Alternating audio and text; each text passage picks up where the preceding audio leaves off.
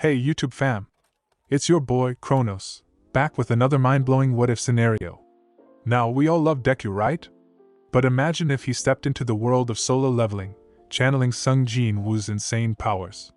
Hold on to your seats, cause this ain't your average crossover, it's a movie-level experience. But before we dive in, massive shout out to each and every one of you legends out there. Your continuous support means the world, and I can't wait to hear your thoughts on this one. Drop your predictions in the comments, and let's get this hype train rolling. Izuku narrating. We all live in a superhuman society, where 80% of the population possesses some kind of superpower. It all started with a boy that radiated light, and then, reports of people with superpowers kept popping up from all around the world. These superpowers came to be known as quirks. Nowadays, it is rarer for a person to now have a quirk than for a person to have one, making superpowers the norm. But that wasn't all. With the powers, also came these wormhole-like gates called dungeon, that linked our world together with some other world. Whether it be some mystical forest, some deep underground caves, even the bottom of some vast ocean, each of these dungeons could be connected any of them. Once a gate appeared, people are able to freely enter and exit it. But after 7 days, the things inside the dungeon were free to leave the gate and come into the outside world. And what came outside wasn't anything good. There were all sorts of monsters like orcs, ogres, ants, goblins, and all the other creatures and monsters from various fantasy tales. This led to the first few years after the appearance of quirks and gates into total chaos. The only way one could close off a gate is by finding and defeating the boss of the dungeon hidden inside. These bosses in the gate would often be an alpha or stronger variant of the other monsters found in the same dungeon. This made the clearing of these dungeons a tedious and dangerous task for anyone attempting it. The difficulty and the intensity of the dungeon could be detected using a device known as the gate scanner. The gates are then ranked from the weakest D, then moving onwards with D, C, B, and finally S. That wasn't all though. Along with the gates, also came villains who wanted to abuse their quirks in order to do whatever they wanted and cause chaos. And those who took the responsibility of taking care of these gates as well as the villains outside were known as heroes. They were also ranked from E to S after assessing their total strength and performance. There was this one unwritten law for those who wished to enter these dungeons. Nobody knows what can happen inside of a dungeon. This was because whenever someone went inside a dungeon, they would always return either covered in blood or injured. And the gate would close quickly, causing investigation of what happened almost impossible. Many people, however, tried to communicate what happens inside a dungeon to the outside with the help of many different electronic devices, but to no avail. Heroes dying inside of gates was almost guaranteed during the early years of quirk manifesting. No one's dead body ever came back because after the death of the boss, the gate would only remain open for about 30 minutes. This, however, has become few and far between due to the various regulations that the Hero Association mandated on any entry or exit of these gates. The government had officially sanctioned an agency to look after and maintain the clearing and blocking of the nearby area around a dungeon to the Association of Heroes so that people do not enter gates unchecked and cause deaths. My father was also one of these heroes. He had a quirk that made him able to breathe fire. He had been working under the agency of the number 2 hero of our country, Endeavor, as a sidekick. The agency specialized in fire-based quirk heroes. One time he had entered a dungeon with his team in order to complete it, but after a long time, the gates started closing, even though my father or none of his team had exited the gate. No one knew what happened to those left inside after the gate closed. After that, a Hero Association representative as well as a representative from Endeavor's Hero Agency came to our home to inform us that we'd receive a monthly reimbursement from both the Hero Association as well as the Endeavor Agency as per my father's contract. Since then, me and my mom had been living on the monthly reimbursement we received as compensation after we had lost him. But before my father went missing, my mother had not told him that she had just gotten pregnant with his second child. The hero whom I was the greatest fan of was the S-rank hero, All Might. It was his debut that struck me the most. It was after a gate had opened and monsters started rampaging around and causing destruction everywhere. Even though everyone was scared and troubled, he came through and saved everyone and defeated the monsters and the boss within minutes. I watched his videos every day, and I wanted to have a power just like him, and then be a hero just like him, until... Time skip, third-person perspective. Nope kid, it ain't gonna happen, said the doctor to Izuku. Is there really no chance, doctor? All his classmates are getting their quirks. It is only Izuku who hasn't gotten any, said Izuku's mom. And he won't get one either. Tell me, ma'am, what are your and your husband's quirks? The doctor asked Inko. Well, my husband could breathe fire, and I'm quirkless. My mother hesitantly replied to the doctor. Well, I ran him through the scanner, and it sensed him to have little to no quirk power. So I hate to say it to you, it seems that your kid takes more after you than your husband. And if he tries to be a hero with this level of strength, forget about the gates, he would die even if he tried to protect the streets, said the doctor. So, it's because of me. I'm so sorry, Izuku. Inko thought silently. Back at home, Izuku's point of view, until reaching home, I didn't talk at all, I was completely silent. I just went back, sat on my chair and began watching the video of All Might. Tears silently dripping from my face, but still smiling. He's such a cool hero, Mom. He always saves everyone with a smile. After a while, my mom came into empty room to look at me. I turned back, tears still running down my face, and asked my mom, Mom, can I also become a hero like him? And tears started running down my face. My mom just came and hugged me tightly. She was also crying and said to me, I'm sorry, Izuku, I'm really sorry. If only I wasn't quirkless. Mom, that day, those weren't the words I wanted to hear. I didn't knew you were hurting too. Few years later, currently Izuku is 12 years old, his sister is 10 years old. Izuku's point of view. After me and my sister Izumi's school had finished, I took her together with me and was walking home. She was born 8 months after my father had went missing and was 2 years younger than me. She had been much luckier than me and developed a variation of my father's fire-based quirk. She was able to create and control wisps of blue fire around her, and thus her quirk was named Will-O-Wisp. Izuku Oniai-chan, what do you think Mom would have made for lunch today? She said. I think she might have made your favorite omurice today, Izumi. Wow. I love omurice so much. Musical note omurice, rice musical note. She began singing while jumping around.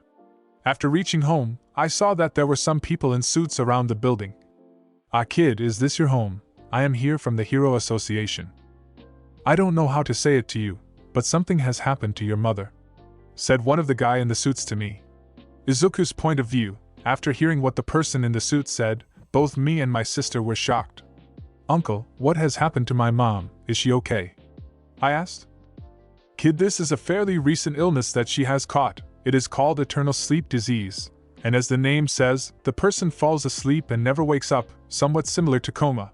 But this is a disease that people who are near people with quirks get, said the person. This disease is fairly new, so it doesn't have any cure, but the doctors are working for one, so don't worry. We will have to take her to the hospital, but don't worry about the bills, since your father was a hero who died in a gate. The Hero Association will take care of it by removing some of the money from the monthly compensation.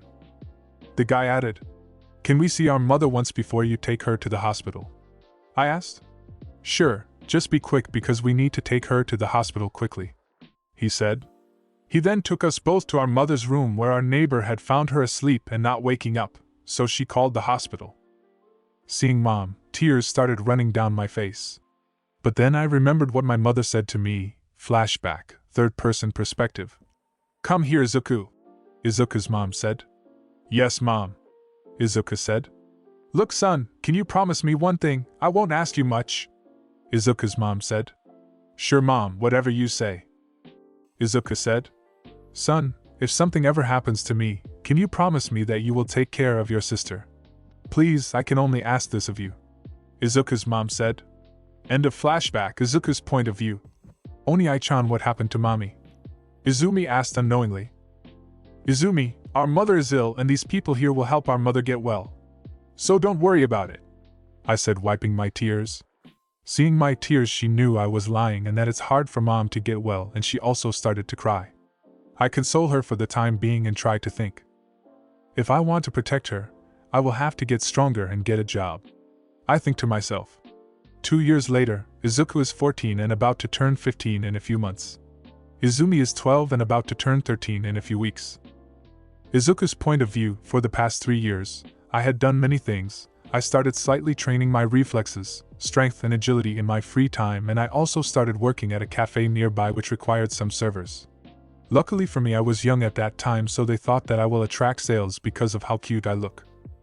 But that wasn't enough. I still needed to save more money if I planned to cure mother. And so I tried to earn a living a few times by using some illegal companies who had bought a contract for a dungeon and just wanted someone for a headcount. The first time I did it, it was an E-ranked gate and everyone was a weak hero. For an E-rank gate, one would need at least one D-rank hero and a few E-rank heroes, or at least 10 E-rank heroes. It went similarly further on up to an S-ranked gate, which required at least 10 S-ranked heroes to just handle the monsters coming out of the gate. Luckily, only a handful of S-rank gates had been opened in the world. But each S-rank gate was equal to a catastrophe-level threat that threatened wiping out of whole nations. The E-rank gate I entered today was filled with goblins. I was able to isolate one of them from the group and kill it, but it had injured me and I felt as if I would die. Luckily the group had healers, so my injury was healed by them. The goblin had dropped a shiny crystal from its belly. Another person told me that it is called a mana crystal and that I can sell them to earn money. After selling one of it, I earned about half of the monthly compensation that we receive. So, I tried to earn more and more of those crystals by entering various gates by various companies as headcount. I would get injured on almost every gate I enter. Luckily most of the teams had a healer in them, so they would easily heal me. But this one time it was different. It was the last day of my middle school. My teacher had passed the future career forms but threw it away and said, "What's the use? You all probably want to become heroes. Hey teach, don't lump me together with these weaklings. I'm gonna be the strongest S-rank hero there is and will ever be. You all can die here cause I am going to UA to become a hero," said a blonde person sitting ahead of me. He was Bakugo Katsuki, my childhood friend and a person with a great quirk. "Oh yeah, Midoriya, didn't you also want to get into UA?" the teacher asked. Everyone started laughing. I just looked down and didn't say anything. When the teacher left, I began to pack my bag when Kaken and his gang showed up. "Deku, you bastard! Only I am worthy enough to enter UA from this weakling of a school. Today I'll show you what the difference in real and fake heroes is," he said to me, before ordering his gang. "Come on, drag him if you have to." He dragged me to a deserted place behind the school on top of a hill, the other members of the gang holding me and making sure I don't run away. We then came across an unsecured dungeon gate. Bakugo said, "I'm gonna clear this gate and show you what a real hero is made of." He started yelling. Including me, there were 17 people total. After entering the dungeon, we came across something quite eerie. It didn't have any monster in it. After some time of exploring, we came across another gate. A double dungeon. This is the first time I have seen something like this. But I'm still gonna clear it, Bakugo said, before pushing the door inside the dungeon. After going inside, we saw that we were inside a large room filled with statues on each corner, and there was one large statue in front of us. We all were scared, until someone found some text and spoke. "There is something written here. It says that Karthanon Temple's commandments: first, worship the Lord. Second, praise the Lord. Third, prove your faith." While he was saying this, I noticed something. I thought that the large statue just moved its eyeball. Seeing that it was normal gave me some relief, but suddenly, I started feeling an ominous feeling. I didn't know why. Immediately the door was slammed shut. Just as they saw this, one of the people from the group started running towards the gate to try to open it until suddenly, his head was sliced off clean by the statue. The statue then shifted itself back to its original position. Everyone was panicking. I thought, if this statue can move, so what about the large one? Don't tell me. I looked back at the large statue. Izuku's point of view. After I saw the statue, I saw that its eyes were glowing while looking at us. I felt a chill run down my spine. "Everyone, get down!" I scream on top of my lungs and then fall down into a groveling position. Many of us, who heard me, also knelt down. Suddenly, I saw a streak of light being emitted from the large stone statue. After a while, the light had stopped emitting from the large statue. Relieved, I look at the other members of the group and see that a few were missing. Only 13 people were there. Suddenly I heard a scream from one of the girls in the group. She saw a burned hand lying on the ground, all cut off. I remembered then what the stone tablet said. It said something about some commandments. Right. They were worship the Lord, praise the Lord, and prove your faith. Worship? Is that why it stopped shooting at us once we all knelt down? I think to myself. Before I could say anything, Bakugo began shouting all angrily at the statue and claimed that he will destroy it. One of his stronger friends also joined with him and jumped at the statue to fight it. I saw the eyes of the statue glow again. Bakugo noticed it too and quickly got out of the way. But unfortunately, his friend was not that fast. He was blasted away by the beam of light, and we all saw only his legs remaining. Some people of the group quickly went to the angry Bakugo, who somehow went completely silent and held him down. The statue stopped again. I think I have an idea, I said. Everyone, we have to do as that stone tablet said to do. I think by worship, it means that we have to grovel in front of it. I added. Everyone showed a little hesitation, but followed my word later. It was only Bakugo whom 4 people had to hold down just so he doesn't go off at the statues again. After everyone had been groveling in front of the statue for some time, I looked up to see that his eyes, which were glowing, stopped. Suddenly, his expression changed. It went from no expression to full-on creepy, and then it stopped. For a while it was completely silent. So much so that even a pin drop could be heard. But it was just the calm before the storm. As we all were standing silently, the large statue suddenly started to move. It was standing up. Hey, quick! What's the second one? Someone asked me. It was Praise the Lord, I replied. Oh, don't worry then, you can leave that to me. You see, my papa is a father in the local church, so I know how to do it. Someone from the crowd said as he began to move forward. He took out a cross from around his neck and started praying after closing his eyes. No, you are doing wrong. That's praising the wrong God, I thought, deeply wishing I come out wrong. While all this was going on, the statue had lifted its leg up and was in front of the man. It thrusted its feet down in full speed. In an instant, his feet came down and that person was squished underneath. Seeing this, everyone began panicking. The ones with weak hearts fell down on the ground. What else could be expected from 13-year-old children? We all started running. One of the person in the crowd tried to take cover with the statues nearby. Immediately, the statue moved and sliced the person in half. If we stay in the center, the large statue will crush us. If we go near the other statues, they will kill us. This is no God, it's the devil, I thought to myself. But then I saw one with a musical instrument. What? Will they also attack with musical instruments? I thought. Only one way to find out, I guess. Everyone, get in front of the statues with musical instruments, I screamed at everyone. Bakugo was the first. When he went in front of the statue with a violin, it started playing it. Similarly, it happened with other 4 statues. I looked at the large statue to see some change. But it was still not stopping. I looked around. Everyone was in front of a statue with a musical instrument. Only I was left. The statue then looked towards me and started running towards me. I looked around while running to find anything useful. Then I saw one statue without any instruments or weapons. Well, here goes nothing, I said and began running towards it while dodging the large one. When running, I saw the giant foot above me and to avoid it, I tried to slide past. Luckily, I was able to dodge the foot, but in all the hustle, I forgot looking at where I was going. Hey nerd! That isn't a musical instrument.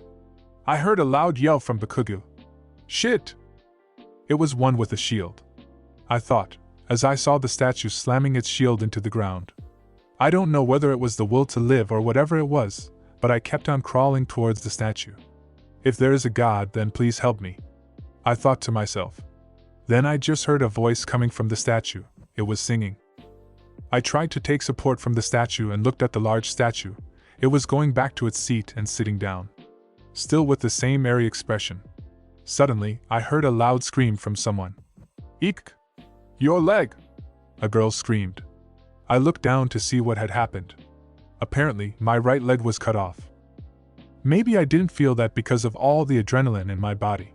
That girl had some healing powers, so she tried to heal me or do something about the bleeding. This caused her to get a nosebleed and almost faint, but the bleeding had stopped somewhat. Third-person perspective. Of the 17 people that entered the room, only 6 people were remaining. The rest's bodies were lying around everywhere, and some had straight up vanished. As soon as the statue sat down, a large circular altar started to form in the center of the room. What is that? Someone from the group asked. It's an altar. It's for the 3rd commandment, prove your faith, Izuku said to him. You don't have to say anything more, even though I may not be that intelligent, but I can guess what it means. We have to offer a sacrifice, right? He said to me. Yeah, you are correct, Izuku replied. If anyone here has to die a sacrifice, it has to be Bakugo. After all, he was the one who dragged us all here, he said while aiming his fingers at Bakugo. His quirk was finger guns and he could shoot bullets from his. Alright, fine. Do as you wish, I'm gonna survive this and then become the strongest hero, Bakugo said and started moving towards the altar, with the other guy behind him. Third-person perspective, as soon as Bakugo stepped into the circle near the altar, a bright yellow flame started burning on the edge of the circle like a wisp. Izuku's point of view, what, does it want more than one? I thought. Oi. Nerd, what does this mean? Bakugo said to me. Can someone help me get to the altar? I asked. Then 2 people from the group came and lifted me up. They started walking toward the altar. Once we entered the circle, 3 more flame wisps began glowing on the edge of the circle. So that's how it is, huh? I thought to myself. Judging by the distance between each wisp, it would need 2 more people to complete the circle. I then called the remaining 2 to the circle as well. Suddenly many blue fire wisps surround the smaller circle by forming a larger circle. There were 36 in total. Suddenly, the large gate gets completely opened. It left us all shocked. Were we able to leave now? I thought for a moment, but quickly changed my mind. No, if the door has opened, it must surely be a trap. A false hope. I thought again. Suddenly, the statues started moving towards the altar.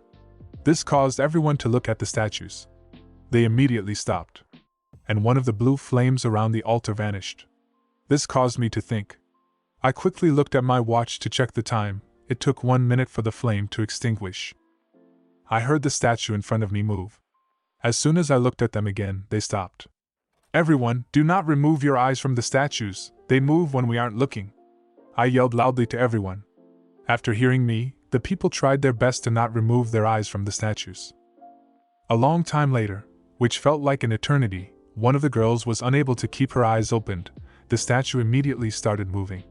I heard a loud scream. It was the same girl. The noise of the statue might have woken her up. She immediately made a run for the gate. No, don't. It is a trap. You'll die. I screamed internally. But nothing happened. She left the gate unharmed. But the gate closed a little, and one of the flames in the inner circle vanished. So that's the trap. As soon as we all leave the circle, the gate will close completely, I said to myself. I didn't notice it, but as soon as they saw that the girl left without harm, others also wanted to just rush out of the hall. Then, the person who was holding me up just threw me on the ground and ran. He also left the door. The door closed again a little, another wisp vanished. There were only 4 people remaining in the hall now. I was trying to stay up by taking support from the altar. I screamed. No one else should leave, we need at least 4 people to properly look at every statue. Hey nerd, explain what you mean by that. Bakugo yelled at me. The blue flames are a timer, and we have to wait until those all vanish to complete this one, I replied. Then I heard a voice. It was the guy who had forced Bakugo to step onto the altar. He had a quirk to shoot bullets from his fingers, but he needed to hold any metal or hard substance to use his quirk. For which reason, he used to carry his father's sword with him. Hey Midoriya, you might be correct. But couldn't the door also just completely shut down when the blue flames run out? He said. I appreciate your help and accept that I might be alive only because of you. But I don't want to die. I'm sorry, I don't think I can take this any longer. I'm sorry, he said while looking at me with tears dripping from his eyes. Sorry! Don't make me laugh. You running from here will cause us our deaths, I said to myself. He then left the hall. He threw his sword on the ground and forgot about it in the moment.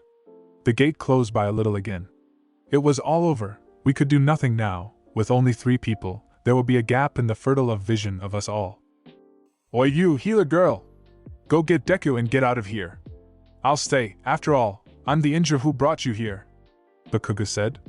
Okay, said the girl and tried to walk towards me. Suddenly she collapsed on the floor. My legs! They won't move, she said. That was the downside of her quirk. She could heal others, but at the expense of her own energy. Hey Kaken, can you listen to me? Take the other girl and leave, I will stay. I said to him. Go leave, otherwise, who will save this girl here? I added.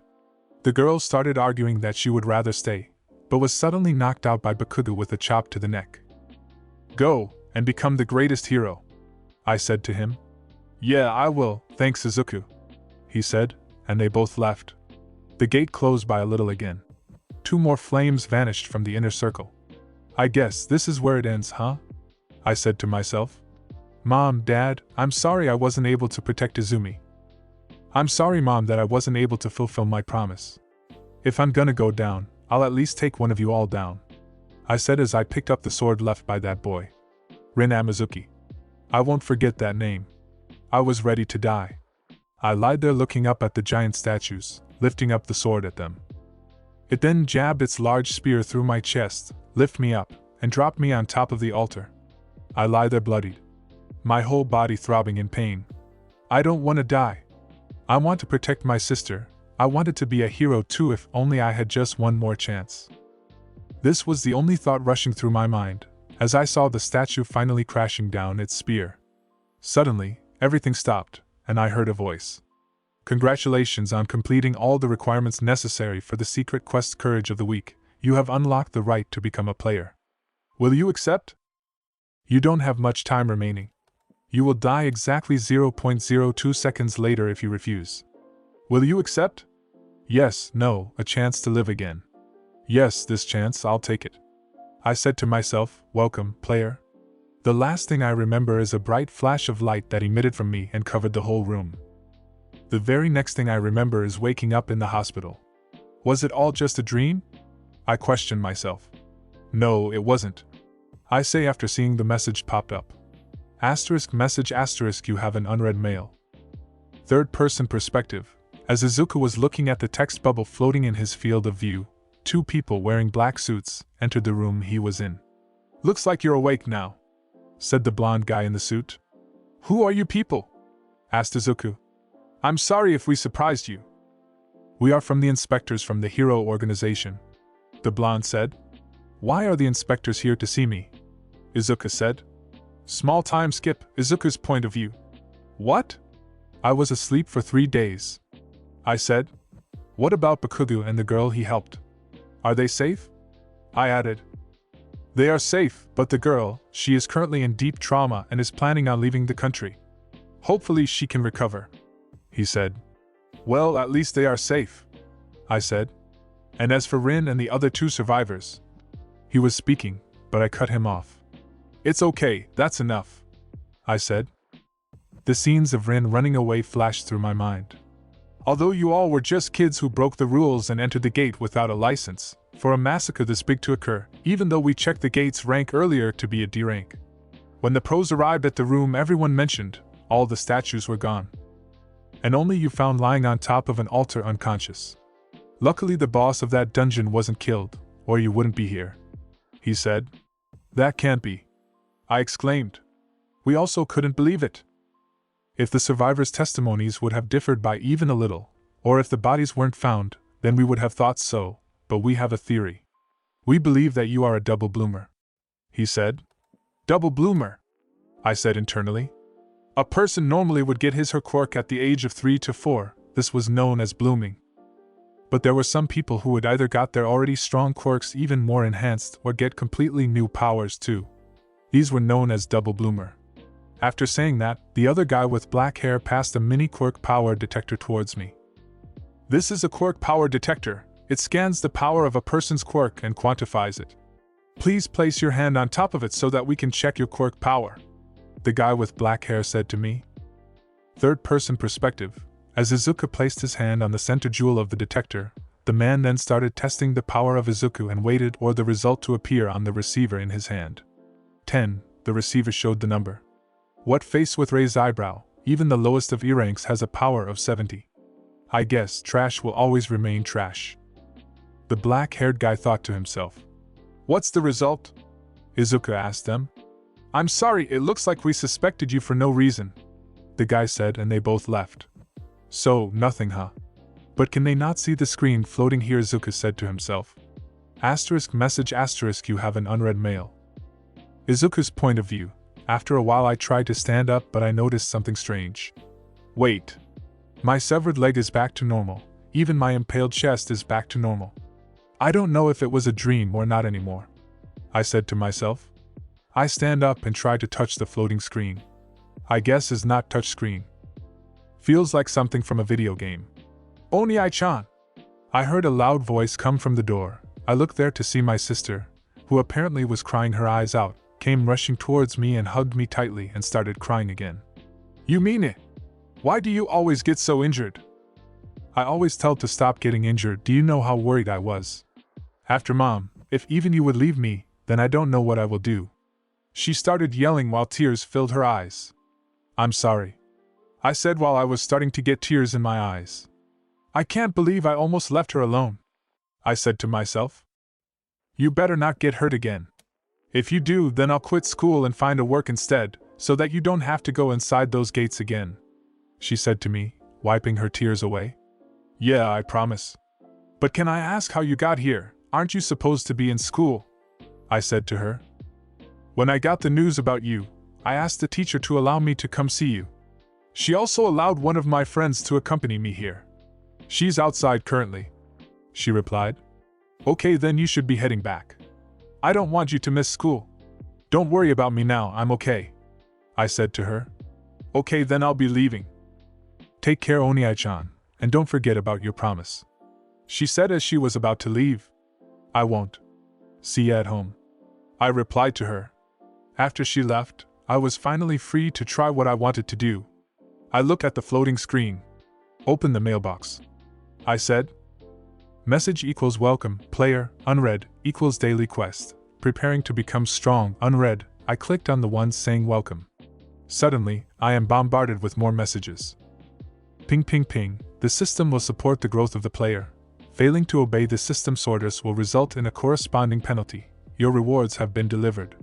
Rewards? Let's see what they are. I think as I press on the rewards. Asterisk quest reward asterisk secret quest. Courage of the week equals Great Spellcaster Kandera's blessing. The Great Spellcaster has granted a special spell to you. It ensures that you will always be strong and healthy during your lifetime. Equals temporary effect, will to rehabilitate. Any dismembered body parts are restored. Equals permanent effect, longevity. All diseases, poisons, and negative status effects will be healed, and sleeping will explosively increase regeneration ability. Whoa there! This is insane! Let's look at the other mail. I scream as I open the other mail. Asterisk quest directions asterisk daily quest. Preparing to become strong. Goal push-ups, incomplete, 0/100 curl-ups, incomplete, 0/100 squats, incomplete, 0/100 running, incomplete, 0/10 km. Warning, failing to complete the quest will result in a punishment associated with the quest. I don't want to do it today. I'll start from tomorrow. What's the worst that could happen? I said to myself and fell asleep. At midnight, I am suddenly awakened from what I believe to be an earthquake. I look around after getting up, only to find myself in a vast desert. I then hear some rustling behind me. I look back to see a giant centipede behind me. It had a name written on its head with red color. Then a message from the system came. Asterisk quest directions asterisk penalty quest. Survive, goal due to failure in completing the daily quest. You have to survive until timer runs out. Time required 4 hours. Time remaining 3 hours 59 minutes and 57 seconds. You're kidding me, right? I was too shocked and started running. After barely surviving the desert for 4 hours by running from one centipede after another, I hear the message. Ping, you have completed the penalty quest. Penalty quest? I really need to take this seriously from now on. I barely managed to say it before passing out, but I heard something more. Ping, your quest rewards have arrived. Would you like to accept? Yes, no, Izuku's point of view. After I had passed out after coming back from the desert from the penalty quest, I woke up next morning on the bed. Man, I sure would have been mess for the person who had to pick me up and put me on the bed, I said while embarrassed. I then looked in front of me to see the screen still floating in front of me. You have completed the penalty quest. Your rewards have arrived. Will you accept? Yes, no, gulp. Yes, I accept. I said after swallowing my saliva. By this time, I had understood one thing for certain: this system was no joke. The rewards screen pops up next. Asterisk quest rewards asterisk you have the following rewards from the quest. You can accept rewards individually, or all together. Equals stat points. +3. Equals random box. +1. I think for a while. Wait just a moment. Stats? As in like a video game character. I scream in my head. Accept all, I yell immediately. Suddenly, a message popped up. Asterisk alert asterisk equals you received 3 stat points. Equals you received 1 random box. Okay, now for the stats. Open stats, I said. Third-person perspective. At that very moment, a new window popped up in front of him. Asterisk status asterisk name, Izuku Midoriya. Level 1 job, none. Fatigue, 0 title, none. HP, 100/100 MP, 10/10 strength, 10.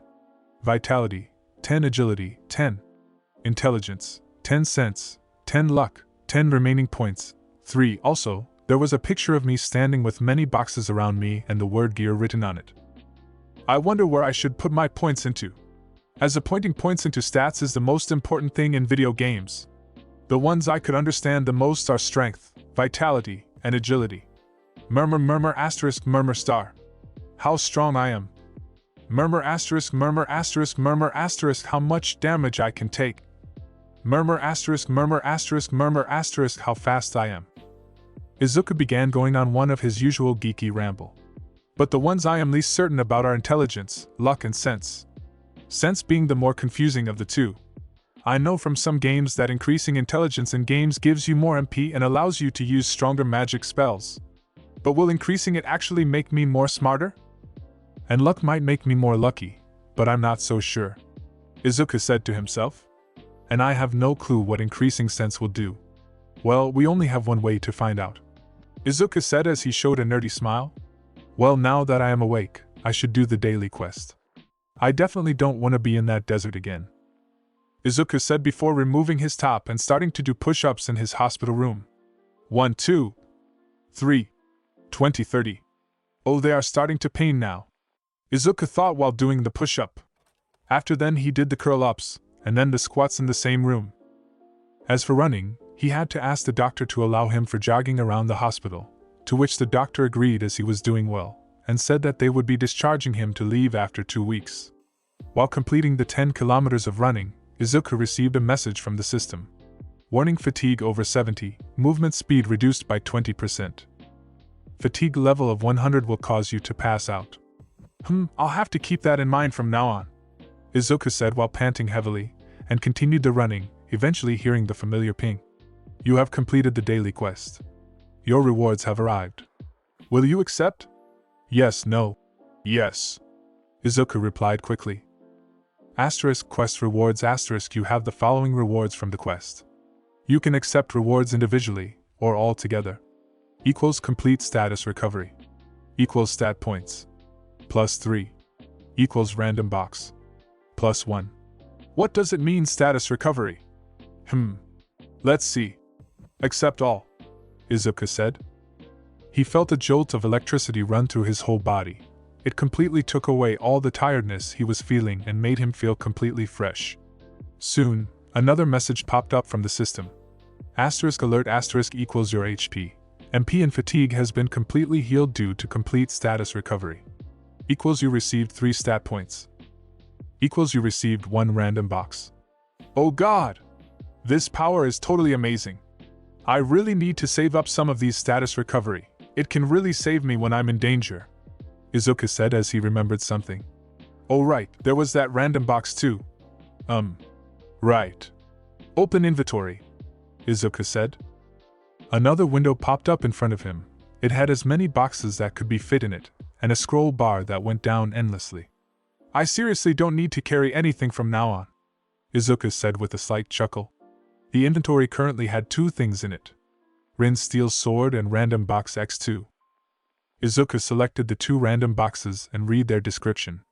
Random box. A box containing 1 random object varying from rank E to S. Izuku then proceeded to open both the boxes. One of them had a simple scissors while the other had a pen. Both items being of E rank. I guess I can forget about getting something good from them currently, Izuku said while giving a disappointed look. Okay, now let's start my theories on the stats, Izuku said with a geeky smile on his face. First was strength. Izuku first tried to pick up something heavy. He tried lifting the sofa kept near the bed. He was able to pick it up, but it required him much effort. Then he put it back. Okay, now if I want to notice some change, I need to at least increase it by 3 points. That way I will be 30% more stronger, Izuku said as he put 3 points into strength. After putting 3 points in strength, he then again tried to pick up the same sofa. To his surprise, he was able to lift up the sofa without any stress, but he still needed to use 2 hands. Whoa! This is just the effect of putting 3 points. What if I put all my points into it? Izuku had a tempted look on his face. No! Must! Resist! He said as he stopped himself. The next thing he tried out was agility. He went outside and set up a timer in his hand and ran 50 meters. 5.04 seconds, it's already so much better than high school, Izuku said. He had got 6.49 seconds during his middle school. He then added 3 points to his agility, and once again tried to do the same 50-meter run. Whoa! 3.87 seconds, that's like 46.5 kilometers per his speed, or 28.9 miles per hour. And this was just 3 points. The UA entrance exam is in 10 months. If I go by 3 points daily, it's roughly around 296 days, so multiplying by 3, it turns out 888 stat points. Izuku was shocked to know the amount of points he could accumulate before the entrance exam of UA. With that many points, just how strong will I be? Izuku began to drool over imagining the strength he could reach. Well then, let's prepare to get stronger, Izuku said as he went back to the hospital. Wait just a moment, today is 25th of June, that means tomorrow is that day, Izuku said in a slow voice. Third-person perspective. As soon as he remembered what day it was tomorrow, Izuku asked the doctor if he could go home for one day because of some business, to which the doctor said yes as Deku was looking healthier than ever. The next thing he did was sell the remaining mana crystals that he was saving and got some money. Then he bought a large teddy bear and also one more gift. At 11 p.m., he left from the hospital and went home, taking some food with him from some local shops. It was 11:58 p.m. He waited 2 more minutes before ringing the bell to his home. A few minutes later, his sister came and opened the door, still sleepy. Who is it? Asked Izumi from behind the door. It's me, Izumi, Izuku said to her sister while hiding the large bear he bought. Izumi then proceeded to open the door. Oni-chan, it's already midnight, what are you? Izumi said but stopped in between after seeing his brother. Happy birthday, Izumi, Izuku said as he showed her the teddy. Oni-chan, you remembered? Izumi said with tears in her eyes. Of course I will remember. After all, you're the only family I have other than mom, Izuku said, getting teary. Oh right, it's been around 3 years, hasn't it? Izumi said with a disappointed look on her face. After that, we both eat the cake, the food, and then I left after telling her to take care. On the way back, I thought that would run so that I would be able to do some of the daily quests which arrived at midnight. Time skip, 1 week had passed. During the week, Izuku first tried testing each of the different stats. On increasing his vitality, he saw that his total HP increased, and the rate of fatigue rising decreased. On increasing his intelligence, he saw that his total MP increased, and the rate of MP regeneration also increased. He also found it easier to memorize stuff because he had become more intelligent. On increasing his sense, he noticed that all his 5 senses increased. Also, he could feel the aura that certain people and monsters emitted and could tell how strong they were. He also gained slight precognition, which told him sometimes that when his life was in danger. What increasing the luck did was the hardest to figure out, but he eventually figured out that it increased the chance of getting a critical hit, and also increased the probability of rare items dropping from the random boxes. He also saw one more thing. There was a section of his skills in the status window. Asterisk skills asterisk passive? LVL max muscularity LVL1. Active dash LVL1. Izuku remembered that he got the skills dash and muscularity when he was sent to the penalty quest area, where he learned them after running away from the giant centipede and surviving their attacks. After a week of quests, his stats were like this. Asterisk status asterisk name, Izuku Midoriya. Level 1 job, none. Fatigue, 0 title, none. HP 130 MP, 25 strength, 20 vitality, 13 agility, 15 intelligence, 13 sense, 13 luck, 13 remaining points. 0. This wasn't all. Izuku had saved up about 10 of the complete recoveries which he can use whenever he wants to. Izuku was most interested in increasing the strength stat as it was the one which showed the most difference, and because of the fascination of a certain hero. Ahem, we all know who this certain hero is. Izuku currently asked the doctor if he could leave and go out for a while so that he could complete some business he had to do. The doctor agreed as he knew Izuku was the only money earner in his family. Before leaving, he finished that day's daily quest and accepted the rewards as well. He then immediately put 2 points into strength and 1 point into agility. He then left for his business. In truth, Izuku had left the hospital so that he could test out one of the items he had obtained from one of the random boxes. It was a small green key. Upon checking the description, he came to know that it was for something called an instant dungeon. Item: Dagoba Dungeon Key. Item class: E-type, key. A key that allows you to create an instant dungeon. Use it on the entrance of Dagoba subway station. On the way to the subway, Izuku was passing through a tunnel under a bridge. As he was passing through the underpass, he suddenly felt as if something bad was about to happen, but he wasn't sure of it. Then he heard a familiar sound. Ping, asterisk warning asterisk a malicious intent towards the player has been detected. As soon as Izuku saw this, he turned around to find a big mess of goopy-like substance coming out of the sewer. Ooh, so you noticed me. I'll surely enjoy taking that body of yours, the sludge person said while laughing. The sludge villain then tried to pounce on Izuku, but due to his increased strength and agility, he was able to dodge him pretty easily. Is it me who have gotten fast or is he just slow? Izuku thought. Make this easy for both of us, kid, and I promise not to hurt you, the sludge villain said with a devious grin on his sludge face. Ha! You wish. You won't be able to catch me even if I was tied up, Izuku said, mocking him. For some reason, Izuku wasn't scared. He had already faced stuff that was way more scary than the sludge villain. In front of the statues in the double dungeon, he looked like a joke. Suddenly he heard the voice of a familiar person. How could he not recognize this voice?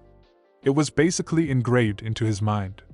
Fear not, kid, because I am here, said the hero who was in his casual clothes.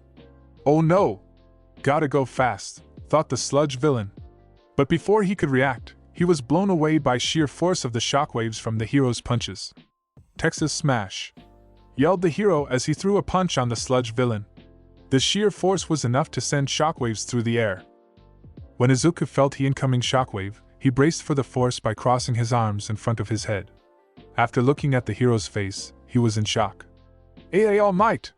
he shouted subconsciously. After All Might had collected the sludge villain in a plastic bottle, he got back to Izuku. "Apologies for getting you caught up in the villain hunt. Mistakes like these aren't my style. But look at you, kid, you're tough to not be blown away by my punches. You must surely have a strong quirk. So, mind if I asked you what your quirk is?" All Might asked with a puzzled look. "Oh, about that," Izuku said with a hesitant look on his face. He didn't want to lie to All Might. If I'm correct, then there was a job section in the status window. Even though it's empty currently, I think that like games, there will be some job change quest when I become the appropriate level, Izuku thought in his mind. Well, it's kinda a secret. But you are correct, it is pretty strong, Izuku said.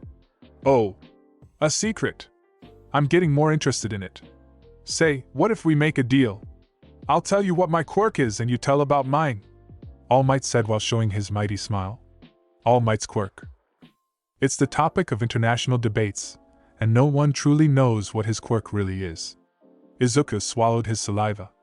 Is it okay if I tell you about it when the... Aha! A Feiki! Where's All Might? Screamed Izuku as All Might shrunk and became as skinny as a skeleton. Don't worry, kid, it's me. Well, now that you have seen this form of mine, I'll tell you what happened. But first, let's drop this guy off to the police and get somewhere secluded, All Might said as he showed the unconscious sludge villain inside of the plastic bottle. Third-person perspective. After All Might had turned into a skeleton, They both went to the police and dropped the unconscious sludge villain in the plastic bottle.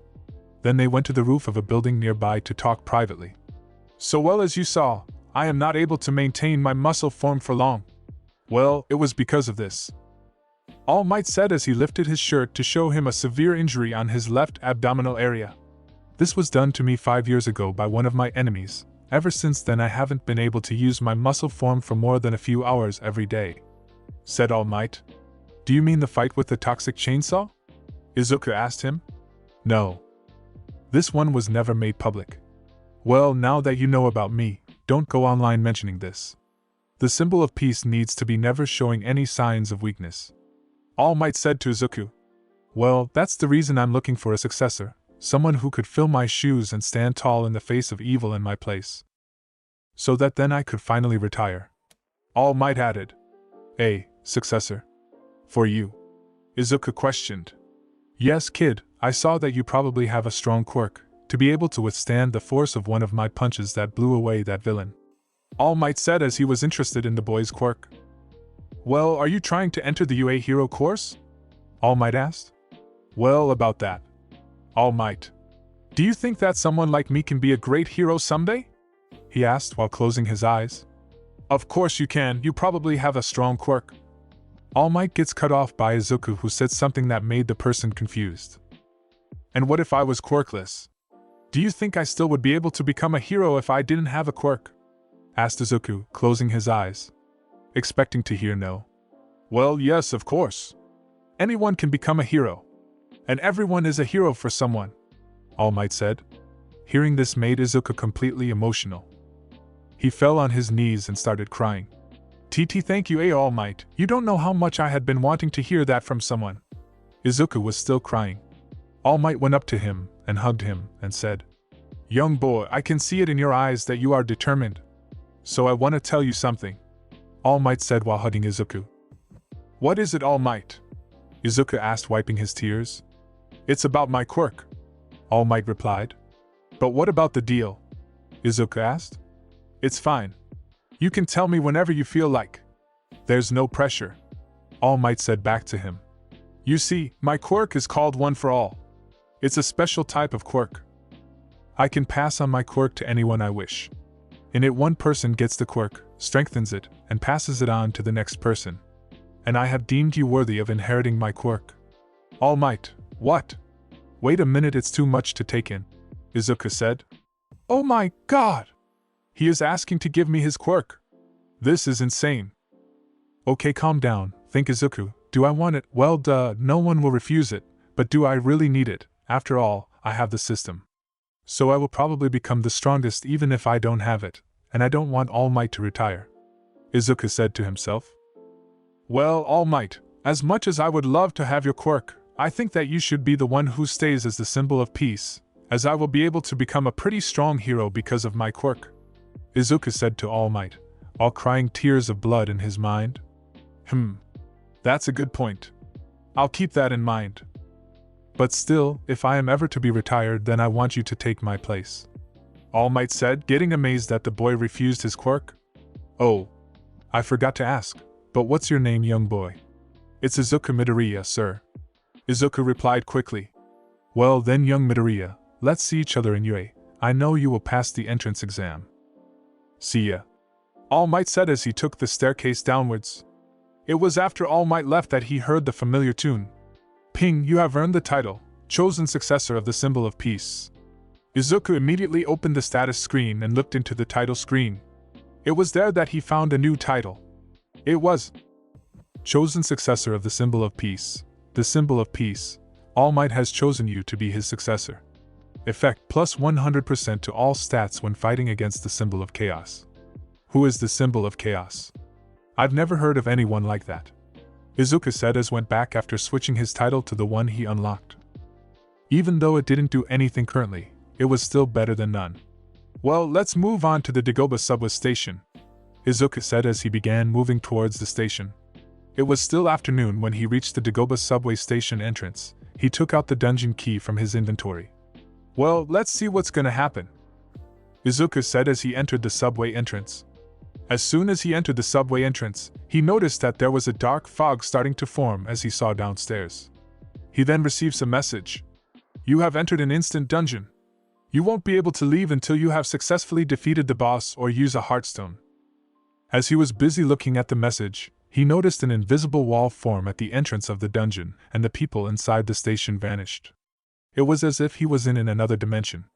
He immediately ran back and tried to go past the wall, but to no avail. He wasn't able to make it past the gate.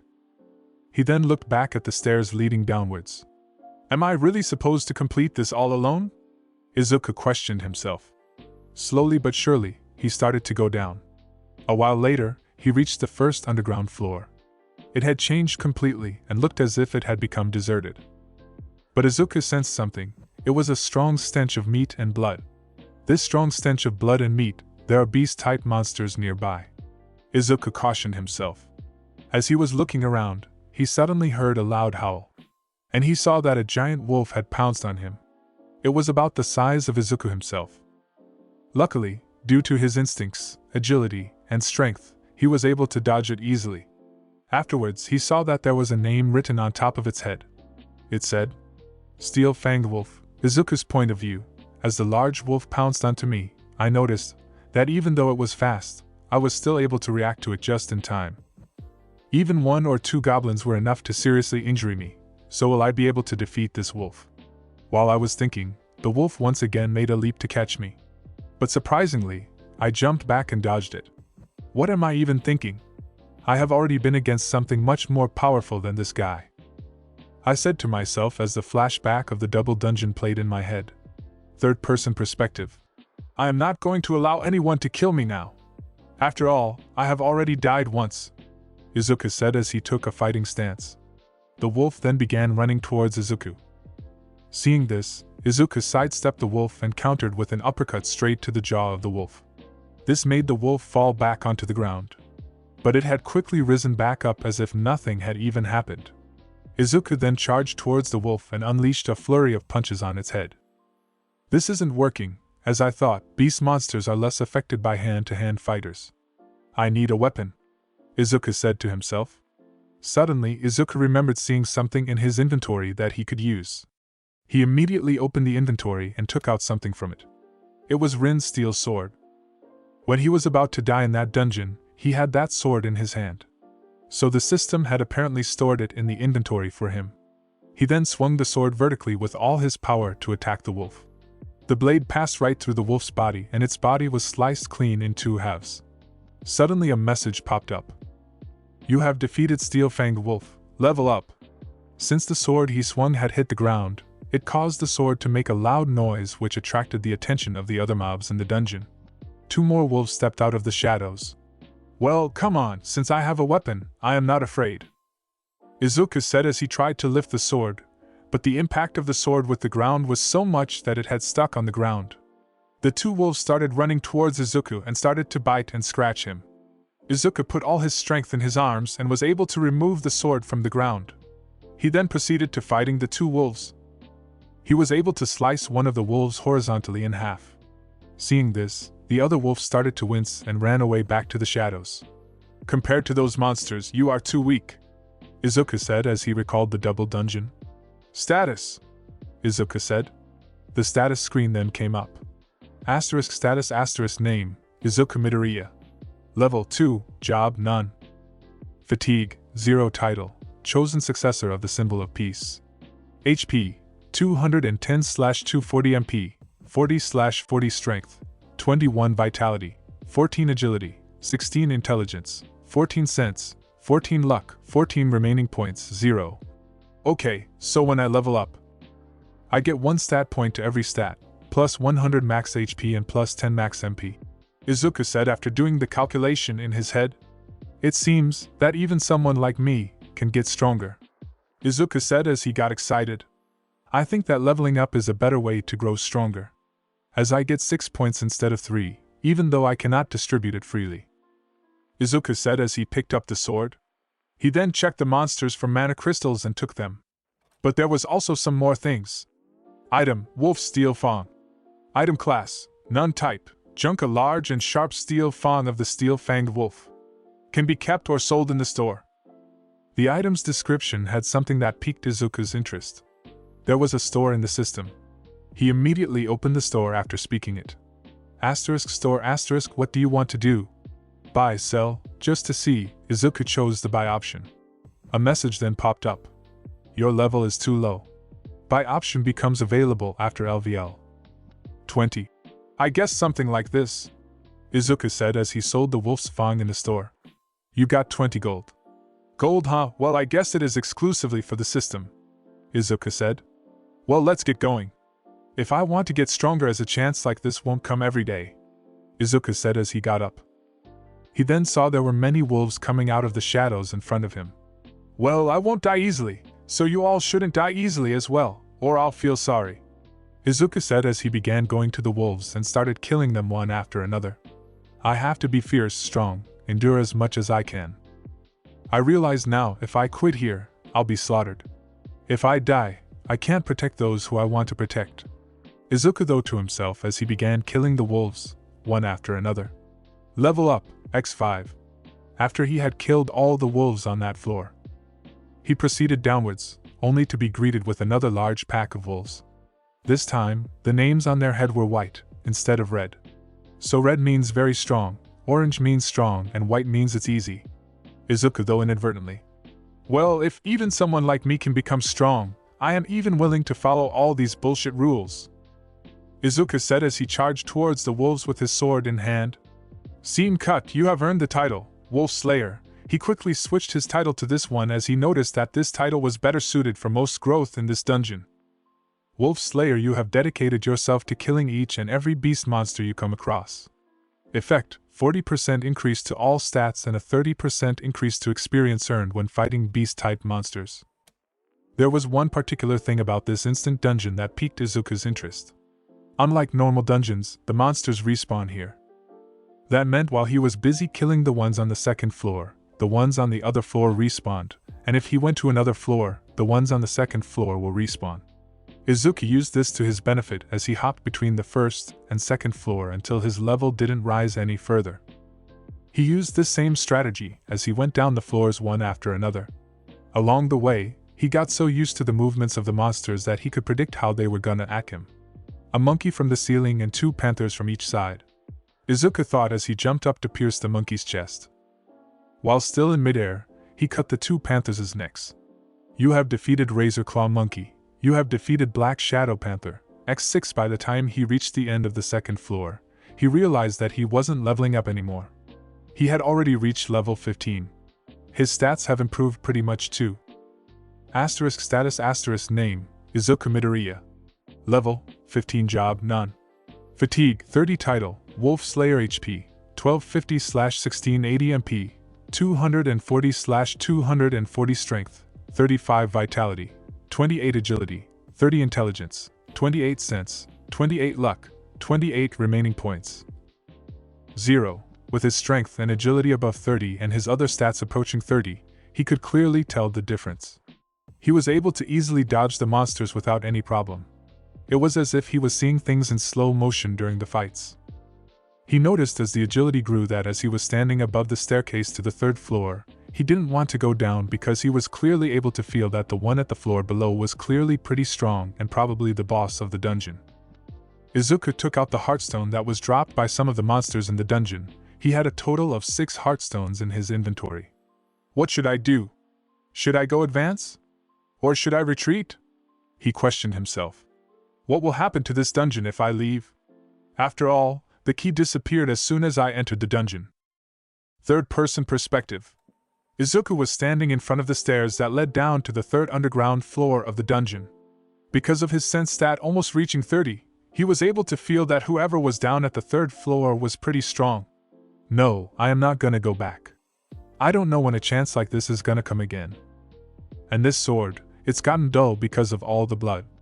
I don't know how much longer it will last much more, Izuku said as he put the heartstone back in his inventory. He then proceeded to go down the stairs cautiously while looking for the powerful monster. But the total change that the place had been through was too much. Is this even the same place? Izuku asked, confused as to how the thing which appeared to be the Dagoba subway terminal had turned into a swamp. There was water flowing in and out from the train tracks.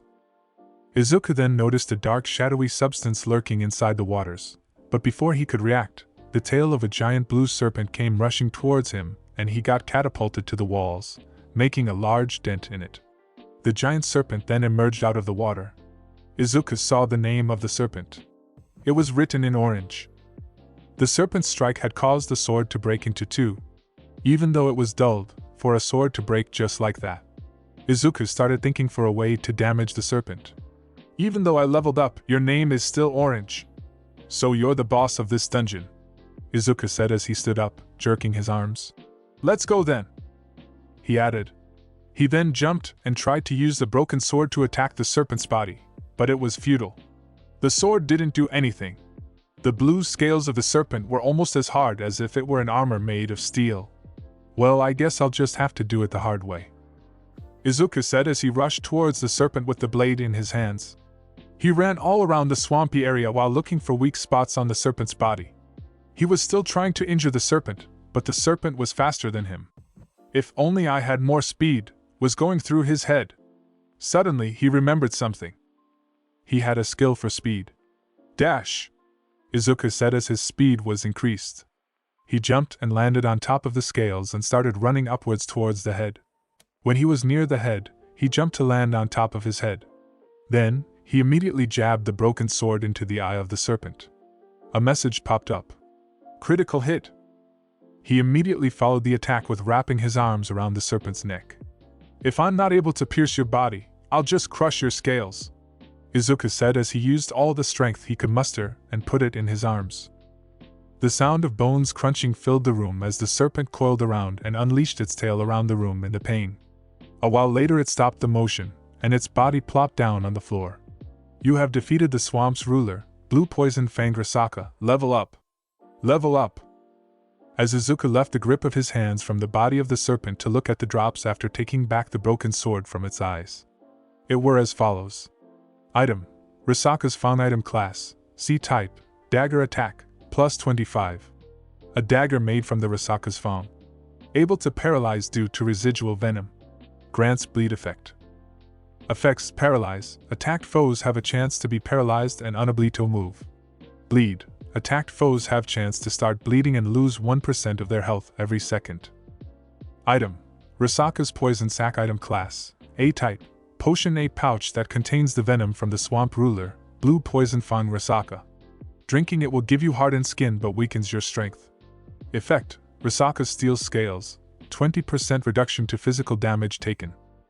Weaken muscles, debuff -35 to total strength.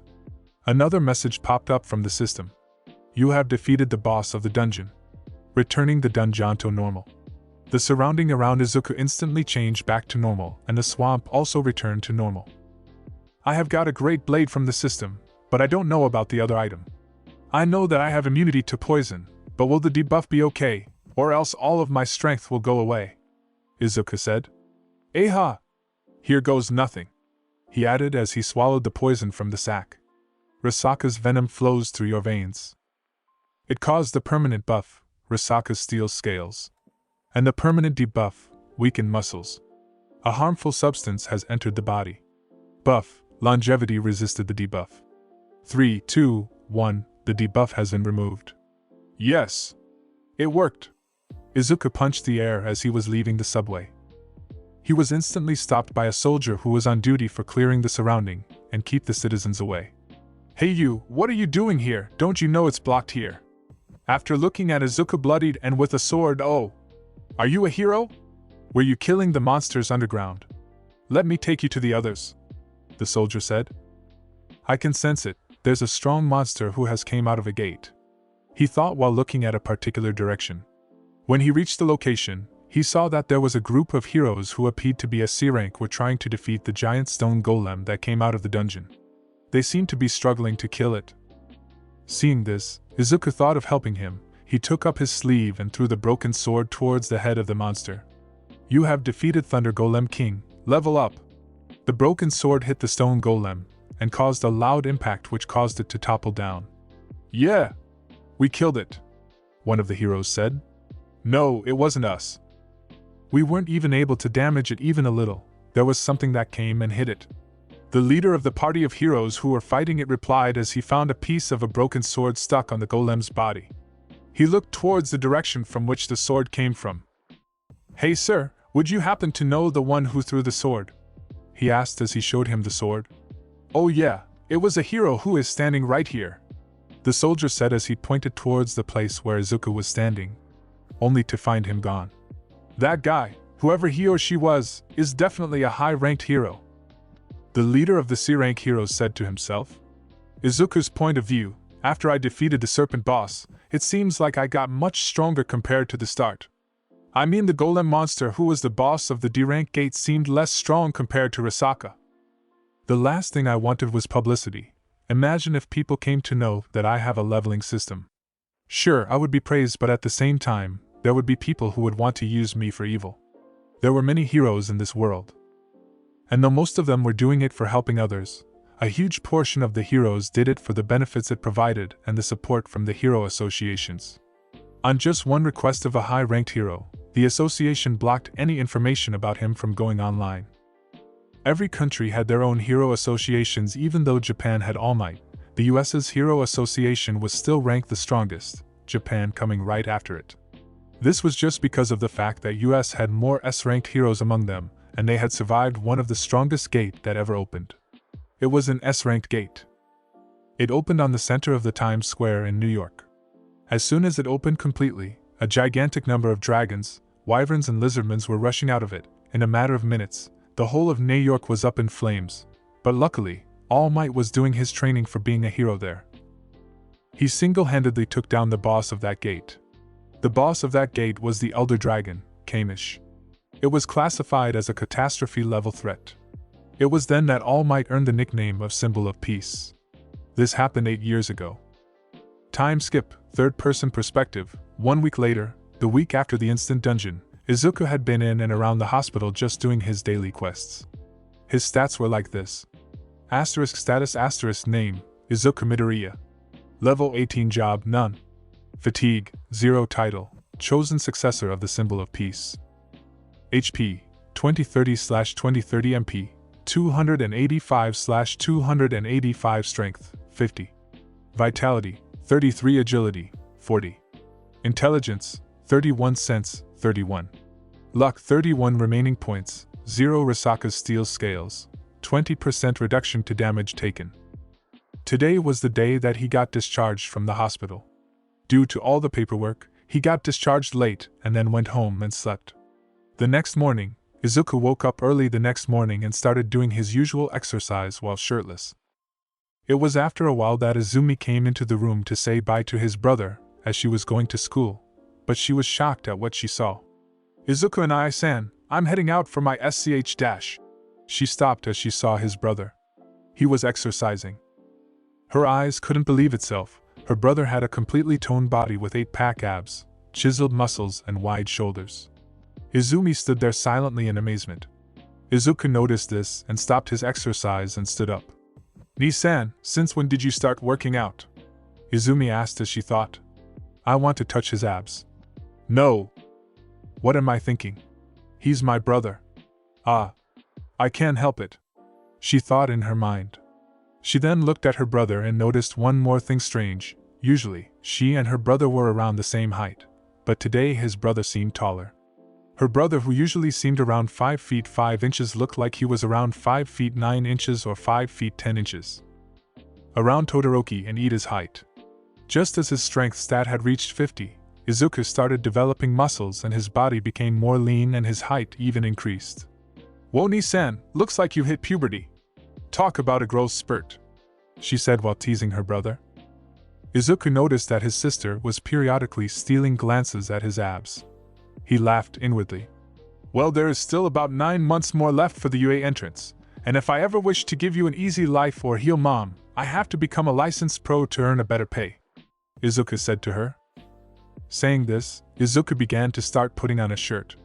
He saw that his sister gave a disappointed look. "So aren't you gonna go to school? Want me to walk with you there?" Izuku asked. "No, it's fine. I'm going to a friend's house first, and we both will walk to school together," Izumi replied. Today's July 13th, and I don't know how he grew up, but this completely messes up the size of that thing. What am I gonna do? I only have today and tomorrow for that, she thought to herself as she was walking to her friend's house. After his sister left, he continued his exercise until it was complete, added 2 points to vitality and 1 point to luck, stored the random box and then saved the status recovery. The next day again, he did his daily exercise and got the rewards, and put them in different stats. When it was midnight, he heard a knock on his door. When he opened it, he only saw 3 people there. One of them was his sister, Izumi, and the other 2 were Bakugo and his mom. Even he was surprised, and asked what happened. "Happy birthday Inai-san/Izuku," Izumi and Mitsuki Bakugo said as they showed him the cake. Both Katsuki and Mitsuki Bakugo were shocked to see the new version of Izuku, as after his mom fell ill it was Mitsuki Bakugo who helped him the most, as she was the best friend of Inko since her childhood. Seeing this new version of Izuku caused a blush to form on Mitsuki's face. Seeing this, Izumi smirked at her aunt, hit her knee on her aunt's hand and whispered to her, "See, I told you that you'll freeze after looking at him. I won, so I'll take my money," she said to her so that no one can hear, but due to the high sense stat, Izuku could easily hear every word of it. This caused Izuku to blush as well as he said, "Let me change and come out in a minute," as he went back to change. A while later, Izuku came out of the room after changing. They ate the cake and then both Aunt Mitsuki and Bakugo left. Though the whole time, Aunt Mitsuki was stealing glances at Izuku when no one was looking. Before leaving, Bakugo pulled Izuku aside to talk to him. "Oi, dumbass, it's good to see that you made it out alive. But can I ask what happened?" Bakugo said. "To be honest, even I don't remember. Last thing I remember is you leaving and then me passing out. Next thing I know, I woke up in the hospital. Since then I have been feeling stronger every day," Izuku replied, not wanting to tell anyone about the system he received. "Well, I can see it, you clearly look different. And as for your aura, it's completely different too. Anyways, I just wanted to say, I'm sorry for everything I did in the past. Let's see who becomes the #1 hero first," Bakugo said as he left. In this world there were certain people blessed with powerful quirks that can feel the aura of persons or monsters. The stronger the person was, the better he was at sensing that strength. Bakugo was one of the lucky ones as he was blessed with a powerful quirk. "Yeah! Let's meet at the UA entrance exams, 10 months later," Izuku replied as Bakugo left to catch up with his mother. His body looked somewhat like this but a little more buffed. "Ni-san, since when did you start working out?" Izumi asked as she thought. "I want to touch his abs." "No! What am I thinking? He's my brother. Ah! I can't help it," she thought in her mind. She then looked at her brother and noticed one more thing strange. Usually, she and her brother were around the same height, but today his brother seemed taller. Her brother, who usually seemed around 5 feet 5 inches, looked like he was around 5 feet 9 inches or 5 feet 10 inches. Around Todoroki and Ida's height. Just as his strength stat had reached 50, Izuku started developing muscles and his body became more lean and his height even increased. "Whoa, Ni-san, looks like you hit puberty. Talk about a growth spurt," she said while teasing her brother. Izuku noticed that his sister was periodically stealing glances at his abs. He laughed inwardly. "Well, there is still about 9 months more left for the UA entrance, and if I ever wish to give you an easy life or heal mom, I have to become a licensed pro to earn a better pay," Izuku said to her. Saying this, Izuku began to start putting on a shirt. He saw that his sister gave a disappointed look. "So aren't you gonna go to school? Want me to walk with you there?" Izuku asked. "No, it's fine. I'm going to a friend's house first, and we both will walk to school together," Izumi replied. Today's July 13th, and I don't know how he grew up, but this completely messes up the size of that thing. What am I gonna do? I only have today and tomorrow for that, she thought to herself as she was walking to her friend's house. After his sister left, he continued his exercise until it was complete, added 2 points to vitality and 1 point to luck, stored the random box and then saved the status recovery. The next day again, he did his daily exercise and got the rewards, and put them in different stats. When it was midnight, he heard a knock on his door. When he opened it, he only saw 3 people there. One of them was his sister, Izumi, and the other 2 were Bakugo and his mom. Even he was surprised, and asked what happened. third-person perspective, after Izuku had enjoyed his birthday with Izumi, Bakugo and his aunt Mitsuki, he went back to his room. He soon heard a knock on his door once again. After opening, he saw that Izumi was standing there. Her hands were hiding something. Ni-san, actually, as it was your birthday, I had prepared something for you, but as your body changed just recently, I only had little time to change the size, so it might be a little tight. You always do so much for me, I just wanted to do something for you too. I don't care what the world says, whether you have a quirk or not, you are the #1 hero for me. Please don't laugh at me. Izumi said as she took out something wrapped in gift wraps in front of her and closed her eyes. Hearing this, Izuku began tearing up. This was the first time he saw his sister act so grown up. With all this happiness swelling him, he hugged her sister tightly with tears in his eyes.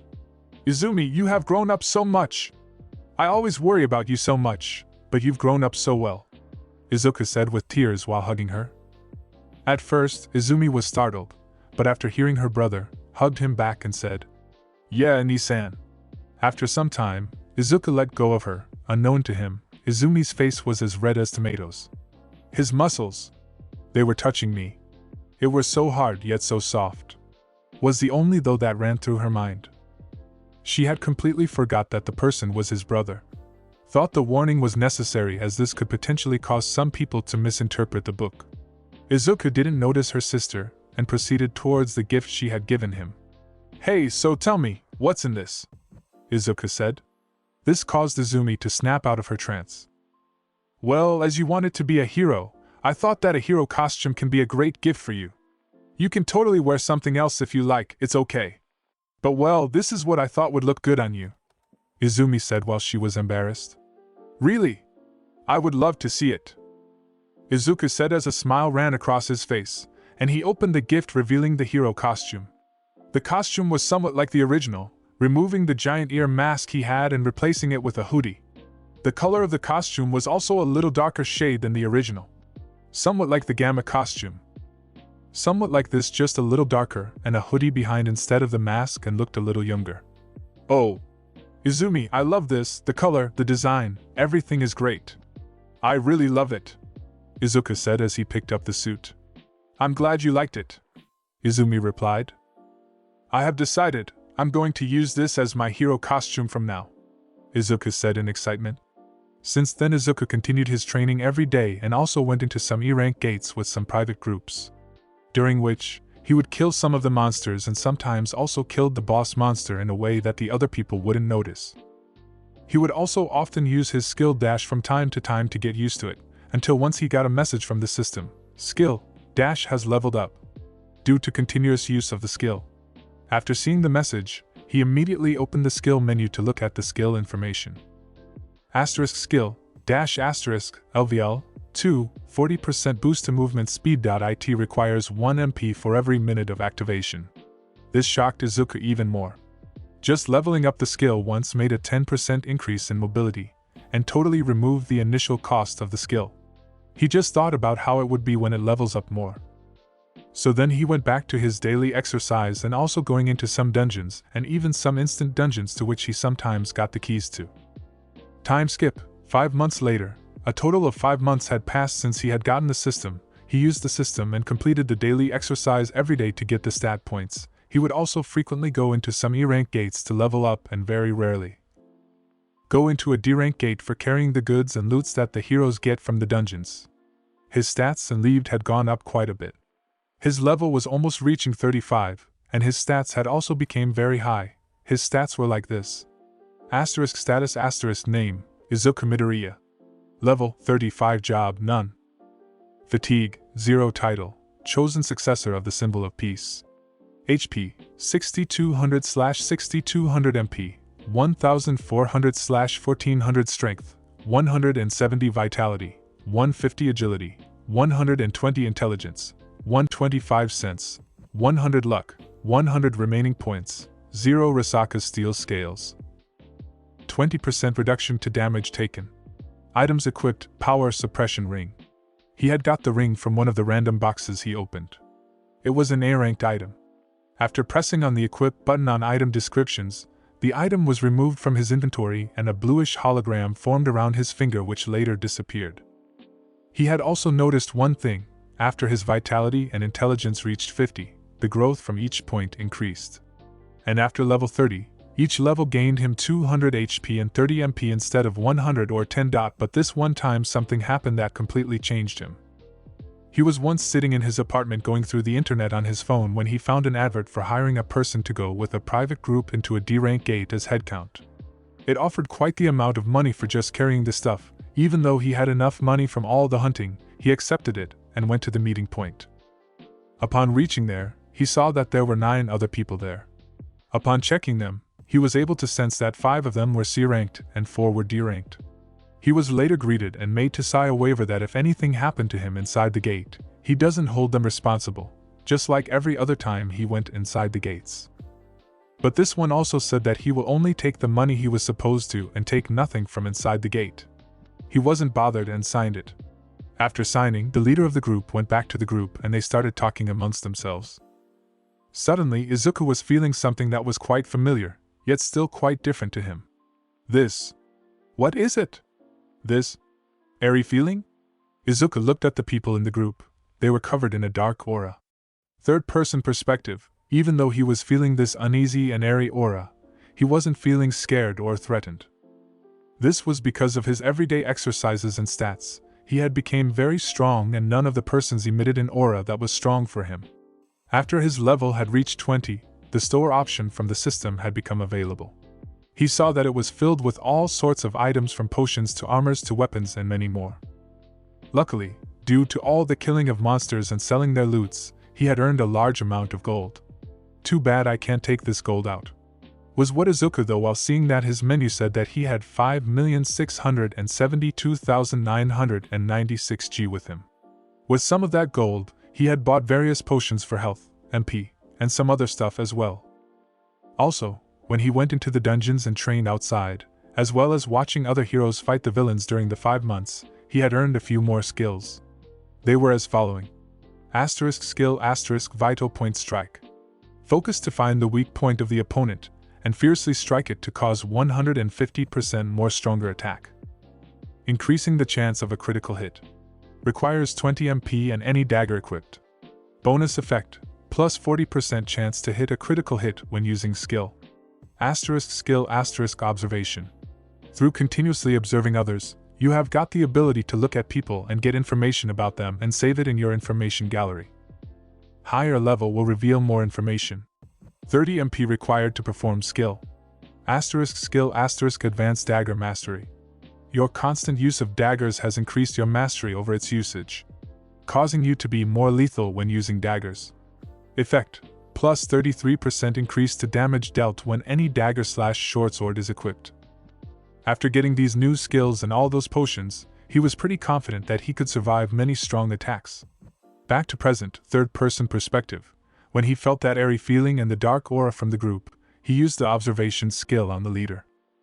It then gave the information about him. Glossary, name, Hwang Dong-suk. Nationality, South Korean. Quirk, war cry. Occupation, licensed hero. Hero class, C rank. Hwang Dong-suk is a South Korean hero who moved to Japan to make a living. Only prefers to enter gates with his party and does not prefer doing hero work outside of the gate. Many a times few people of his party die. Oftentimes questioned by the Hero Association, but due to being in, he does not get into trouble. Quirk info, unavailable due to low skill level. Weakness, unavailable due to low skill level. I'll have to be careful here, something seems off. Izuku thought as he picked up the bag filled with pickaxes, shovels and other stuff for mining the mana crystals and followed the group. They then reached the place where the gate was located and stood there. Hey, this one is pretty big, do you think we'll be okay? Said one of the guys from the group. No, that doesn't matter, it's the energy it emits that matter. The association scans every gate and ranks them, then they sell the rights to some of the gates to people or companies who want it. Those companies then hire a group of professional or unlicensed heroes and reward them on completing the gate. Izuku said to himself. Let's go! Hwang said. Upon entering the gate, they noticed that it was pitch black. Huang quickly told one person from the group with fireball quirk to create light with his fireballs. When the surrounding area lit up, they found themselves in a cave and there were many different holes from all the directions. What? This is weird, there's no monsters around. Person 1 said.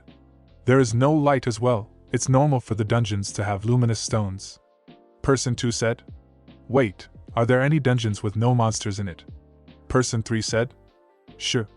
Izuku quickly said to shut them up as he was able to hear something. If there's no light, it means that the monster doesn't depend on sight. He thought. While he was thinking and trying to listen, his ears heard something.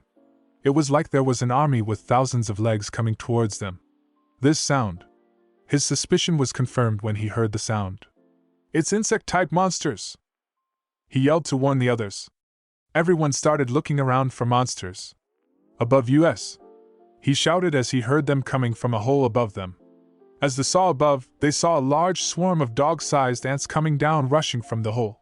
Quick, burn them down, Huang said to the one with fireball quirk. The person then launched a fireball upwards into the hole from which the ants were coming. A few of the ants were burned away while the rest avoided them and climbed down. The ants then started rampaging around. Everyone in the group then started fighting the ants and killing them while Izuku stood behind as he just had the job to just carry their stuff around. Everyone from the group were using their quirks. Huang roared lowly, which turned his eyes red, and a shield was formed in front of him. Immediately all the ants started rushing towards him. So that's what his quirk does, enhancing durability, creating a shield and attracting every enemy's attention. Pretty useful if used during group attacks. Izuku thought to himself. This is pretty boring. Everyone seems weak. He added as he could feel that all of them were weak compared to him. After a while, all the ants were cleared up. Then Huang came to Izuku and started talking. Thanks, you saved us. But how did you know they were coming from the above? Huang asked. I just felt it. My senses are sharp, Izuku replied. It's great that everyone was saved because of you, but it would be good if you didn't pay attention to small things like that, Huang said. Huh, Izuku replied before he was cut by the guy with the fireball quirk. Huang, take a look at this. They seem to have wounds we didn't inflict on them. Their body seems to be bitten by something. Fireball guy said. That means that there is some monster stronger than them here. Perhaps the boss. Or, Huang said. This smells like money, he thought as a creepy smile crept across his face. Izuku felt the same airy feeling once again. I have to be careful now. Izuku readied his mind. It was then that Izuku remembered an advice from one of the people he once worked with inside a gate. Beware of lizards. The old guy had told him. While locating the boss room, they came across many dead ants who were bitten off, and they followed the trail. They then came across a dark passage in the cave. Huang asked the fireball guy to shine the light there. My God! Was the only thing that left Huang's mouth upon seeing in front of him. This seems like the boss room, get ready, Huang said. Izuku point of view, as we moved on carefully inside the passage, we came across a large mine of mana crystals that was there. Oh God, after mining this, we will be pretty rich. I think it will be around 90,000 yen each. Around $850. Some guy said. Sorry, but shouldn't it be divided in 10 parts? I asked. Everyone went silent for a moment, then Huang replied. Of course I know. But first, we have to take care of something else, Huang said as he pointed towards what was above the heap of crystals. This surprised some people who didn't notice it other than me and Huang. Hopefully, he looks asleep after eating many of the ants, Huang said.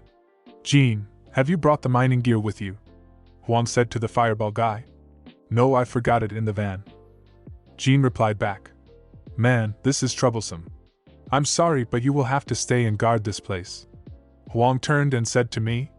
I was silent. These guys, I have all the gear on my back. I was thinking. Don't be like that, I don't think it will attack if you don't enter its territory. This is your first C-rank gate, right? So trust my word, okay? He said as they all left me there alone. So, those are the main members of the team, and they cut off their 10th member to get better profits. They are the lizards. I was thinking. Meanwhile, on the entrance of the room. Third-person perspective. Jean, Huang said. Block the boss room's entrance. He added. No problem. Jean replied with a grin on his face.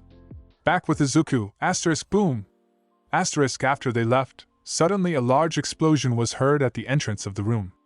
I was correct, they are the lizards, Izuku thought. That thing probably woke up due to the blast. This is going to be a problem. Izuku looked back.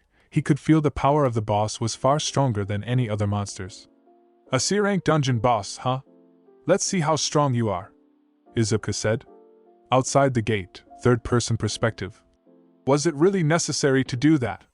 Couldn't we have just killed him there? One person of the group said. Idiot. If we tried to kill him there, the boss would have woken up from the commotion. Then we would have had to kill the boss and wouldn't be able to get the crystals. After eating him, when the boss sleeps, we will go and collect the crystals and then kill that thing, Huang said. Until then, just enjoy the free time, he said as he took out a cigarette and started smoking it. Back in the boss room, Izuku's point of view, I turned back to see that the boss had woken up and was readying itself for attacking me. It opened its mouth wide and shot its poison at me. Luckily, I was fast enough to dodge it. Let's see how strong the boss of a C-rank dungeon is, I said as I took out Risaka's phone. I ran towards the giant spider as it was trying to use its webs and all 8 arms to try and hurt me, but none of them were hitting me because of my high speed. I was going through each of the legs while avoiding it and trying to attack it. While avoiding it, I tried to attack it many times but was unable to attack it because it was also fast on reactions. Damn! There's no blind spot that I can use. Well, I guess I'll just have to play all my trump cards, I said as a smug appeared on my face. Dash, I said to activate the skill. Third-person perspective, just as Izuku activated the skill and his mobility increased, the spider's attacks seemed too slow for him. He began flashing through the whole room while using his sword to attack the large spider's legs and body. He then jumped and cut the body of the spider while rolling on his body. He then started using the skill Vital Point Strike and continuously attacked the spider. More. I have to be more furious. This is taking a toll on me, was the only thought that he had on his mind while attaching it. Some of those caused the effects of paralysis and bleed. Suddenly a message popped up as he felt a jolt of pain run through his whole body. Ping, warning fatigue over 70, movement speed reduced by 20%.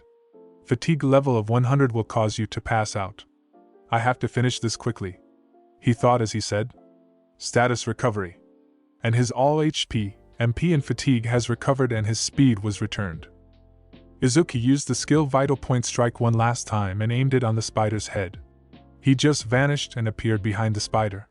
The spider's head then falls on the ground behind him. Ping, you have defeated Mother Arachnid, Giant Spider Agna, level up! Level up! Level up! After looting the spider dead, he had received a vest and 2 arm braces. On equipping, it went on his body and turned invisible. Izuku restored himself and then checked his increased stats. Asterisk status asterisk name, Izuku Midoriya. Level, 38 job, none. Fatigue, 09 title, chosen successor of the symbol of peace. HP, 6560/7000 MP, 1515/1600 strength, 173 vitality, 153 agility, 123 intelligence, 128 sense, 103 luck, 103 remaining points, 0 Risaka steel scales, 20% reduction to damage taken. Items equipped. Power suppression ring. Risaka's fawn. Silk vest. Silk arm braces. X2, after looting, he went to the entrance of the boss room where the explosion caused the roof to cave in.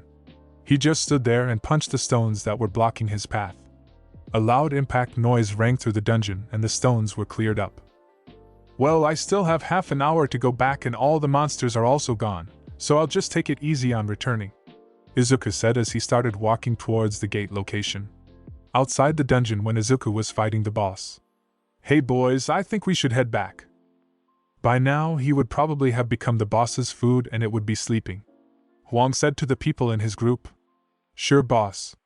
And we know what to do if he is alive somehow, some guy said. After that, they all got up and entered the dungeon. Back to Izuku inside the dungeon. Izuku's point of view, it has been around 10 minutes since I began walking back towards the dungeon entrance. It was then that I sensed the familiar auras of those people. Well, look who we have here, one guy said. He probably ran away like a wuss, Jean said. How did you get here? Oh well, I didn't want to kill you, you know. Now we have to also kill the boss, and we won't be able to get the mana crystals, Huang said. So tell me, have you ever killed a human? Huang said to Izuku as a devilish smile formed on his and the other guy's face. Third-person perspective, suddenly Izuku was hit with a barrage of messages. Ping ping ping ping. Warning, a malicious intent towards the player has been detected. Warning, the malicious intent has been confirmed as murderous intent. Warning, an emergency quest has been issued due to murderous intent. Asterisk emergency quest. Kill the enemies. Asterisk, there are people nearby who intend to murder the player. Eliminate them to secure your safety. Failure to complete this quest will result in an appropriate penalty. Enemies killed, 0 enemies remaining, 9. What is this? The system suddenly. Izuku was interrupted suddenly. While he was surprised by the system, Jean created an explosive fireball and shot it at Izuku with full power. Because he was surprised by what the system showed him, he was caught off guard and the fireball hit him and caused a giant explosion which sent him crashing into the walls of the room. Izuku lay there in the rubble caused by this explosion, blood running down his forehead. Why? Why did I forget that? Inside the dungeon, it's survival of the fittest. Izuku's mind was thinking only this. This was when he heard something more from the system, and something changed. BZZT ping, asterisk emergency quest. Kill the enemies. Asterisk, there are people nearby who intend to murder the player. Eliminate them to secure your safety. Failure to complete this quest will cause your heart to stop. Enemies killed, 0 enemies remaining, 9. Yes. My thinking of this place is wrong. I always thought of this world as a safe one. But now, enemy. The system is forcing me to murder. Kill or be killed, huh? I guess this is what the system wants. A strong Izuku Midoriya. Izuku said in his mind as he stood back up from the rubble, blood still running down his head. It's great, finally it's all clear. The system uses me and I use the system. Izuku said as he stood back up, a dark shadow looming over his face. Huh. This guy's alive. Jean, has your skill deteriorated? One of the guy asked. How embarrassing. To not be able to kill this kid in one shot. Another guy chimed in. Jean, you should have done it more seriously. Huang said to Jean. I guess so. Jean meekly replied. I definitely put all my strength into it. Was my aim off? He was questioning himself. You have played around with people's lives for too long. Now prepare for its consequences. Izuku said as he was slowly walking towards the group. Huh. You bastard, what did you just say? One guy shouted angrily. You guys. Call yourself heroes. What a joke. To me, you're nothing more than some prey and I'm your hunter. Izuku stood there with the shadow still looming over him. Now let the hunt begin. Third-person perspective. As Izuku had finished saying what he said, there was complete silence in the room. Only a drop of water fell down from the ceiling which was heard. Suddenly someone from the group spoke up. Let me take care of him, boss, he said as he began moving towards Izuku and kept his arm around Izuku's neck. Look kid, there's nothing personal here. We just... He was interrupted as Izuku took out his blade Risaka's fang and kept it at his neck in the fraction of the second. Before he knew it or before the others can even react, Izuku had used his blade to slice the person's neck clean off of his body. This caused blood to splatter from his headless body and it fell down instantly. The cut head also fell down with it. Seeing this caused everyone of the group to panic and start getting tense. 1 down, 8 more left, Izuku said in a cold and silent rage. What? June! That bastard! When did he get a blade? Someone said. No. The blade's not important. No matter how unprotected, June was still a D rank. How did he? Huang was shocked upon seeing his teammate dead. I finally did it, huh? Well, I could blame that the system forced me to, but it doesn't change the fact that I killed a human. Well, I can't run away anymore. Because in this world, only the strong can survive. Izuku thought as he looked at his blood-covered blade. After that he got ready to kill the remaining of the guys and he just thought of the time when he was about to die in the double dungeon and how others abandoned him other than Bakugo and the other girl. This caused him even more anger towards these people as they were killing many innocents. This caused the shadow looming over him to get even more intense. I guarantee that I'll kill you all, but don't worry, I'll make sure it is a quick one, Izuku said as he began moving once again. Jin! Quick! Use another of those explosive fireballs, Huang said as he was getting tense seeing Izuku come towards them. On it! Jin said as he aimed his arm towards Izuku while preparing his fireball and shot it at Izuku. Before the fireball even left his hand, Izuku had vanished. He had dodged it by using his speed. Because he wasn't distracted, the speed of the person was too slow. He immediately appeared in front of Jin and said, "You're annoying, I'll have to deal with you first." He immediately used Vital Point Strike many times and slashed Jin into many small pieces. Before anyone saw what happened, the pieces of Jin's body splattered blood and fell on the ground. On seeing this, the other people of the group got angry. Huang, who was standing at the back, saw this and was shocked at seeing his strength. "Come on! Let's get that bastard! We can do something if we attack together," one of the person in the group said as three people attacked Izuku together. Izuku continuously dodged their strikes and stabbed them with his blade. It caused bleed on one of the guys and paralysis on the other, and both together on the third one. This caused one of them to bleed out after being paralyzed and the other to bleed from his eyes, ears and mouth. As for the third, you can imagine it yourself. All three of them died. One after another, Izuku then killed the guys of the group with his blade and using his quick speed. My body is not moving. What is his quirk? Ugh! Who is that guy? These were the last words of some of the people before dying. Within a matter of moments, all of the people in the group except for Huang Dongsuk were killed by Izuku. Seeing this, Huang was as scared as if he had seen his worst nightmare.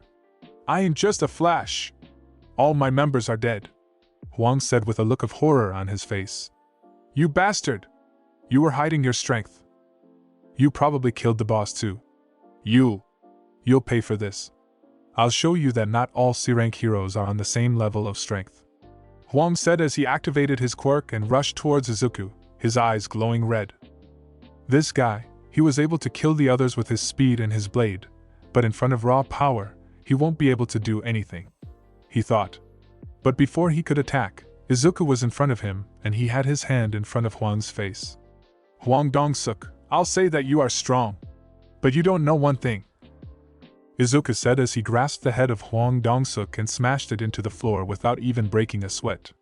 "I'm always leveling up," Izuku said after smashing Huang into the floor. "What happened? That guy, how did he beat me so easily when my quirk was active?" Huang asked himself as he tried to get up, only to see Izuku standing in front of him. "Wait. Please don't kill me.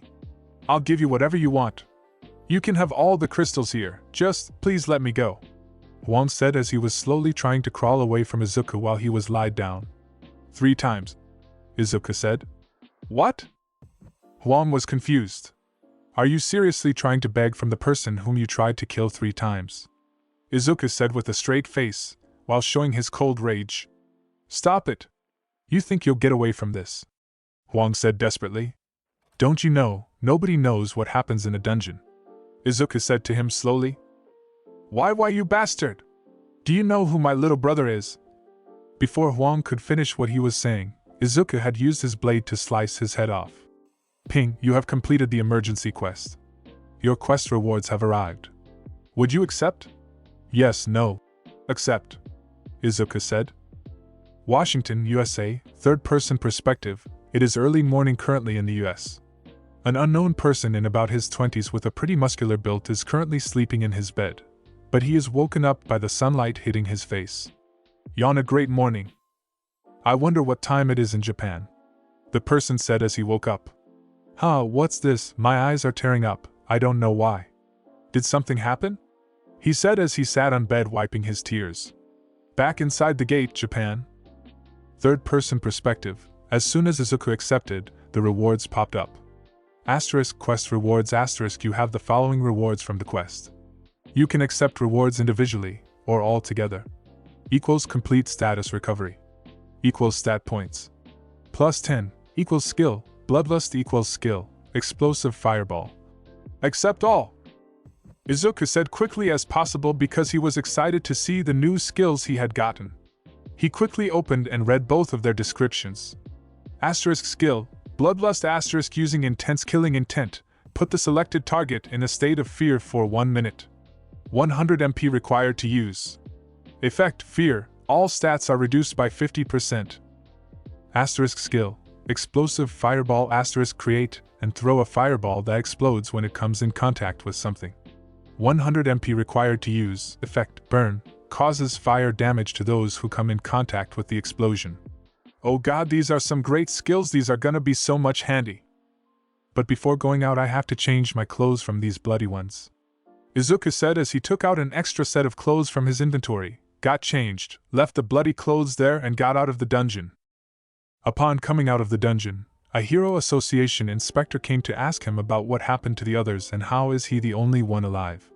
To which Izuku said that he was hired him as a porter and that during the boss fight, all the members died while killing the boss, but eventually killed it with themselves. Hearing this, the inspector was about to enter the gate, but it closed before he could even move ahead. Izuku was then sent to his home by the inspector, and he also went his way back. Phew, I got saved. I don't know what they will do if they knew I killed them, Izuku said as he went back. Well, it doesn't matter. For now, I have to focus on getting stronger for the entrance exams, Izuku said as he prepared himself for training. Third-person perspective, after the incident in the C-rank gate, something changed inside of Izuku. He had gotten insensitive about killing anyone. From then on, he had decided that he would never show any mercy to those who are his enemy even if he had to kill them, and he also wanted to become the greatest hero and set an example so that the fake heroes like Huang stop themselves. From then on, he had decided to do all he can to grow in strength and level up. So, he then went into many E-rank gates and instant dungeons of which he had received keys from random boxes in the 5 months left before the UA entrance exam. This caused growth in his level, but it had gotten slower than earlier. He would also exercise to complete the daily quest every day so that he would get the stat points. Time skip, 5 months later. Date is February 26th. Izuku is 15, Izumi 13. It was the morning of the UA entrance exams. Izuku had been preparing for it since the last 10 months. In the last 5 months, he had gotten a few great items from the random boxes. Armor, some weapons, some antidotes, and many other stuff too. Out of all the stuff he had gotten, he was intrigued by one item the most. It was a runestone. Izuku had never heard of something like it, so he checked its description. Item, runestone stealth item class, A item type, runestone. A runestone that can be used to teach anyone the skill stealth. Can only be used once. After seeing its description, Izuku immediately used it on himself. Why would he even think of using it on someone else? After he used it, the runestone broke into small pieces and Izuku got a message. Ping, you have learnt the skill stealth from the runestone. Asterisk skill, stealth asterisk hide all your bodily presence and become completely invisible. 100 MP required every minute of activation. It was a great skill and Izuku was very happy he had got it. He had gotten pretty strong. His level had also increased from 38 to 49. His stats were like this. Asterisk status asterisk name, Izuku Midoriya. Level, 49 job, none. Fatigue, 00 title, chosen successor of the symbol of peace. HP, 11750/11750 MP, 4390/4390 strength, 295. Vitality, 238 agility, 200. Intelligence, 210 cents, 180. Luck 180 remaining points, 0 Risaka's steel scales, 20% reduction to damage taken. Items equipped. Power suppression ring. Necklace of great mage. Silk vest. Steel arm braces. X2 wing boots. X2, over the time, he had gotten pretty strong. His strength stat was almost about to reach 300 and his agility, vitality, and intelligence were above 200. As for his skills, many of them grew in levels and he also got some new ones. He had plenty skills currently. He had also cut his hair into a new style, and bought new clothes for both himself and Izumi after selling the crystals he had gotten over the time from the gates. He also gave Izumi allowances for herself if she needed anything. Asterisk skills asterisk passive? LVL max. Muscularity, LVL 1. Advanced dagger mastery, LVL2. Eyes of Accuracy. LVL1. Active Dash, LVL Max. Vital Point Strike, LVL2. Observation, LVL2. Bloodlust, LVL1. Stealth, LVL1. Explosive Fireball, LVL1. Many of his skills reached level 2 and the level of dash changed to max after it had reached the 3rd level. He quickly checked the time to see if he wasn't late. He saw that there was only an hour left for him to get to UA. So he quickly wore his clothes and started running full speed with his skill dash and ran all the way to UA. Before he could leave, he was stopped by Izumi. "Ni-san, go do your best in the exams. I know you will pass. Don't worry about me, I have Auntie Mitsuki with me if I need any help. All the best," she said while hugging his big brother and sending him off. Due to the winged boots, his speed was increased, even though the boots were hidden to everyone else, just like every other items he had equipped. With his high speed, he was able to reach the gate of UA in about 15 minutes. Standing on the gate, he got a little emotional remembering all the stuff that happened before. While he was on the gate, he heard a familiar voice. "Oi Deku!" It was Bakugo. "You finally showed up. I was starting to wonder if you were gonna show up or not." "Well, I just want to tell you, just because you look like you have gotten strong doesn't mean that you are the strongest. I'll say it right now, I'm still gonna be the number one. Let's see if you can keep up," he said as he started walking inside the gate. "You got it, Kaken. Let's see who gets first place."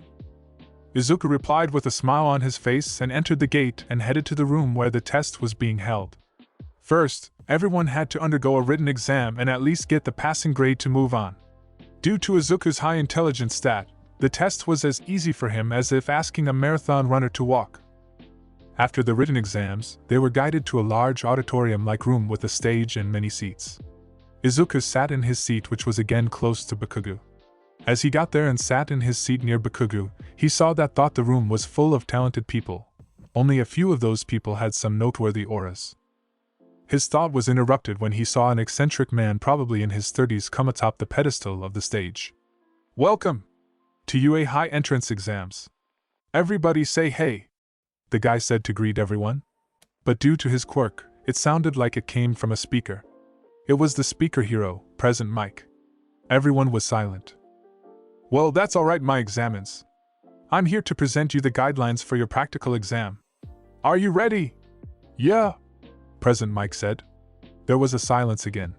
"In the practical, you will be sent to different testing grounds based on your I.D number. There you have to take down the robots which each account for 1, 2, and 3 points," Mike said to everyone. "Oh. Look, Kaken, it seems that we'll be in separate testing grounds, so they are separating the consecutive I.D numbers so that friends do not end up in same centers and help each other. I guess our fight will have to wait," Izuku said while paying no attention to what Mike was saying because he was easily able to hear it and understand it due to his sense stat. Use of your quirk is allowed and attacking other examines is obviously prohibited.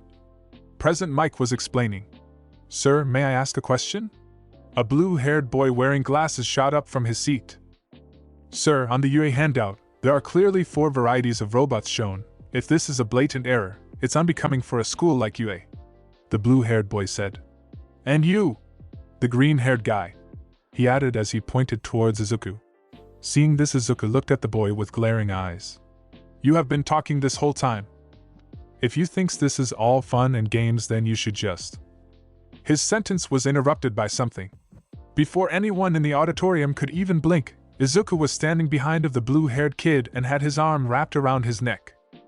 "No, I don't think this is fun and games, I just know I'm gonna win because none of you here are strong enough for me," Izuku whispered into the boy's ears. "No hard feelings, but you are not going to be a good hero if you are too pent up, try going a little easy. Oh. And don't judge people's character too early, be glad that you are not my enemy, or you won't be standing right now," Izuku added as he shoved the blue-haired boy back onto his seat and went back to his seat. A shiver went through the blue-haired boy's spine and he sat back at his seat and got silent. When Bakugo noticed that Izuku was standing behind the boy, he checked back where Izuku was originally sitting, only to find it empty. When did he? I didn't even notice it. Just how strong has he gotten? Bakugo thought internally. 5 months earlier, the day after the C-rank dungeon incident. Third-person perspective, Washington, USA. It is currently midnight there in the US. We see the unknown man standing in his room near the window while talking to someone on the phone. Fax me the information about the survivor. The number is. His talk on the phone gets interrupted by a woman in business attire coming inside the room. Mr. Huang Dong-soo, what happened that you called me this late into the office? The woman asked after entering. Say, Lola, can I ask you something? Asked Huang. Sure, sir. The woman replied quickly. Will it be okay if I were to kill someone in Japan? Huang asked while turning his back towards Lola. After a moment of silence, Lola finally answered. Are you seriously asking this? Well, Japan has not yet included the Indian Treaty for Criminal Heroes, so your trial will probably be held in the States. And considering the fact you're an S-rank hero who's in the top 20 internationally, there probably won't be any trouble with the government. Lola replied to Huang while her hand was shaking in fear. Thank goodness, Huang said as he turned around. His face was filled with only rage and bloodlust. He wanted to kill someone. Some bastard just killed my brother. If I don't at least get to see his face, I won't be satisfied, Huang said as he crushed the phone in his hand. Huang Dong-soo, S-rank hero. Younger brother of Huang Dong-suk. Everyone of brother's team died and there was only a single survivor. Brother isn't someone who would give up his life for his teammates. He must have used some trap to kill him. Huang was thinking. I'll have to go to Japan. When will my schedule be empty? Huang asked Lola. Sir, your schedule is completely full. If you leave now, the agency will be in trouble. Lola answered him carefully. Okay, then when is my schedule free? Huang asked her. After 9 months, sir. Lola replied to Huang.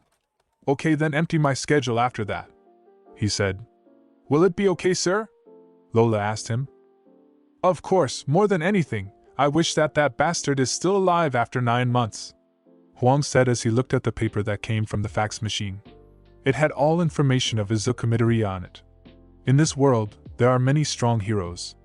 Endeavor was the number 2 hero, but only for Japan. If the list of the strongest heroes was made internationally, then Endeavor would be the 19th strongest S-rank hero while All Might would be the first one. Back to present. UA exam hall.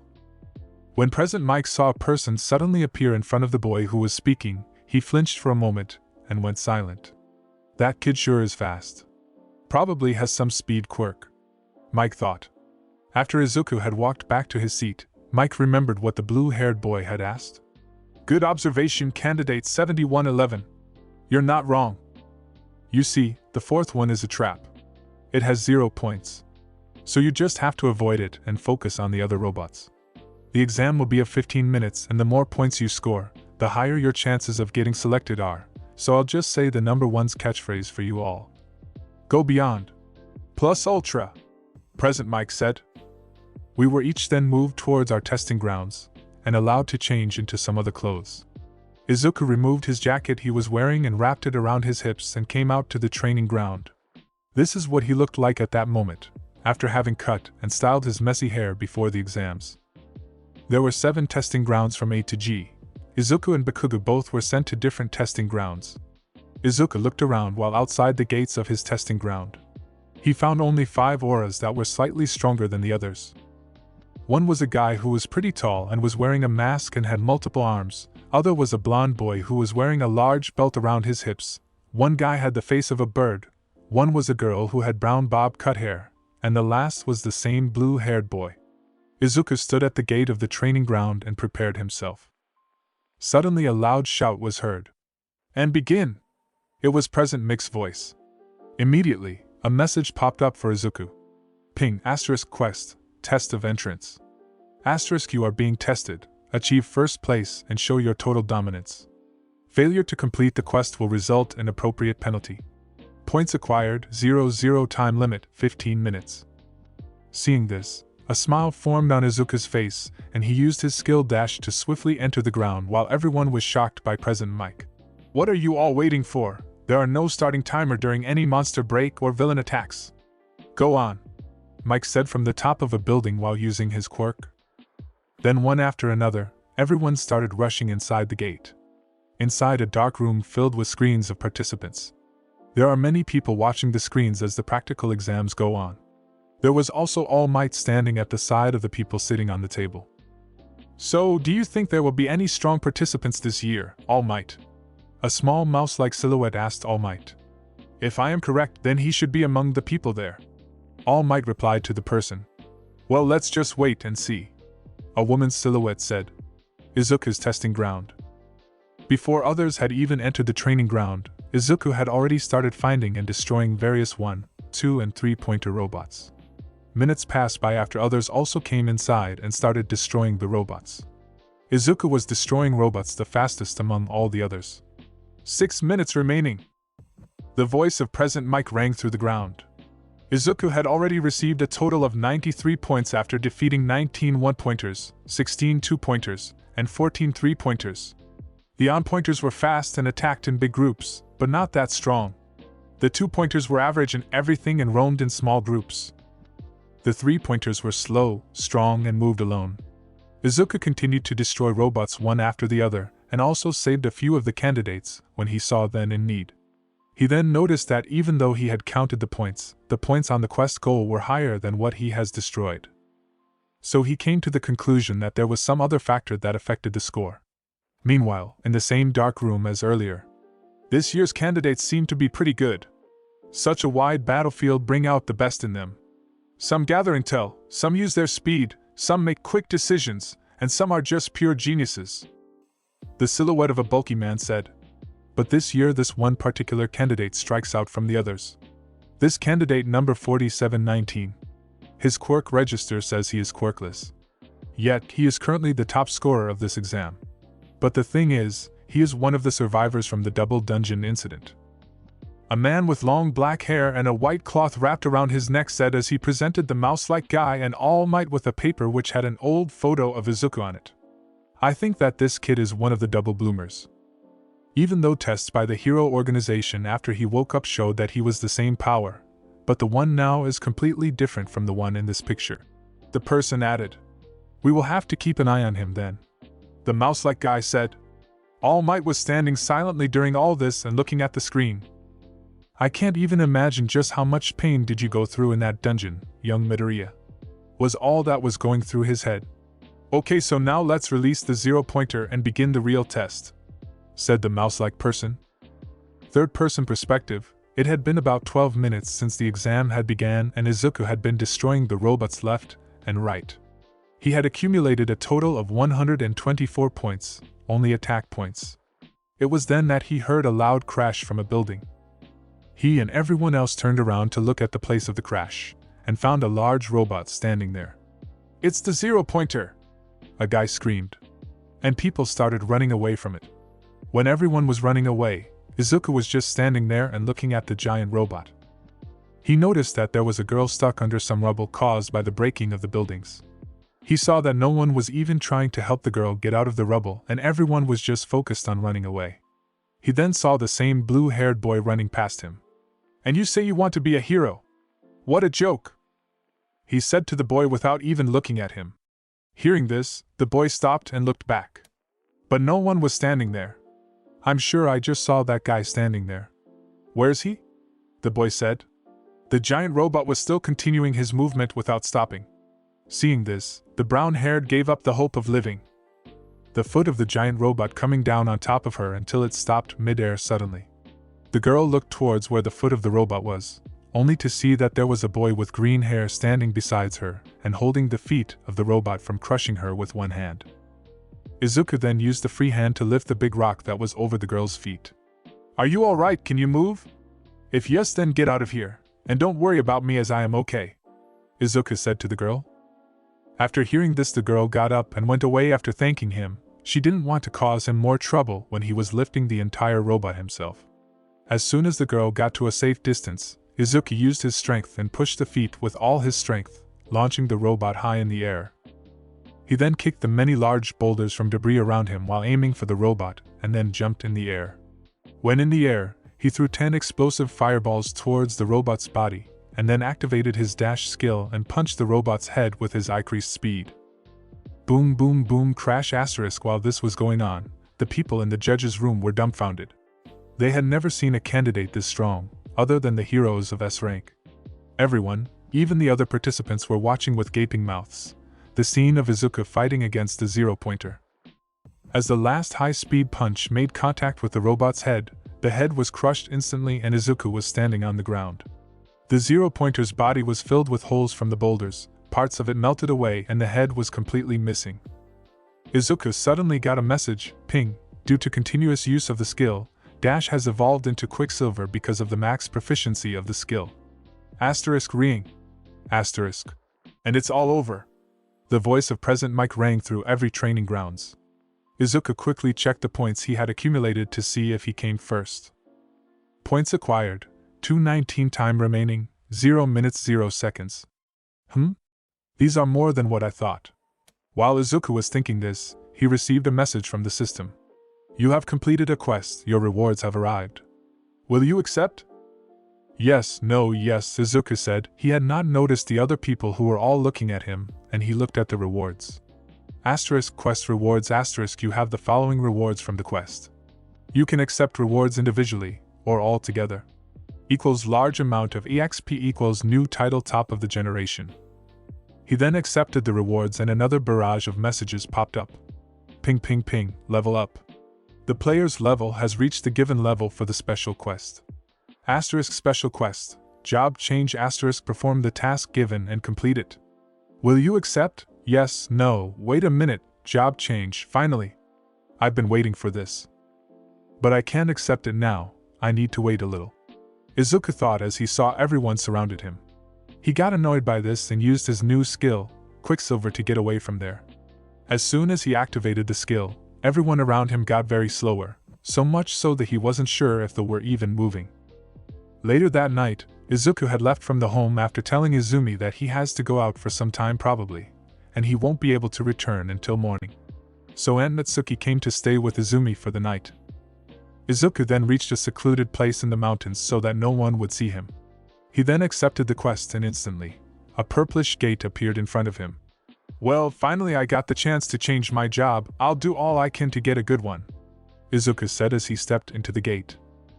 Upon entering the gate, the scenery around him had completely changed. It was as if he was in an underground lair of some castle. He was then faced with more messages from the system. You cannot leave this dungeon until you have completed the quest. You will not be able to use functions like shop, or recovery items or status recovery in this dungeon. *T. I am screwed. Wait a minute, I didn't complete the daily quest today, so I have just 5 hours to complete this dungeon, or I'll become that caterpillar's food. Well, I guess I'll have to be quick then, Izuku said as he began going ahead. He began to walk forward and had entered a dark hallway, but he was able to see clearly even in the dark because of his high sense stat. Suddenly he felt something coming towards him. He heard the sound of metal hitting each other. Clang, clang, clang. As Izuku looked ahead, he saw a person in a silver suit of armor charging towards him with a lance in his hand. Imagine this, with a lance in his hand. Upon seeing this knight run towards him, he instantly took out Risaka's fang and got ready.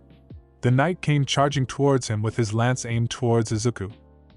Izuku quickly sidestepped the charge and used the blade to attack the knight by using his vital point strike, but the thick layer of armor around his body didn't show any sign of damage from the dagger's blow. Izuku then started to use the dagger again and again while dodging the attacks from the knight. It's not that he is strong, my attacks are doing less damage. I guess I'll just need to use my raw strength, Izuku thought as he rushed past behind of the knight and firmly grabbed its head in his arms. He then put all his strength in his arms and began to crush the head of the knight. He was able to do it with a little effort.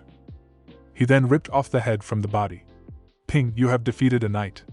When the knight's head was ripped off, there was no blood. It was completely empty inside. Just a suit of armor. Huff huff. Unknown dungeon difficulty, no healing items, no escape. This dungeon is too risky, I have to be careful, Izuku thought. I guess this is going to be a hard one, Izuku said while panting. Izuku's point of view, after defeating the first knight, Izuku continued to advance ahead into the corridor, but before he could move ahead, he turned around to see another squad of knights walking towards him from the other side of the dark corridor.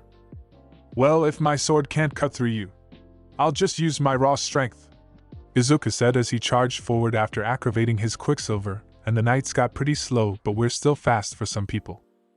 He dodged the attacks the knights were trying and used his fists to punch one of the knights, crushed the helmet of the other, and kicked the head of the third one. Each of the knights then slumped down on the floor. You have defeated a knight, X3, fatigue 08. Looks like they have dropped something, Izuku said as he approached the knights and checked what they dropped. They had dropped 30,000 G and a chest armor knight's breastplate from what the knights were wearing. It was a better than silk vest, so he equipped it. Just as he changed his equipment, he sensed some presence near his shoulder, so he immediately took out and stabbed in the air near his shoulder. Suddenly, an assassin-like person began to fade in. You have defeated an assassin. The heck, there are even monsters with stealth here. Izuku was shocked. A ball of fire began to form behind him, which was then launched towards Izuku. Izuku was able to dodge it because of his speed. The ball of fire then hit the wall in front of him and exploded. Wait a moment, this was explosive fireball and stealth earlier. These are all the skills I have. Izuku turned back to see who shot the ball of fire. There was a Hod mage standing there who had shot the spell. But he was not alone. There were more knights and assassins coming out from the door behind the mage. Izuku began fighting the horde one after the another while dodging and using as less skills as possible because due to this dungeon's restriction, the necklace that regenerated his MP was useless and not doing anything. Due to his, he had to use at least skills as possible as it took his MP. By the time that he had finished, there were bodies of all the monsters lying around and none moving. Level up, X3, asterisk status asterisk name, Izuku Midoriya. Level, 53 job, none. Fatigue, 56 title, chosen successor of the symbol of peace. HP, 10572/12630 MP, 3740/4670 strength, 299. Vitality, 242 agility, 204. Intelligence, 214 sense, 184. Luck 184 remaining points, 0 Risaka's steel scales, 20% reduction to damage taken. Items equipped. Power suppression ring. Necklace of great mage. Knight's chest plate. Steel arm braces. X2 wing boots. X2. This dungeon is more difficult than I had imagined. The diversity of monsters here is very tiring. I should rest a little, Izuku said as he sat down near the wall to rest for a few minutes. Just as he sat down, an arrow was shot towards him. He was barely able to catch the arrow when it was just inches away from his face. He looked at its direction and saw another group standing there with archers in the front. At least let me rest for a little while, Izuku said with an annoyed look on his face as he charged towards the group. After the group appearing and Izuku defeating them, he was finally able to reach to a door at the end of the dungeon. Fatigue, 69, he had gotten a better necklace so he switched with it. Standing on the door, he could feel that whatever was back there was pretty strong and probably the boss. As soon as he opened the door, his suspicion was confirmed. This feeling in my gut, it's exactly the same as it was in the double dungeon. Izuku opened the door. It was like the throne room of a king. As he stepped inside the room, he began to hear footsteps as a red knight about the size of All Might came out of the shadows. He immediately looked at the name. It was Blood Red Commander, Igris, and was in dark red color. This made Deku prepare himself as he knew this would be pretty tough. A knight protecting an empty throne, huh? The knight charged towards Izuku with his long sword and immediately sliced horizontally at him. Izuku was barely able to dodge it by ducking and saw that the pillars behind him were destroyed completely. Warning: fatigue over 70, movement speed reduced by 20%. Fatigue level of 100 will cause you to pass out. He quickly took out Risaka's fang and tried to damage the knight, but it was useless. It didn't even leave a dent on its armor. The knight then lifted his sword and smashed it down, Izuku barely dodging it. Well, since the sword is useless on you, I'll just have to beat you in raw strength, Izuku said as he put the sword back into his inventory. Seeing this, the Red Knight then dropped his sword, took out his belt which had small daggers in it, and took off his cape that he had and threw them all on the ground. Chivalry, huh? Don't take me lightly. Before Izuku could finish, the knight was standing in front of him and launched a punch. Izuku was barely able to guard it with his forearm, but was still sent flying into the wall. HP, 8467/12630 MP, 3020/4670. Around 1000 HP damage even with all the equipments I have, this one is pretty tough, Izuku thought. After fighting with it for a long amount of time and exchanging blows with each other, the one to deliver the final blow was the Red Knight. It punched the lower left abdomen area of Izuku, and he was sent flying. Ping, HP lower than 30%. Muscularity is activated. He landed on the throne in the room and was pretty hurt and tired. Blood running down his forehead and his arms bruised. The knight then approached and was standing in front of him. It raised his hand and the long sword he had came rushing towards it. As soon as the sword was in its hand, he slashed it vertically towards Izuku. But suddenly a shockwave sent it flying.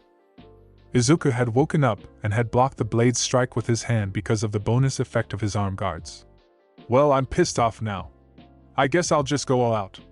Since you are the boss, I'll just heal myself later, Izuku said as he activated his skill, Bloodlust, and he got a message. The target's all stats are decreased by 50% for 1 minute. The next thing he did was he activated Quicksilver, and then he took out his dagger and charged at it, and stabbed the only unprotected part of the knight, which was below his helmet. He then constantly used Vital Point Strike and strike the same part again and again. After a little while, the Red Knight fell to the ground while on his knees and blood was gushing out of his helmet. You have defeated Blood Red Commander Igris. Level up. ×2. Inch Huff finally, Huff, let's check what you Huff have on you, Izuku said as he took the loot from Igris. There was a helmet of Red Knight, a Heartstone, a Runestone, and 1,500,000 G. Izuku quickly equipped the helmet he got and took the Runestone and looked at its description. Item: Runestone Ruler's Reach. Item class: S. Item type: Runestone. A Runestone for the skill, Ruler's Reach. Use it to learn the skill. Only able to use this once. Next, Izuku used the Runestone and he learned the skill and saw its description. Asterisk skill: Ruler's Reach. Asterisk you can control objects without touching them with a giant invisible hand. Higher level allows for more actions and allows to control heavier objects. NOMP required to perform. While looking at the body of the Red Knight, Izuku was wondering about something. Why did the usual message from the system did not come? Don't tell me. Izuku's face turned shocked on seeing the message that came. Ping, the dungeon boss has been defeated. Job change quest will now start. Good luck. The F***K, Izuku said.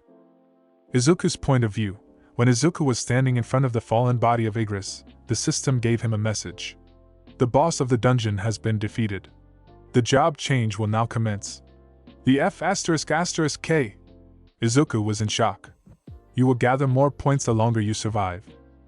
Your class will be determined based on the amount of points you gather. Good luck. Midnight, as soon as the final message appeared, a bunch of portals began to open up all around the room he was in.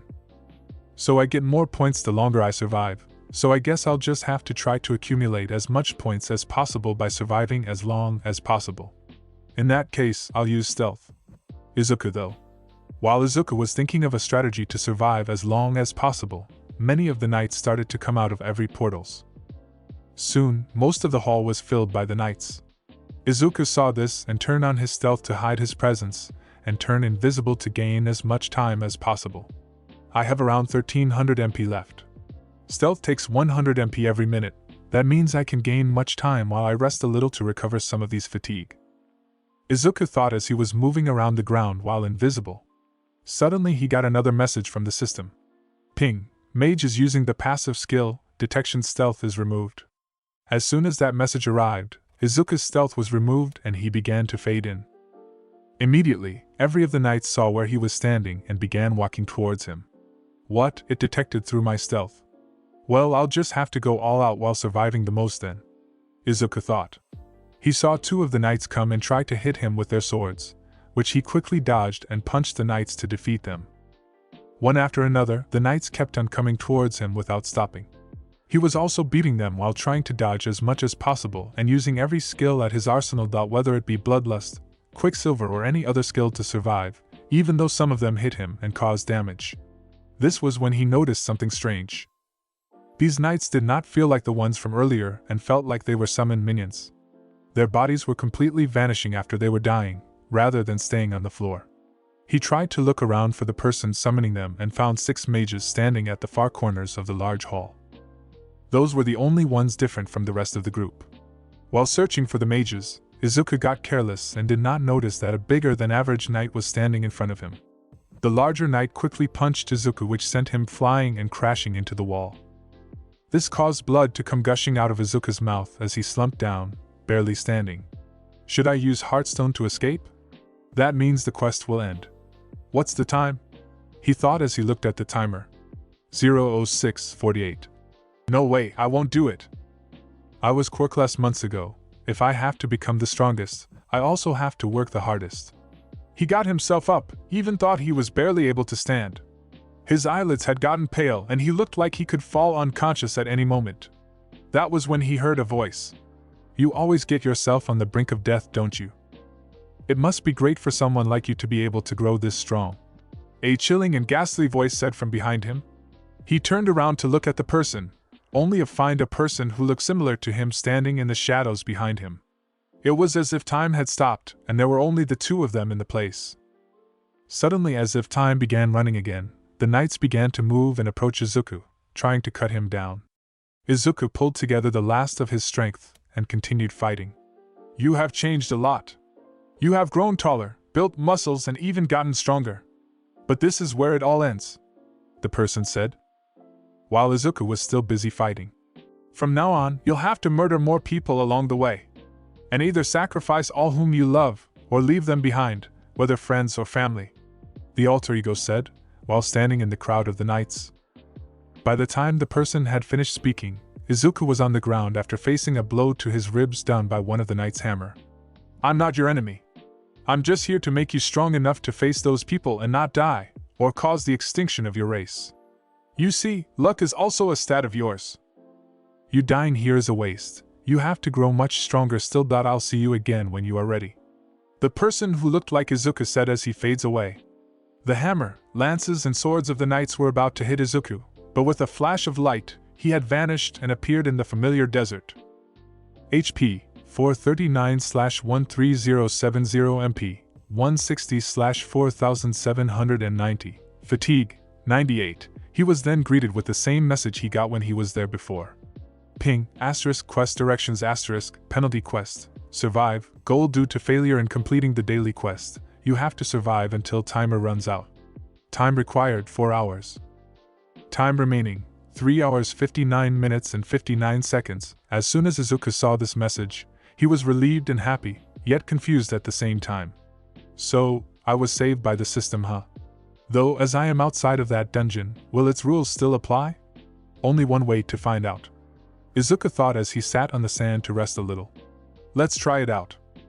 Accept status recovery, he said, and he immediately felt a jolt of energy run through him, making him feel replenished and get his strength back because one of the status recovery he had saved was used up. He immediately checked his stats, a smile forming on his face because his assumption worked. He had his HP, MP replenished and his fatigue removed. The next thing he did was look for weapons that allow him to pierce through armors in the store. He had came across one dagger that piqued his interest. It was named Night Killer and was around 2,800,000 G in the store. It was the costliest dagger he could have bought from the store at that time because he had around 3 million G with him. He then bought the dagger and looked at its description. It was one of the reasons he had bought it. Item: Night Killer. Item class: B. Item type: dagger. A dagger said to be able to pierce through any armor because of the serrated blades it has, which does not allow it to slip against metal. Effect: plus 75 attack power, plus 25% damage against armored opponents. After purchasing the new dagger from the store, he wanted to test the new daggers and the skill he had gotten, and so he took out Night Killer in one hand and Risaka's Fang in the other, and got ready for the giant centipedes to come. Suddenly all the centipedes began to come out of the sands and stood in front of Izuku and baring their teeth. Izuku tried to use the new skill Ruler's Reach on one of the centipedes to pull it towards himself, but instead of it coming towards him, he got another message. It did not move because your proficiency is too low. Seeing this message, Izuku just jumped onto the heads of the centipedes and started defeating them. He got an idea. He threw one of his daggers towards the centipedes with full strength, and after it had impaled the head of one of the centipedes, he used Ruler's Reach to get the dagger back to his hands. He got another message. Skill: dagger throw has been learnt. Around 4 hours later, Izuku had defeated each of the centipedes there were in the dungeon and used the skill ruler's reach again to increase its proficiency. He still had free time, about 10 minutes, which he used to replenish his health, mana and fatigue from various options from the shop. After defeating every centipede present, Izuku's level had grown about 4 levels. And his stats were like this. Asterisk status asterisk name, Izuku Midoriya. Level, 59 job, none. Fatigue, 00 title. Top of the generation HP, 13990/13990 MP, 4990/4990 strength, 305. Vitality, 248 agility, 210. Intelligence, 220 cents, 190. Luck 190 remaining points, 0 Risaka's steel scales, 20% reduction to damage taken. Items equipped. Power suppression ring. Helmet of Red Knight. Necklace of Great Mage. Knight's breastplate. Steel arm braces. X2 wing boots. X2, as soon as the timer had finished, with another flash of light, Izuku was transported back to the dungeon. This time, it was filled to the brim with hundreds of knights. And rather the 6 mages also there. A smirk formed on Izuku's face as he noticed the timer which was going on and had been running all this time. 4:08:14. Izuku immediately took out his 2 daggers in each hand and used the Night Killer on the knights. It began slicing the knights as if they were made of butter. He then jumped and used dagger throw with Risaka's Fang at one of the mages, immediately going through his head, and called it back using ruler's reach. He then proceeded to get to one mage after another after avoiding as many knights as possible. Due to being summoned creatures, defeating those knights did not help raise his level, so Izuku tried to quickly eliminate each of the mages. Within a matter of minutes, Izuku had easily defeated the mages because of no longer being low on energy because of the high fatigue he had. Just as he finished defeating 3 of the 6 mages present, the remaining 3 formed a circle and began their incantation. Suddenly, a large amalgamation of the knights was formed into a golem. The golem began hurling punches at Izuku which he was trying his best to dodge. Finally, he used ruler's reach and one of the mages was pulled towards him which had its head smashed by one of Izuku's punches, and Izuku swiftly used Vital Point strike on the other 2. Immediately, all the knights fell down and vanished away. Izuku looked at the timer. 4:19:59. Finally, it's finished. Izuku breathed a sigh of relief. As soon as he finished of the last of the mages, he got a message from the system. All the monsters in the room have been defeated. The quest will end now. You will now be granted a job based on the player's actions and total points accumulated. Wait just a second. Granted? Will I not be able to choose my class? This can completely screw up my stats if I do not get a proper one. Izuku thought as he hoped for the best. Wherever the player goes, the Reaper follows. Player's path is littered with corpses and the smell of blood. I don't like where this seems to be going. Izuku said as he was reading the messages. Player possesses huge strength and prefers working alone. Your strength burns strong enough to even call those who wander the valley of the dead. An army of the dead follows your commands, will make a path where what you say will be the law and you won't need anyone's help again. Your job is necromancer. Wait a minute, necromancer. But I have used very less points on intelligence. Necromancers usually summon their undead minion to fight for them while hanging in the back. If that's the case, then these magicians here can also be said to be necromancers. Something doesn't seem right. It's as if the system wanted me to have this one. Well, until now, going with the system's decisions have always benefited me. If I have their powers, I can back up the lack of physical strength with my strength and be an all-rounder necromancer who can easily solo dungeons. So it is pretty useful. Well, okay, I've decided. Izuku thought for a while, mumbling in his head, while a screen was floating in front of him. Will you accept? Yes, no. Accept. Izuku said. Your class has been chosen. Based on the points accumulated, you will be given a chance to be promoted to a superior class of the job. You exceeded the expected time, points will be added. You did not use Heartstone, points will be added. All enemies defeated, points will be added. Final health above 80%, points will be added. Total points exceeded defeat limit. You will be promoted from Necromancer to Shadow Lord. Shadow Lord? Promotion? I think I got an instant promotion because of all the points I earned. Izuku thought. Job-specific skills have been acquired. Bonus stat points have been given, you acquired the title, the one who overcame adversity. Suddenly a dark aura started to surround Izuku's body. He started to see black fog rising from the dead bodies of the monsters nearby. He could also hear screams of pain coming from every corpse around him. Each of them had a screen above them. Shadow extraction can be used on this target. As expected of necromancer skills, it seems like I can use it on them. Izuku tried using the skill on the corpse, but another message popped up. Please enter command for C to be used to activate shadow extraction. Let's see. I want something good. I got it, Izuku thought. Arise, Izuku said. Izuku's point of view, as soon as I said the words, the bodies of the various knights and mages in the room began to vibrate. Suddenly, a dark and shadowy hand came out of one of the knights. Soon after, each of the other knights and the mages also followed, and within a matter of moments, there was a large group of dark shadow knights and mages standing in front of me. Shadow extraction limit reached. So 6 mages and 44 knights. Well, it says that I can extract up to 50 currently. But I guess that number will increase the more I use these shadows because of the increase in proficiency. I said. Shadow Knight's rank, Soldier level 4, Shadow Mage's rank, Elite level 5. This was displayed on the heads of the knights and mages. So it seems my shadows can level up too. Wait a minute, what if I had some boss monsters as shadows? I thought as he looked around the hall and found the body of Blood Red Commander Igris. I tried to remove one of the knights from his shadow army. A message popped up. You can remove extracted shadows from your army by using extraction cancel. Those shadows will be sent into nothingness and cannot be called back. I'm sorry, even though I'm the one who called you. I'll have to remove around 24 of the weakest.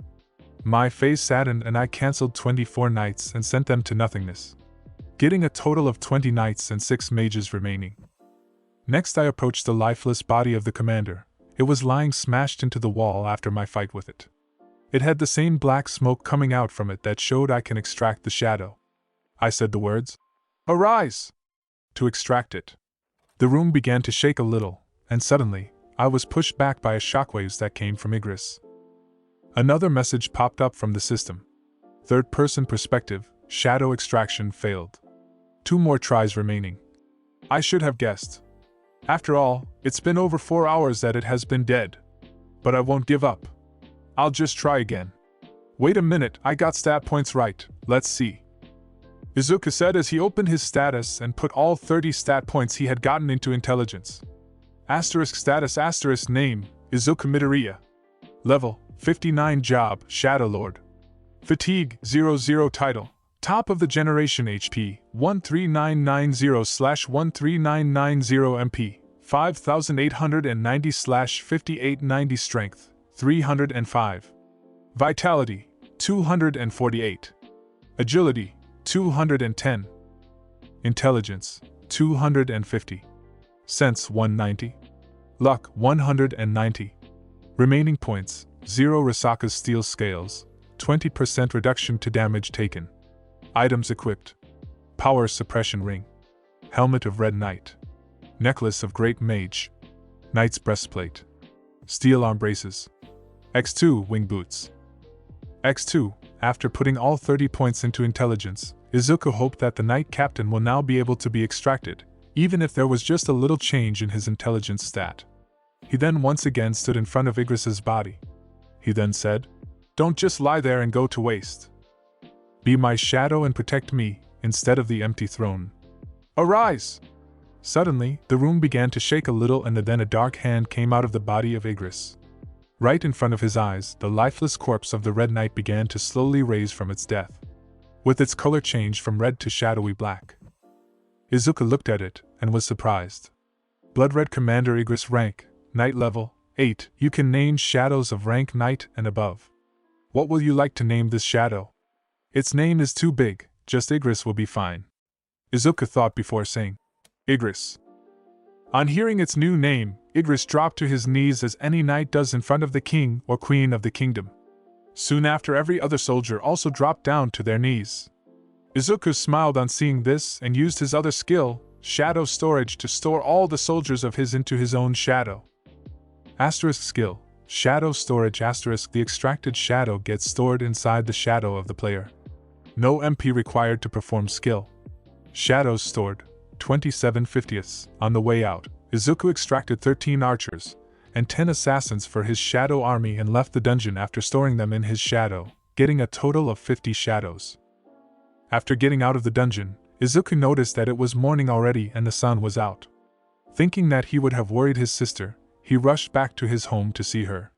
When he reached home, he was relieved to see that his sister was sleeping peacefully on her with Auntie Natsuki on the other side of the bed.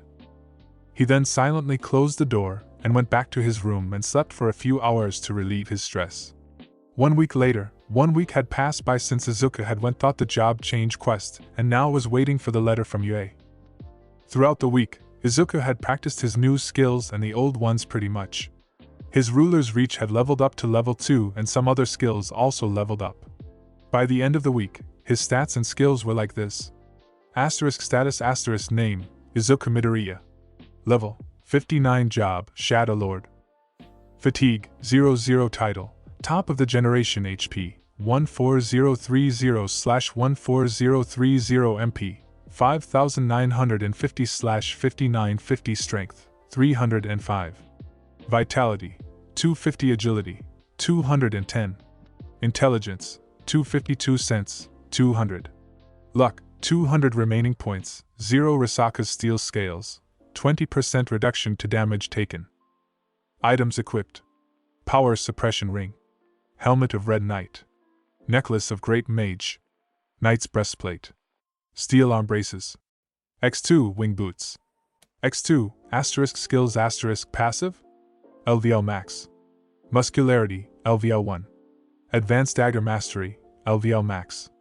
Eyes of accuracy, LVL 2. Detection. Active, Quicksilver, LVL max.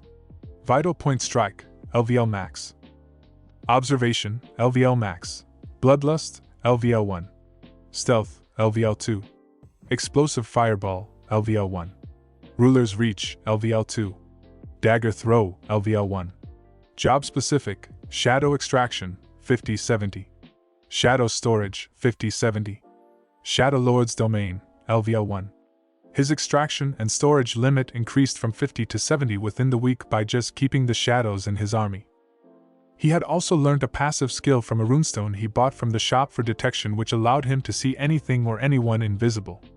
As he had completed the daily quest, Izuku was sitting in his hallway watching TV to relax a little while Izumi had her head rested on Izuku's lap. The doorbell rang.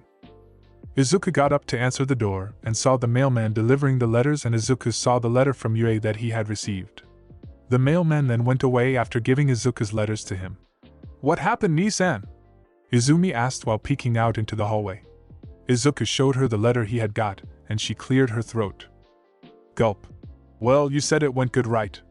I'm sure you'll be accepted," she said with a bright smile. Izuku went to his room to open the package while Izumi anxiously waited outside. As soon as Izuku opened the letter, a circular disc came out which projected a holographic screen which started a video. "I am here as a projection." The voice of All Might came out of the video which surprised Izuku. "Sorry, young Midoriya, it took a little longer to approach you because of all the paperworks. Actually, I came to this town to teach in Yue," All Might said. This surprised Izuku even more, because he wasn't expecting All Might to be a teacher at Yue. "So now, let's get to your results. Young Midoriya, you passed the written exams wonderfully, coming second to only one student. You absolutely smashed the practical exams, breaking every record set in the history of Yue, having a total of 124 attack points. That alone was enough to get you the top position, but you also helped the others who needed help and also saved the life of a young girl. You showed the true essence of a hero, and you see, there was a third criteria, it was rescue points. And you, young Midoriya, scored a total of 95 points in that department, bringing your total score to a sum of 219. All Might said. Hearing this made Izuku a little emotional, remembering all he went through for getting this strong. Young Midoriya, from now on, this is your Hero Academia. So go beyond, plus ultra. All Might's projection said as the transmission cut out. The letter had the school curriculum and other info. Izuku came out of the room and saw that Izumi was standing there anxiously waiting to hear from him. "What happened in Ai-san, did you pass?" Izumi asked nervously. To this Izuku just gave a bright smile with his teary-eyed face. Seeing this, Izumi began to tear up and jumped onto Izuku, hugging him tightly. Finally, this is the start of my hero journey, Izuku thought inwardly. Third-person perspective, 1 week after receiving the UA acceptance letter. It has been 1 week since Izuku had got the acceptance letter for his admission into UA High School's hero course. Throughout the week, Izuku had been resting, doing his daily exercise and using his skill ruler's reach to do stuff to get a hang of using it. After reaching second level, he was able to perform many different actions without touching anything, and his range to use the ability had also increased. By the end of the week, his stats were like this. Status name, Izuku Midoriya. Level, 59 job, Shadow Lord. Fatigue, 00 title, top of the generation HP, 14030/14030 MP, 6190/6190 strength, 310. Vitality, 250 agility, 218. Intelligence, 260 sense, 200. Luck, 200 remaining points, 0 Risaka's steel scales, 20% reduction to damage taken. Items equipped. Power suppression ring. Helmet of Red Knight. Necklace of Great Mage. Knight's breastplate. Steel arm braces. X2 wing boots. X2, by the end of the second week, Izuku had bought many useful things and stored it in his inventory. He also used to practice with Igris when no one was around. He would also try to find out all the different ways to use his shadows. Through this, he figured out that whenever any of his shadow is defeated, they just regenerate back to normal, and it consumes some of his MP. He also noticed that he can easily tell where any of his shadow is located and what they are hearing or seeing, making them perfect for stealth infiltrations. One last thing, he found out that he could also order the shadows to roam around inside the shadows of other people too. That way he can either order the shadows to protect the person, or use it as a tracking device to track where the person is. Truly, the benefits of these shadows were limitless. Finally, the day of joining UA had arrived. Izuku didn't want to get another penalty, so he had woke up early and finished the daily quest. Throughout the week, the limit of shadow extraction and shadow storage had increased from 70 to 90.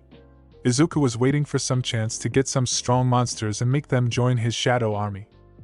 After getting in the school uniform and saying his goodbyes to his sister, he started rushing towards UA with all his speed when he noticed something odd. He could feel that there were presence of monsters nearby. He quickly figured out that there was dungeon break going on nearby and there were no heroes strong enough. Thus, he decided that it was alright if it was late, if that meant being able to save people, and so he changed his direction and began running towards where those monsters were after removing his 2 trusty daggers from the inventory, and he instantly used Quicksilver and Stealth to avoid getting caught. Even thought it was constantly consuming up to 110 MP every minute, it still wasn't enough to consume his MP because the necklace he equipped had an effect which caused him to regenerate 10% of total MP every minute, which currently was 619 MP every minute. So technically he could use these 2 skills for the whole day, and it still won't consume even a drop of his MP. The gate was an A-rank gate, and it wasn't cleared for some reason in the past week. As soon as he reached there, Izuku saw that there was a young woman holding a newborn in his hands, about to be killed by what seemed like a werewolf. There were also other werewolves roaming around. Due to his Quicksilver, everyone was pretty slow to him, as if they weren't even moving. In a flash, Izuku started killing each of the werewolves that were outside, one after another, and after killing each of them, entered the dungeon to kill the boss. Inside of the dungeon, there were also many different creatures like Werbear and Wertiger. On his way, he killed every beast without any problem and reached the boss chambers and entered. The boss of the dungeon was a white warlion who was commanding the other beasts, which Izuku killed with ease. On the way, he killed the remaining werewolves so that none remain. Later he muttered the words, "Arise." Suddenly, a large and muscular clawed hand came out of the corpse, and soon after the rest of the body followed. It was pitch black in color. The extraction was successful. The details were like this. White Warlion, Leon rank, Knight level, 1, you can name shadows of rank Knight and above. What will you like to name this shadow? Leon, said Izuku. Even thought this was a Knight level, it was still pretty weak when compared to Igris. Soon after, Izuku used shadow extraction on the other beasts too and left the dungeon. He had gotten 10 Wertigers, 14 were bears and 15 werewolves. The Wertigers were of elite rank while the others were of soldier ranks, all being level 1 in their rank. After leaving the dungeon, Izuku quickly rushed back to UA as he had already gotten late. Meanwhile at UA, a guy with long black hair wearing black jumpsuit and having a white cloth wrapped around his neck has entered the office of a small mouse-like person. "You called, Mr. Nizu?" the long-haired person said to the mouse dude. Yes, Mr. Aizawa, just the person I wanted to talk to," Nizu said with a worried expression. "What happened, sir? Everything all right?" Aizawa asked, confused. "Well, do you remember the C-rank incident that happened a few months ago? Well, there's one person who isn't happy with how the investigation turned out. You see, there was only one survivor." "Guess who?" Nizu asked. "It was Izuku Midoriya, wasn't it?" "Well, we can't say anything about what happened because the gate closed before anyone could check the bodies," Aizawa replied. "That's the thing, I want you to keep a close eye on this student. Also, I heard from All Might that when he asked him about his quirk, he said it was a secret. So how about you first try finding out what his quirk is, will you?" Nizu asked once again. "Alright, then that's all, you can head to your class. I believe it's their first day, so it will also be their class determination test, I suppose," Nizu said as he said goodbye to Aizawa and he left. Back to Izuku, Izuku had been running through the streets with his 2 skills activated to reach school as quickly as possible. Finally, he managed to reach his school, so he deactivated his skills and began running and trying to find his class. When he was looking around for his class, a certain person saw him. "Oh, it's you. I wondered why I didn't see you here," the person said. Izuku looked at him to see that he was the same blue-haired kid from the exams. "My name is Tenya Ida, and I would like to apologize for how I behaved during the exams. You figured out the true nature of the exam while I was unable to. You truly are a better candidate than me," Ida said. "Don't worry about it. As long as you are not my enemy, you're okay. By the way, can I ask where I should go? I don't know where I should be going," Izuku asked Ida. "Oh, about that, everyone from the hero course has been asked to change into their gym uniforms and head to the compounds. You can find your size in the locker room. Follow me, I'll show you where it is," Ida said as he began walking. Izuku started following him.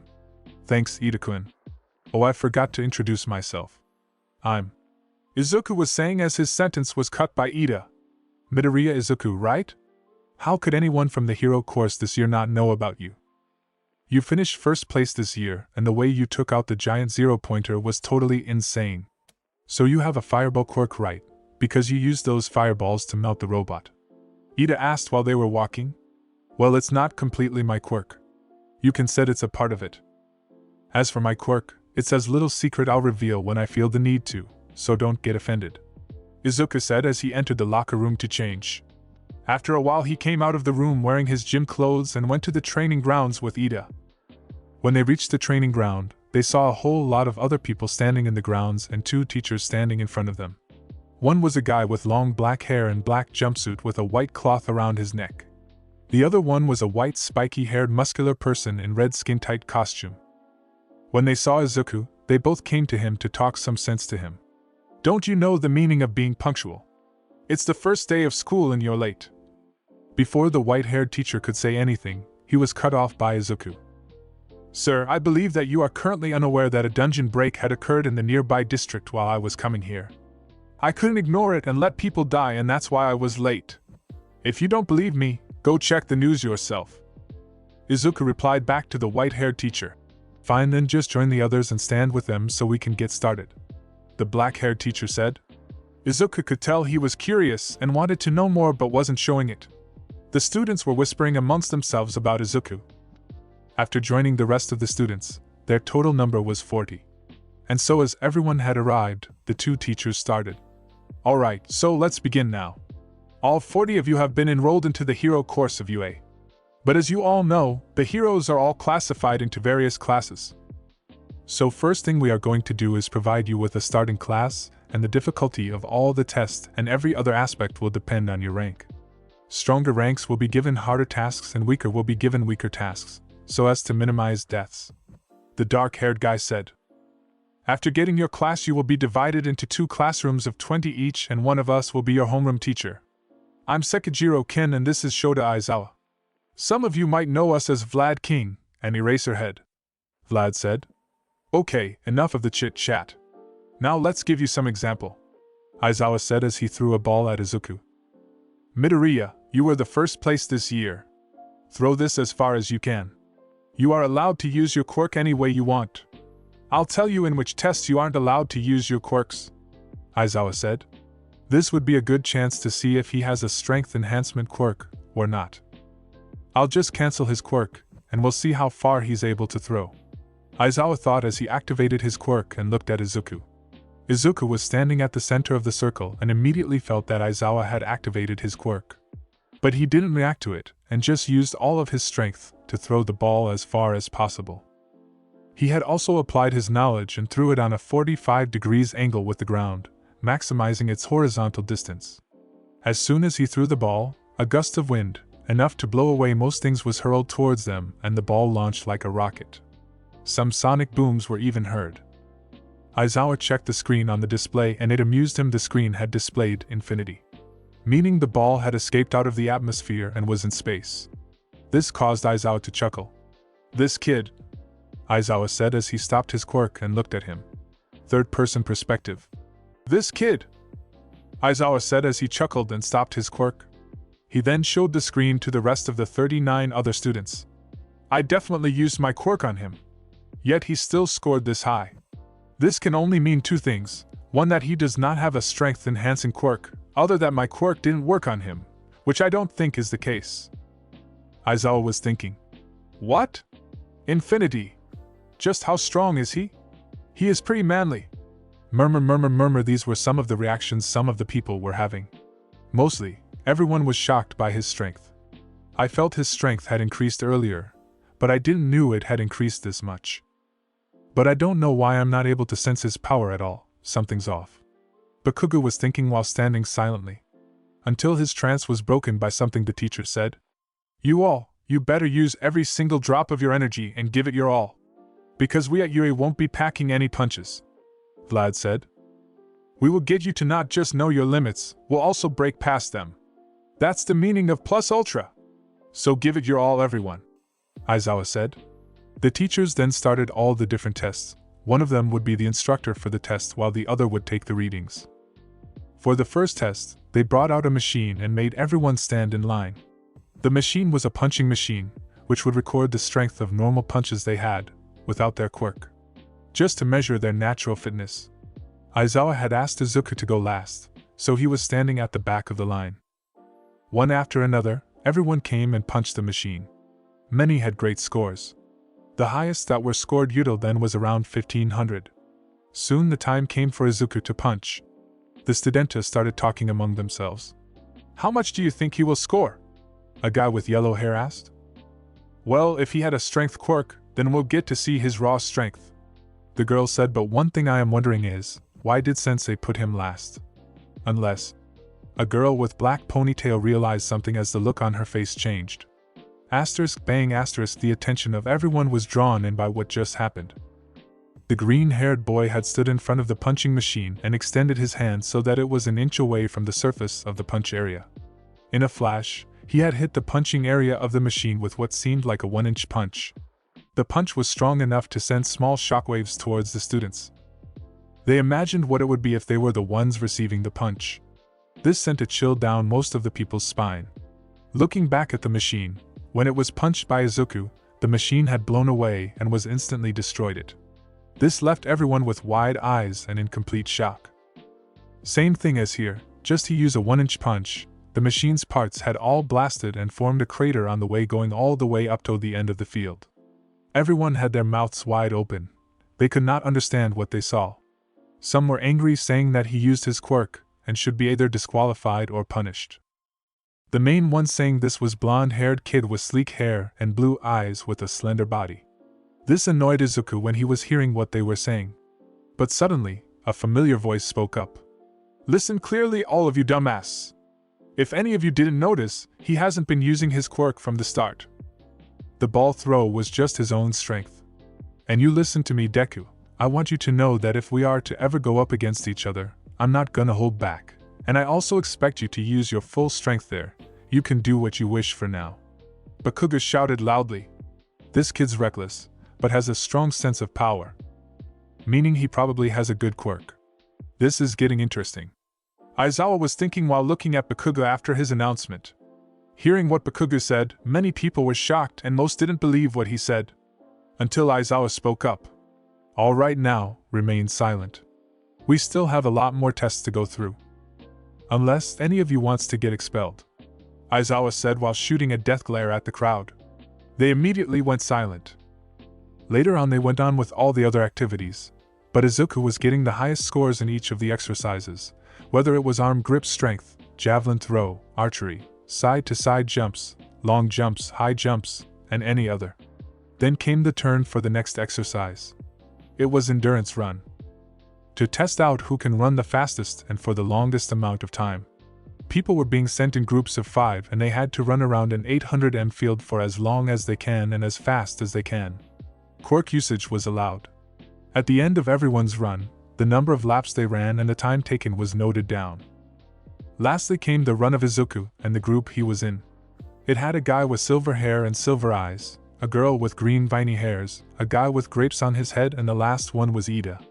Let's do our best, Midoriya. I want to see who's faster. Ida said to Midoriya as he gave him a thumbs up and went to his position. Midoriya also then went to his lane. He was in the outermost lane while Ida was in the innermost one. As soon as the race began, Izuku had started running at a speed almost equal to Tenya, and that was him going slowly. He saw Ida who was running on the first lane. The others were not so fast. The silver-haired boy being third, followed by green-haired girl and then grape-head boy. After some moments, Izuku thought about giving it proper strength, and so he started running at his max. To others watching from the outside, Midoriya had turned into a flash of light which was revolving around the field. The students had almost gotten desensitized after each test, so not many were that shocked on seeing this. Izuku also got the highest score in that test. Throughout each test, he had been constantly breaking records left and right as if they were made of glass. Then finally came the turn of the next test. Aizawa and Vlad had brought out what seemed like a giant crystal. They kept it in front of the students and made the announcements. Alright kids, so you all have given all your physical tests and now is the time for the last test. Not many of you will know about this, but this is a quirk power detector. We use this to quantify the strength of person's quirks. Vlad said to the students. And not only that, this also helps to give people their class and the hero association. Going from E to S. These are made from purification and concentration of mana crystals, which you will learn about in the future. Right now, you just have to come in the front when your name is called and place the palm of your hand on the crystal. Aizawa explained to the students. I'll give you a brief general info about your rank if you want to know. The classes are divided as 0-500 D rank, 500-2500 D rank, 2500 to 5000 C rank, 5000 to 8000 B rank, 8000 to 10,000 A rank. Vlad said as the students began to wonder what they will get. Everyone had their name called out and went in front of the crystal and touched it one by one. Each time the crystal would grow a little and the readings would appear on the counter. The ranks vary vastly from D to A. The ranks were like this. D rank Minoru Mineta, Koji Koda, Kozi Tsubiraba, Toru Hagakure, Manga Fukidashi, Juzo Hananuki. C rank, Denki Kaminari, Hiryu Yuga Oyama, Itsuka Kendo, Mizo Shoji, Mashireo Ojiro, Senkai Bara, Kyoka Jiro, Hanta Siro, Rikido Sato, Yosetsu Uwais, Kojiro Bando, Ochako Uraraka, Mina Ashido. B rank, Shishida Jiroda, Tsuyu Ajui, Aijiro Kirishima, Shirhai Kurwaro, Kinoko Kimori, Tetsu Tetsu, Ponit Sinatori, Setsuna Tokage, Tagaru Kamakiri, Nito Minoma, Yui Kodai, Nairenjiki Shoda, Reiko Yanagi. A rank, Ibara Shiozaki, Momo Yayorozu, Fumikage Tokoemi, Shoto Todoroki, Tenya Ida, Katsuki Bakuga. Finally came Izuku's name, and he stepped forward in front of the crystal. Took a deep breath and put his hand on the giant crystal. He was finally about to get a hero class. The thought made him very happy. As the hand was placed on top of the crystal, the numbers began to spin on the counter until it finally stopped. Huh! Is this some sort of a joke? You gotta be kidding me.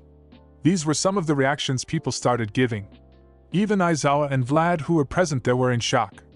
You seriously must be joking because this does not seem possible. How the he asterisk L? Aizawa was thinking. Oi nerd, why the hell does the counter say? Bakugo shouted angrily at Midoriya.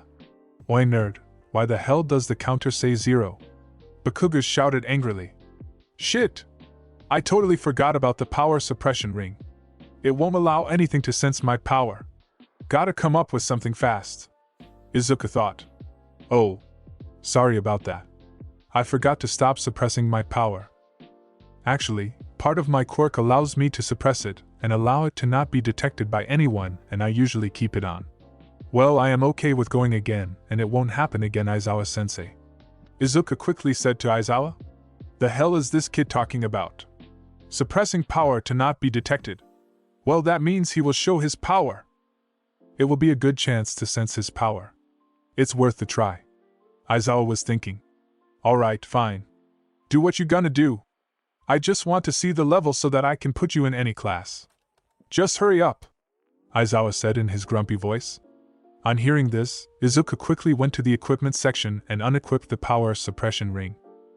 He was able to do this without anyone noticing because, after his intelligence had hit 200, he had been able to just think about the various system commands and skills he wanted to do and became able to. Meaning he did not need to say the command out loud anymore and instantly use the various skills. Just as he unequipped the power suppression ring, a few of the eyes nearby him went completely wide open. They didn't even need to have great sensing ability to confirm it. The one who was in front of them clearly had overwhelming power. Aizawa was just as shocked as the few kids who were able to sense his power. It caused some of the weak-willed ones to have their knees shaking. Meanwhile, those who didn't have good sense were just confused as to why everyone around them was so shocked. Out of all the students present, only 2 of the students were staring straight at the Izuku. One was Bakugo, while the other was the boy who had scored the highest in the A rank until now. He had half red and half white hair. I'm ready. Shall I begin? Midoriya asked. This broke the trance that everyone was in and Aizawa spoke. Oh. Sure, go ahead, Aizawa said. Midoriya then went ahead and placed his hand on the crystal. It immediately began to shine brightly. A small cloud of darkness was then seen in the crystal. In a flash, the entire crystal turned pitch black. And before anyone could react, boom. Before anyone could react, the crystal had exploded and that created a cloud of smoke around the place. What the? The whole crystal just exploded. What is this supposed to mean? These were some of the reactions he received. Aizawa was just as shocked as some of the students. But it was because he knew what this meant. So, he's able to break the crystal. This means he is of that class. It's been a long time since anyone was of that class since the start. Last one I remember was All Might. Aizawa was thinking silently. Meanwhile, inside of you a couple of minutes ago. Hey All Might, Mr. Nizu was looking for you. It seems like it's something important. A female teacher said to All Might. Thanks, Midnight. I'll go see him right now. All Might said as he began walking towards Nizu's office. In a few minutes, he had reached Nizu's office and knocked on the door. Knock knock, come in. The voice of the mouse said from inside. You called me, Nizu? All Might asked as he entered the door. All Might, come in and have a seat. I wanted to talk to you about something actually. More specifically, someone. Nizu said. Is this about Midoriya Izuku? All Might asked. Yes indeed. You see, after I found out about him hiding his power, I looked up his info and found something which is quite interesting, but can also lead to huge trouble ahead. Nizu said. What is it about? Can we not leave a young boy alone? There would probably be some reason he hid his strength. All Might said. Don't worry, All Might. We have not done anything so big. It's just what we found out about an incident that happened around 5 months ago. You see, 5 months ago he went into a C-rank dungeon with a group of other heroes as a porter. But he was the only one that returned. Unfortunately, the gate closed and no further investigation could be done. Nizu explained to All Might. You mean to say that you think he cleared the dungeon alone? He's still a kid, Nizu. I'm more worried as to why he needed to work inside a dungeon. All Might was cut off by Nizu. That's the thing, he lives alone with his sister. So he's the one who is responsible for the income for him and his sister. This is just one of the instances. He used to do this way back with E-rank gates. It's just last 10 months that he had been doing it more often. Well, call it misfortune or something else, this last incident of the C-rank dungeon can really come back to hurt him in the back. Niza said. What do you mean by? Before All Might could finish his sentence, both he and Niza went silent. Who wouldn't? The power that they felt was too strong to not be noticed by anyone with good sense who was nearby. All Might, did you also felt that? Niza asked All Might, who was in front of him. Of course, Nizu. This power is too large to not notice.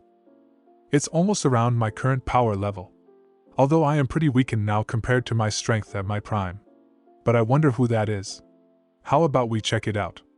All Might said as both he and Niza stood up and went out of the office. Outside in the school grounds, you all must be wondering what just happened and how the crystal exploded. As you all might have noticed, the numerical score was of the range 0 to 10,000. Well, that is not the limit of the quirk power, Vlad said. 10,000 is just the limit up to which it can be measured. Yet, there are many individuals who are able to surpass those limits and have a power higher than 10,000. Their power levels are not able to be measured. These people are given the class known as class. And your classmate here has also reached that level, Aizawa explained. In brief, Izuka Midoriya of the first year has been given S-class. Aizawa continued. But don't let that fool you. Earlier I said that all your exams and tasks will be set according to the class you are assigned, and will get harder and harder as the class goes up. Now, think what would be the case of S-class. Aizawa finished his sentence. Now that concludes your quirk assessment tests. Head back to the class you were allotted with your passing certificate. It will either be 1A or 1B, Vlad said to everyone present. Most of them were silent. After hearing what Aizawa said, they were shocked to know that one of them is in S-class already. There were a few who were scared of him, but also a many who wanted to talk to him. Their attention, however, was broken by something, Aizawa said. Oh, and Midoriya, expect the bill of this crystal to be on your yearly fees, Aizawa said, only to be cut off by the familiar voice. I am here, in a business suit, with Principal Nizu. All Might, who was in his buffed form and in a business suit, said, Oh my God! It's All Might. Many people began to fanboy/fangirl over him. Cough cough, no need to worry about that, this was a pleasant surprise. The school has finally had an S-class from the start of school years since All Might. We can overlook something like this, Niza said. Young Midoriya, I knew you were strong, but I didn't know you were this strong. You know, you remind me of when I was a first year in UA. I also broke one of those crystals. But remember this, it is only going to get tougher from here on out. You will be faced with challenges after challenges. You have to just never give up and go beyond your limits. I mean to say, go beyond. Plus ultra, All Might said. Third-person perspective. After what happened at the first day of UA during the class determination test, the students were sent back to their homes after giving them their syllabus. Many people came and introduced themselves to Izuka asking to be friends. Izuka, however, first scanned them for any hostility, and when he figured out that none of them were his enemy, he agreed to be friends with them. One thing that was bugging Izuka, however, was that Bakuga had been silent ever since he had removed the ring and the crystal exploded, not even saying a single sentence to him. But he stopped thinking about it and started going home. Before leaving, though, he used his skill observation on mostly everyone there. Due to this, he later got massage about this skill reaching max proficiency, and thus it evolved from observation to God's eyes. This new evolved skill had some great benefits to it which could be very helpful. Later Izuka left the building and proceeded to go to his home. As Izuka left, he was approached by Ida, who asked if he wanted to walk together. Izuku agreed and they both started walking out of the main gate. Did you really not figure out the secret scoring of the exams? I still can't believe you did not, Ida said while doing his regular chops with his hands. You know, I thought that he was annoying, but he's just super serious. He's okay, I guess. Izuku was thinking. No really, I just went there to save that girl. After all, that's what a hero would do. Izuku replied to Ida's question. If that's the case, then I see you as truly one of the most worthy person to be here, Ida said to Izuku. Suddenly they heard a voice call out to them from behind. Hey you guys. Wait up. The girl who Izuku had saved was coming towards them.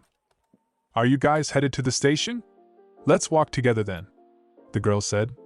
Ah, it's you, the Infinity Girl, Ida said to the girl. I'm Ochako Uraraka, and if I'm not wrong, you're Tenya Ida and you're Midoriya Izuku, right? Uraraka said. Yeah. Nice to meet you, Uraraka, Izuku said. Got to say, it was both cool and scary how the crystal exploded, Uraraka said. Yeah, let's just hope the year goes well for all of us, Ida said. The three then began moving to the station and went their separate ways to their homes. Meanwhile, inside the building, All Might was just about leave after packing his stuff when he suddenly received a call from a person he knew pretty well. Hello? Yeah, it has been a long time since our last talk, hasn't it? Yeah, I found a worthy successor. No, would you believe it, he refused it. No, I plan on being a hero for much longer. Yeah, I'll meet the one you are talking about. Hey, listen. It was good talking to you again, Night Eye. The next day came by and Izuku woke up early the morning to complete his daily exercise, got ready for the school and went after his sister left, and he locked the door. The morms were like any other school, with normal classes like English, monster classification, and similar others. English was taken by Present Mike, while monster classification was taken by a hero who looked like a werewolf. His name was Ryo Inoi, also known as Hound Dog. The lunch included a variety of food of different cuisines of top-notch quality, while being pretty cheap by the cook hero, Lunch Rush. The afternoon classes was what everyone in the class were waiting for. It was hero training classes. Everyone was sitting in their seats in the class waiting for the teacher to arrive. Suddenly, the students heard the familiar voice of the famous person. I am coming through the door like a normal person, All Might loudly said as he entered the classroom. He was wearing his red and white colored Silver Age costume. It's All Might. It's so incredible. Is he really going to teach us? Someone said. Look, it's his Silver Age costume. Some other said. Hero Basic Training. The class that will put you through all sorts of different and special training to mold you into the best heroes out there. It also has the most credit score among all the subjects. Now, no time to dally, today's activity is battle training, All Might said. Battle. Bakuga said as he was in front of Izuku. And for that, you need these. All Might pressed a button in a remote which caused parts of the wall to come out. It had various containers with a different number on each one. According to your quirk registry and the special forms you guys filled before being admitted, these are all your hero costumes. Change quickly and head to ground beta. Looking good is very important, ladies and gentlemen. From now on you're all heroes in training, All Might said. The forms All Might was talking about was a form about any special upgrades that we needed to have in their costume, which was to be submitted to UA so that they could hire a professional costume designing company to implement it into the costumes. After getting their costumes, everyone got changed into their respective costumes and headed on to the ground beta. Izuku had wore the costume that his sister had gifted him on his birthday. Imagine Izuku wearing the costume that his sister gave him. Midoriya, your costume's pretty cool. I should have been more specific about my design though. The spandex is a little tight, Uraraka said as she put a hand behind her head. Seeing this, a short guy with grapes on his head approached Midoriya and did a thumbs up. Being in the hero course sure is the best. The short guy named Mineta said. Sensei, it appears to be the same place as the entrance exams. Are we going to fight robots again? Ida said from under his knight-like hero costume. I don't think that will be the case. Izuku was thinking. Nope, this is more like step 2. Indoor villain battle training. Say, tell me this, what are the two most common type of enemies a hero faces? All Might ask the class. Before anyone could think anything, 2 hands were shot up. One was Izuku while the other was a girl with black ponytail and a leotard who was named Momo Yayorozu. But before All Might could ask one of them to answer, Yayorozu began to answer. Sir, the 2 basic criteria of differentiation of enemies a hero faces are monsters from the gates and villains who abuse their quirks to harm the society. Yayorozu said.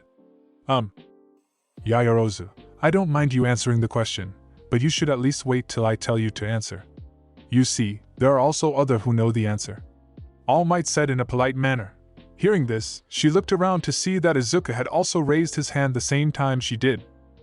This caused her to feel a little embarrassed, and she apologized to All Might. No worries. It's alright. Well, you're correct.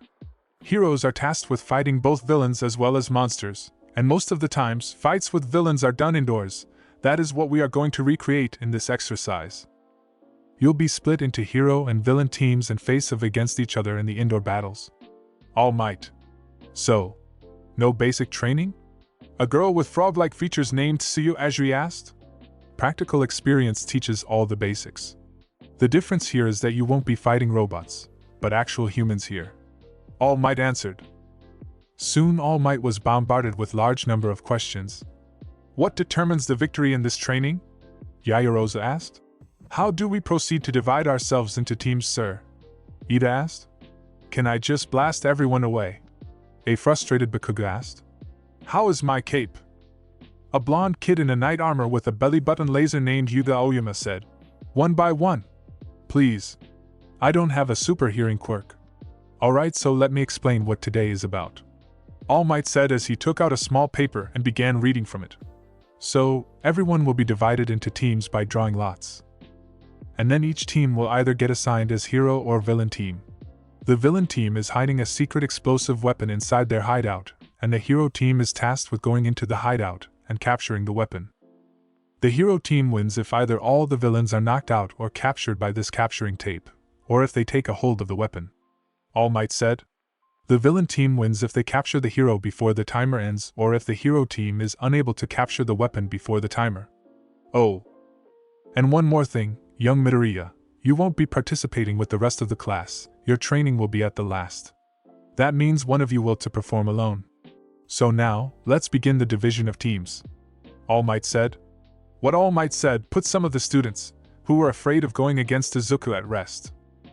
The students then proceeded to go one after another when called and got allotted into different teams. The teams were as follows.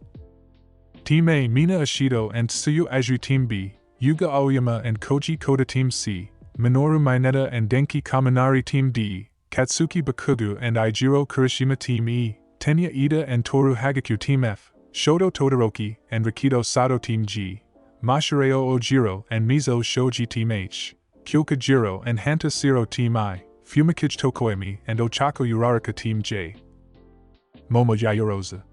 After the teams were divided, All Might remove 2 balls from a different box in which the balls were labeled from A to J, and the matchup for the first match was Team J vs. Team A, hero, villain, third-person perspective. Inside UA, while the battle training for Class 1A was going on, Aizawa was summoned by Nizu in his office, so he reached there and knocked on the door. Come in, Nizu's voice said from inside the door. Aizawa entered through the door and asked the reason for being called. To which Nizu replied, I called you here today on a very important question. Another S rank has came in our school. You should know by now that this information will be shared with the Hero Association, but what I want to ask you about is whether we should share this information to the media and the public or not. From what happened last time, I suggest we keep it from the media until he graduates.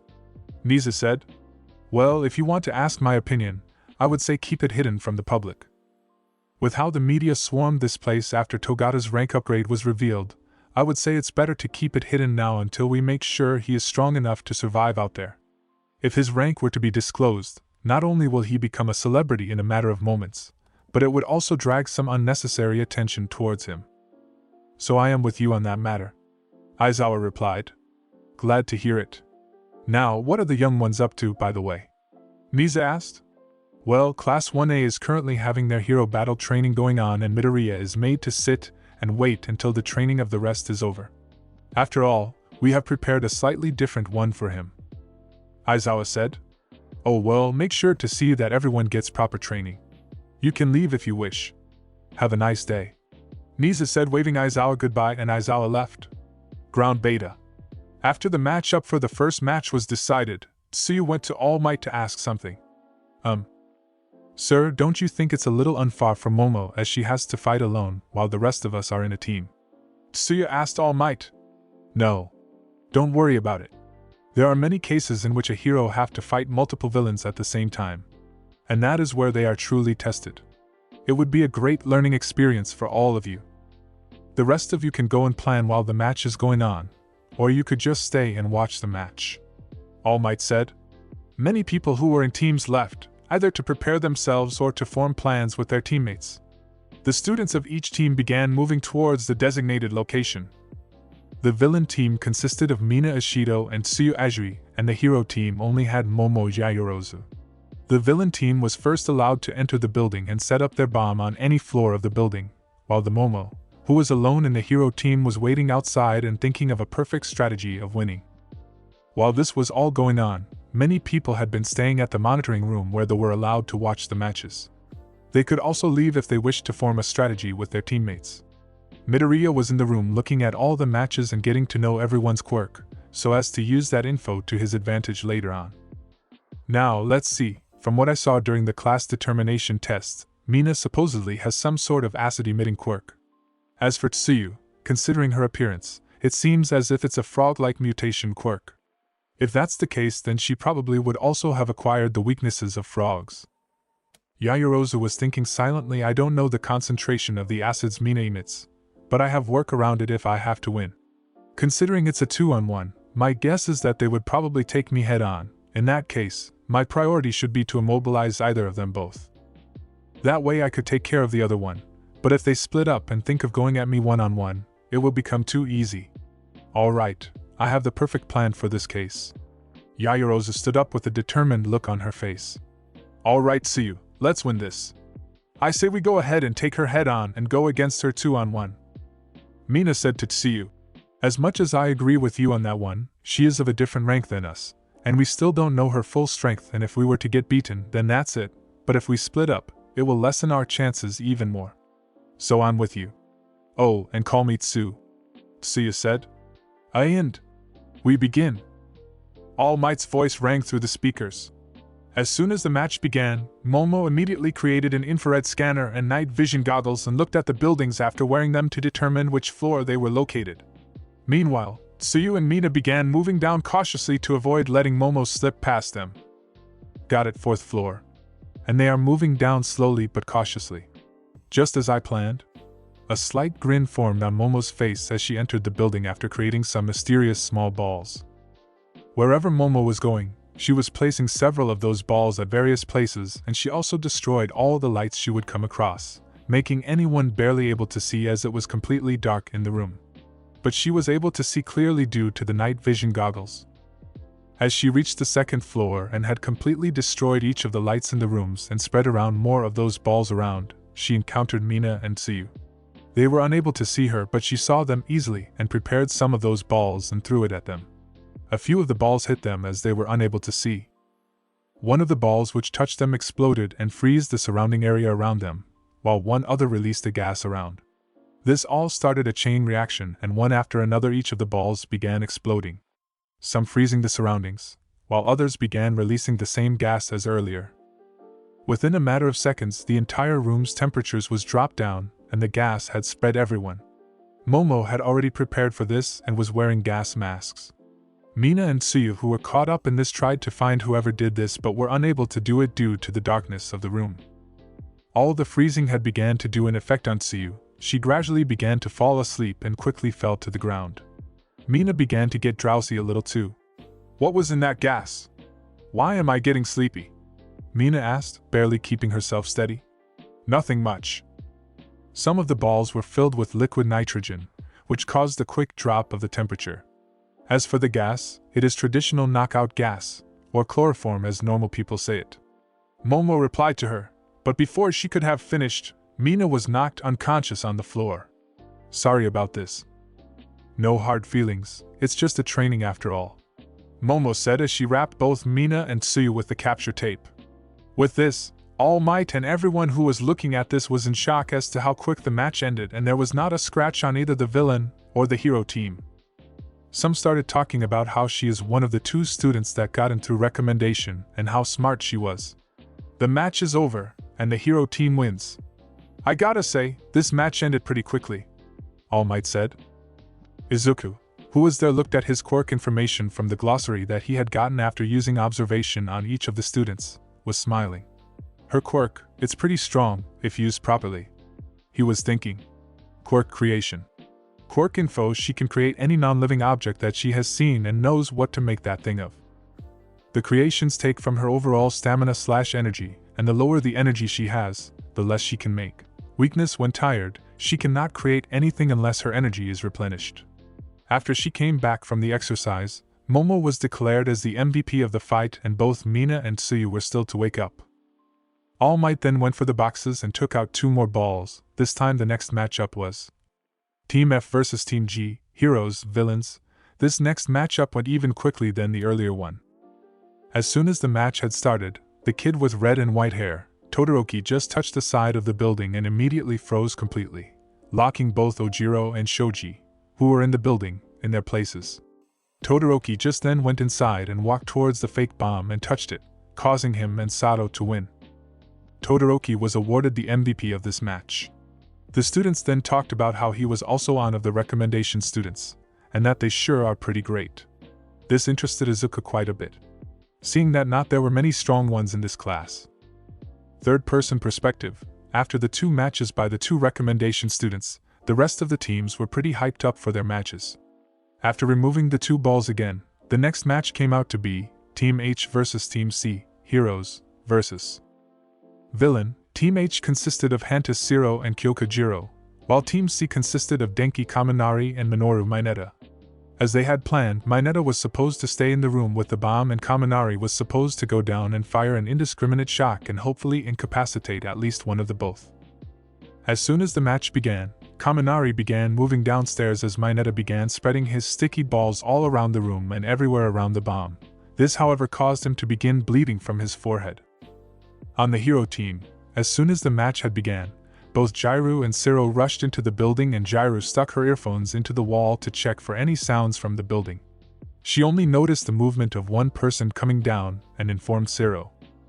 As soon as Kaminari came into the same room as them, he fired an indiscriminate shock. Siro was caught off guard, so he moves Jairu to safety, but both him and Kaminari were rendered useless after what happened. Jairu moved on and eventually reached the room with the bomb. She had difficulties in finding it as the building had become completely silent for some reason, and she couldn't hear any sound coming from the room.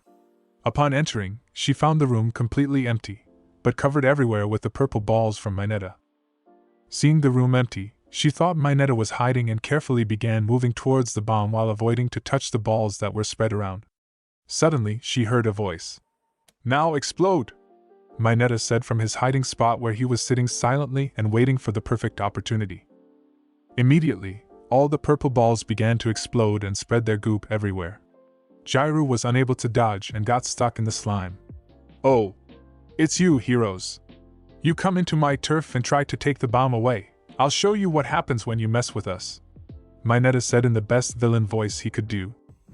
With a devilish smile on his face, he slowly approached Jairu with the capturing tape out.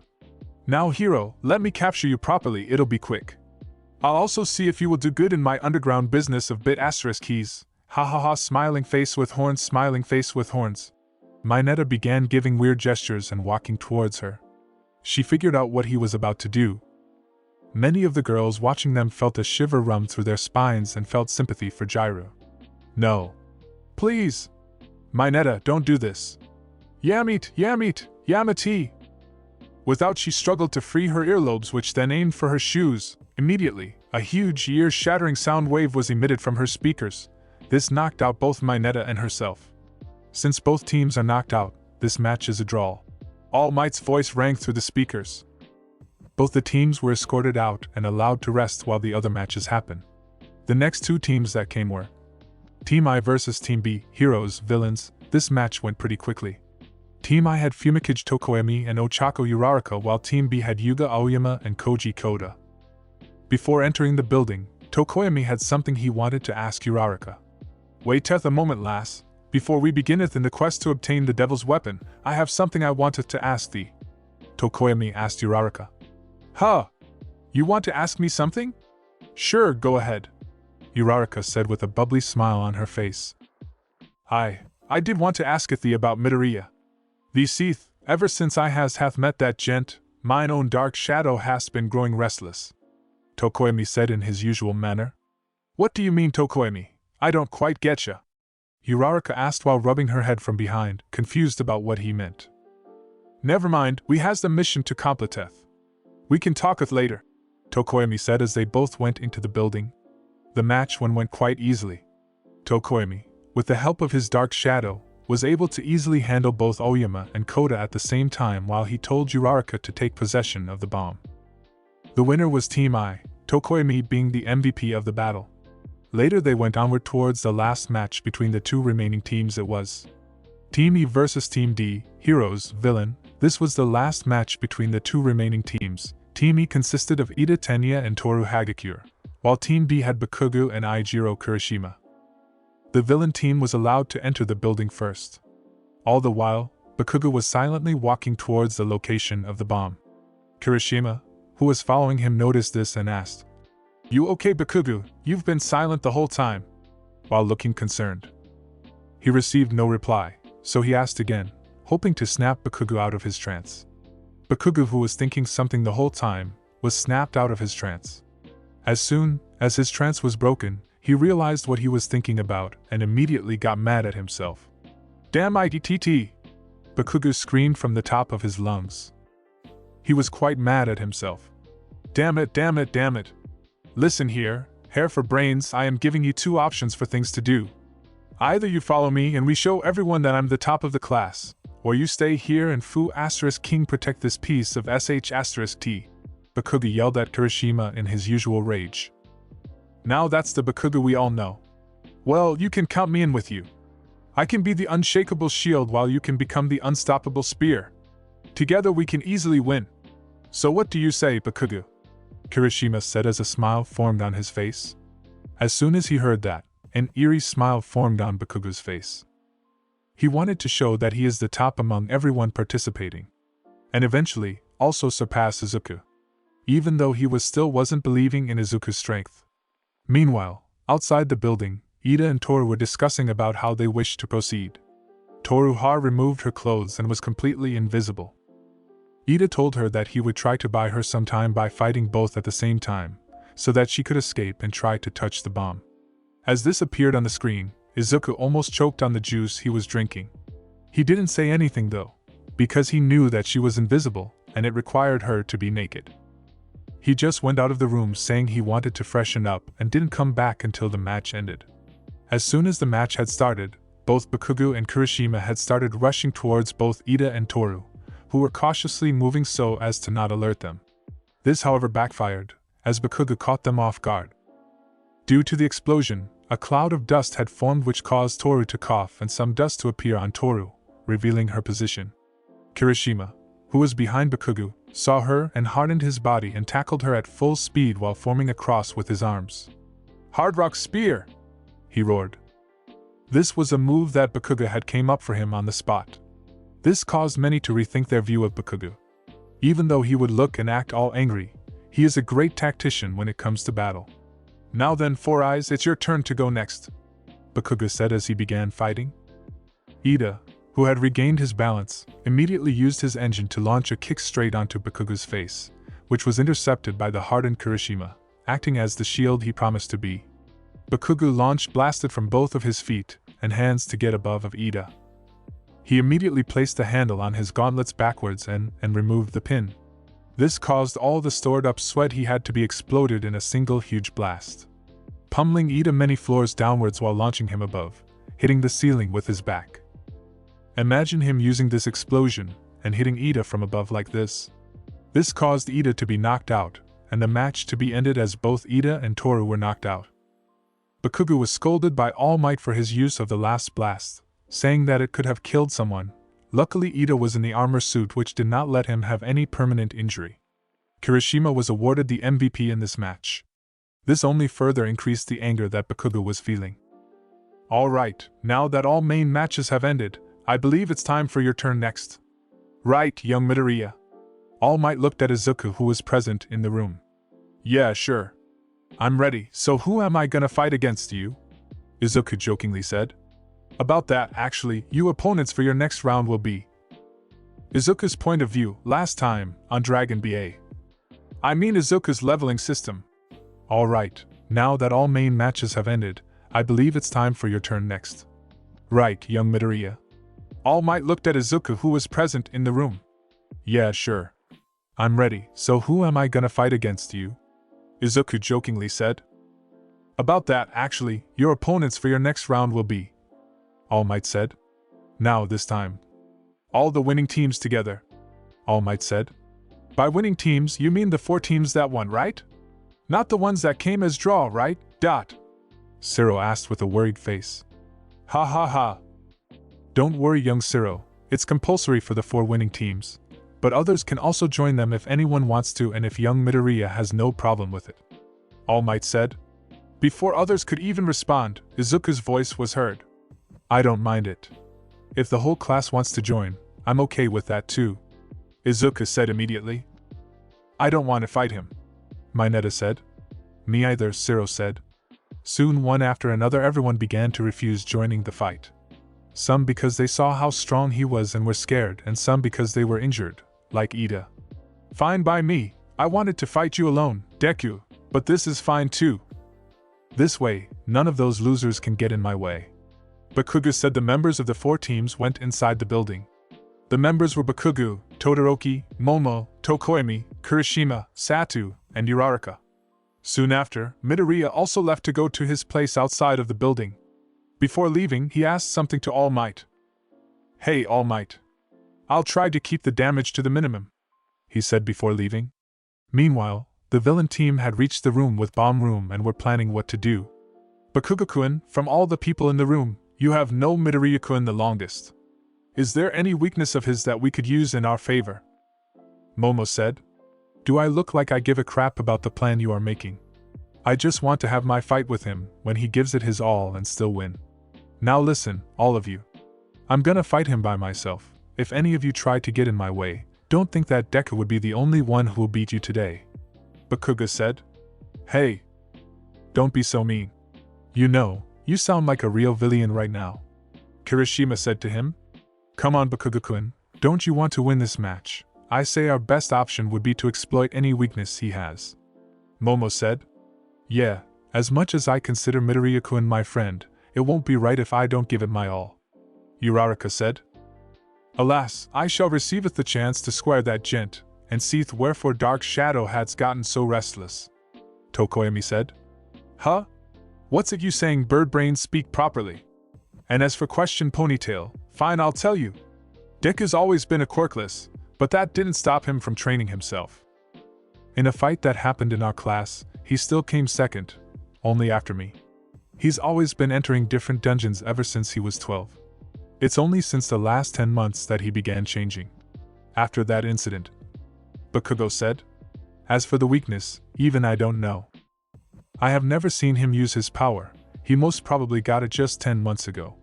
Now, as all your questions are answered, don't get in the way of my fight, Bakugo said as he began to move out of the room. Don't worry about him. With our last match together, I feel like I know how to get him to work together. Leave him to me, Kirishima said as he left behind Bakugo. Momo tried to get the others to come up with a plan, but then Todoroki also left the room. Meanwhile, as this was going on and they were given time to prepare, Izuku was outside the building. Oh God.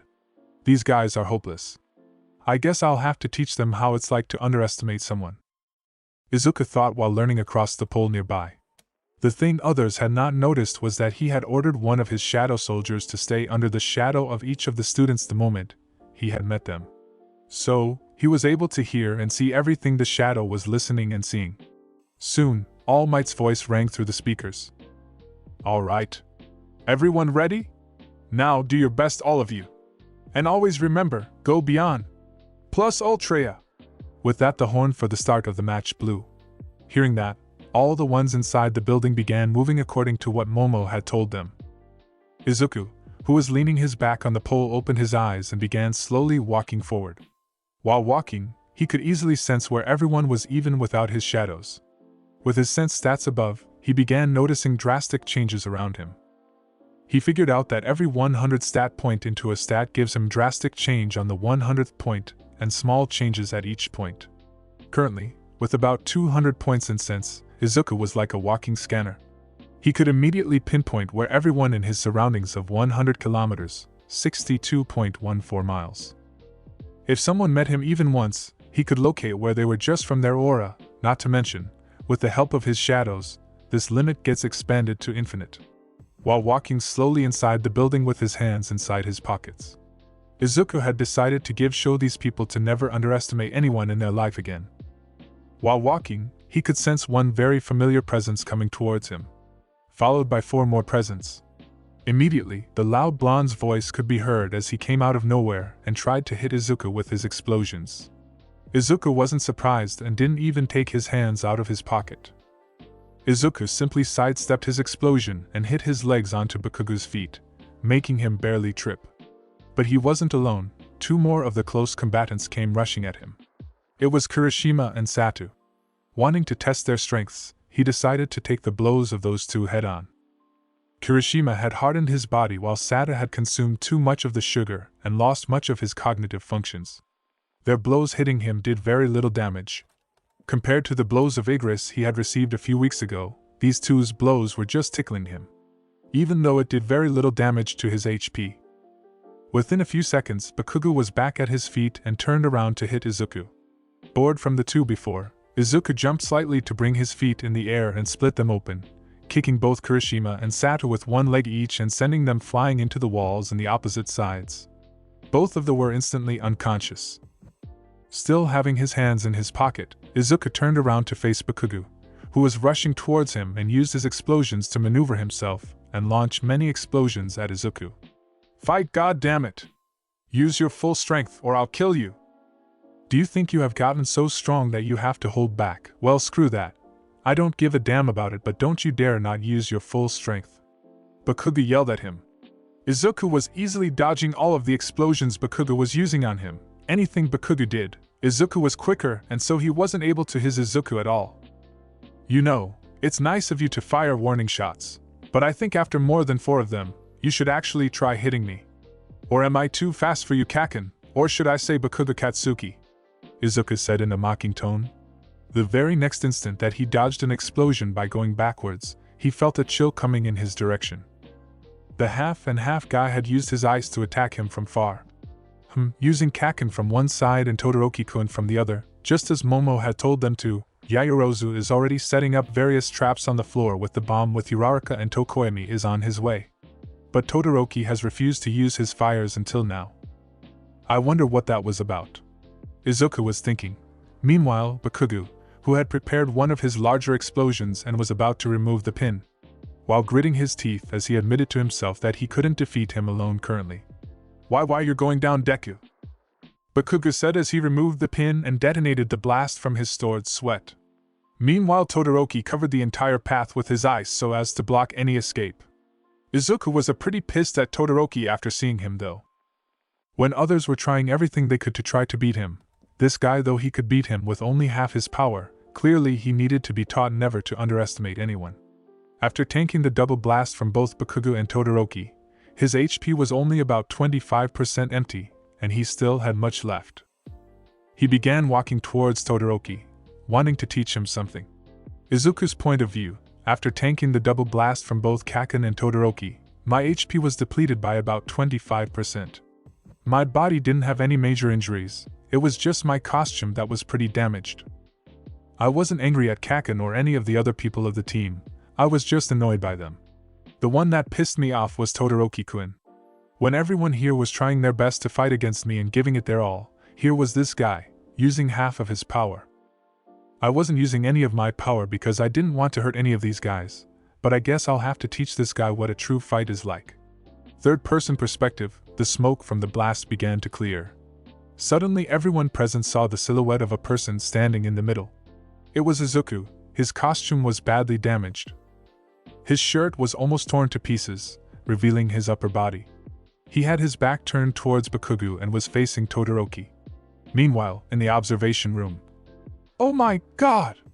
Look at his body, everyone, he's so ripped," Mina said. "This sort of body doesn't come without vigorous training, ribbit," Tsuyu said.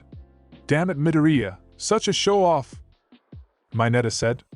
Several others also commented on his body. But it was All Might that noticed something. "Young Midoriya, to be able to walk out of such a blast unscathed, I can only see how strong you have gotten," All Might was thinking. Back in the building, Izuku, with his back turned towards Bakugo, began walking towards Todoroki slowly. He had removed his hands from his pockets. Oi Deku! Where do you think you're going? Come back and fight, coward! Bakugi yelled, but Izuku ignored him and continued his way towards Todoroki. While walking, he came across the wall of ice that Todoroki had made and punched it, immediately shattering it.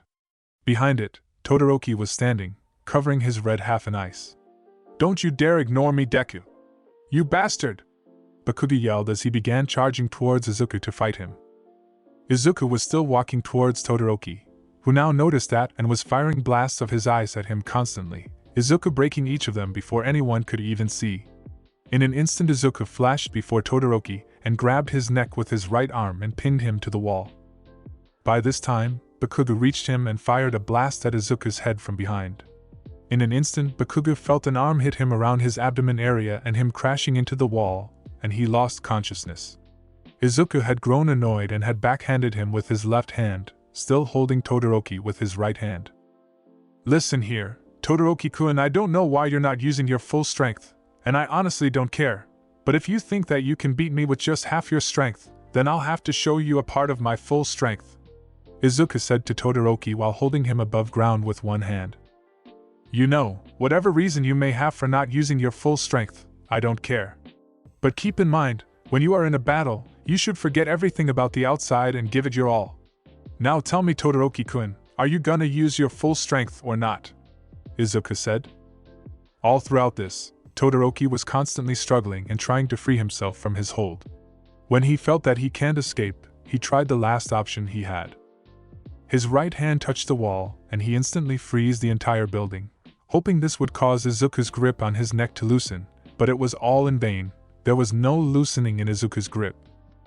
This action by Todoroki, however, had the opposite effect. Not only were his remaining teammates, Tokoemi, Yaoyorozu, and Uraraka had their feet stuck to the floor, causing a stop in their speed. This action also had angered Izuku. So, you're not going to use your full power, I'll have to give you a taste of my strength then, Izuku said as he lifted his left hand, the ice covering it breaking into pieces.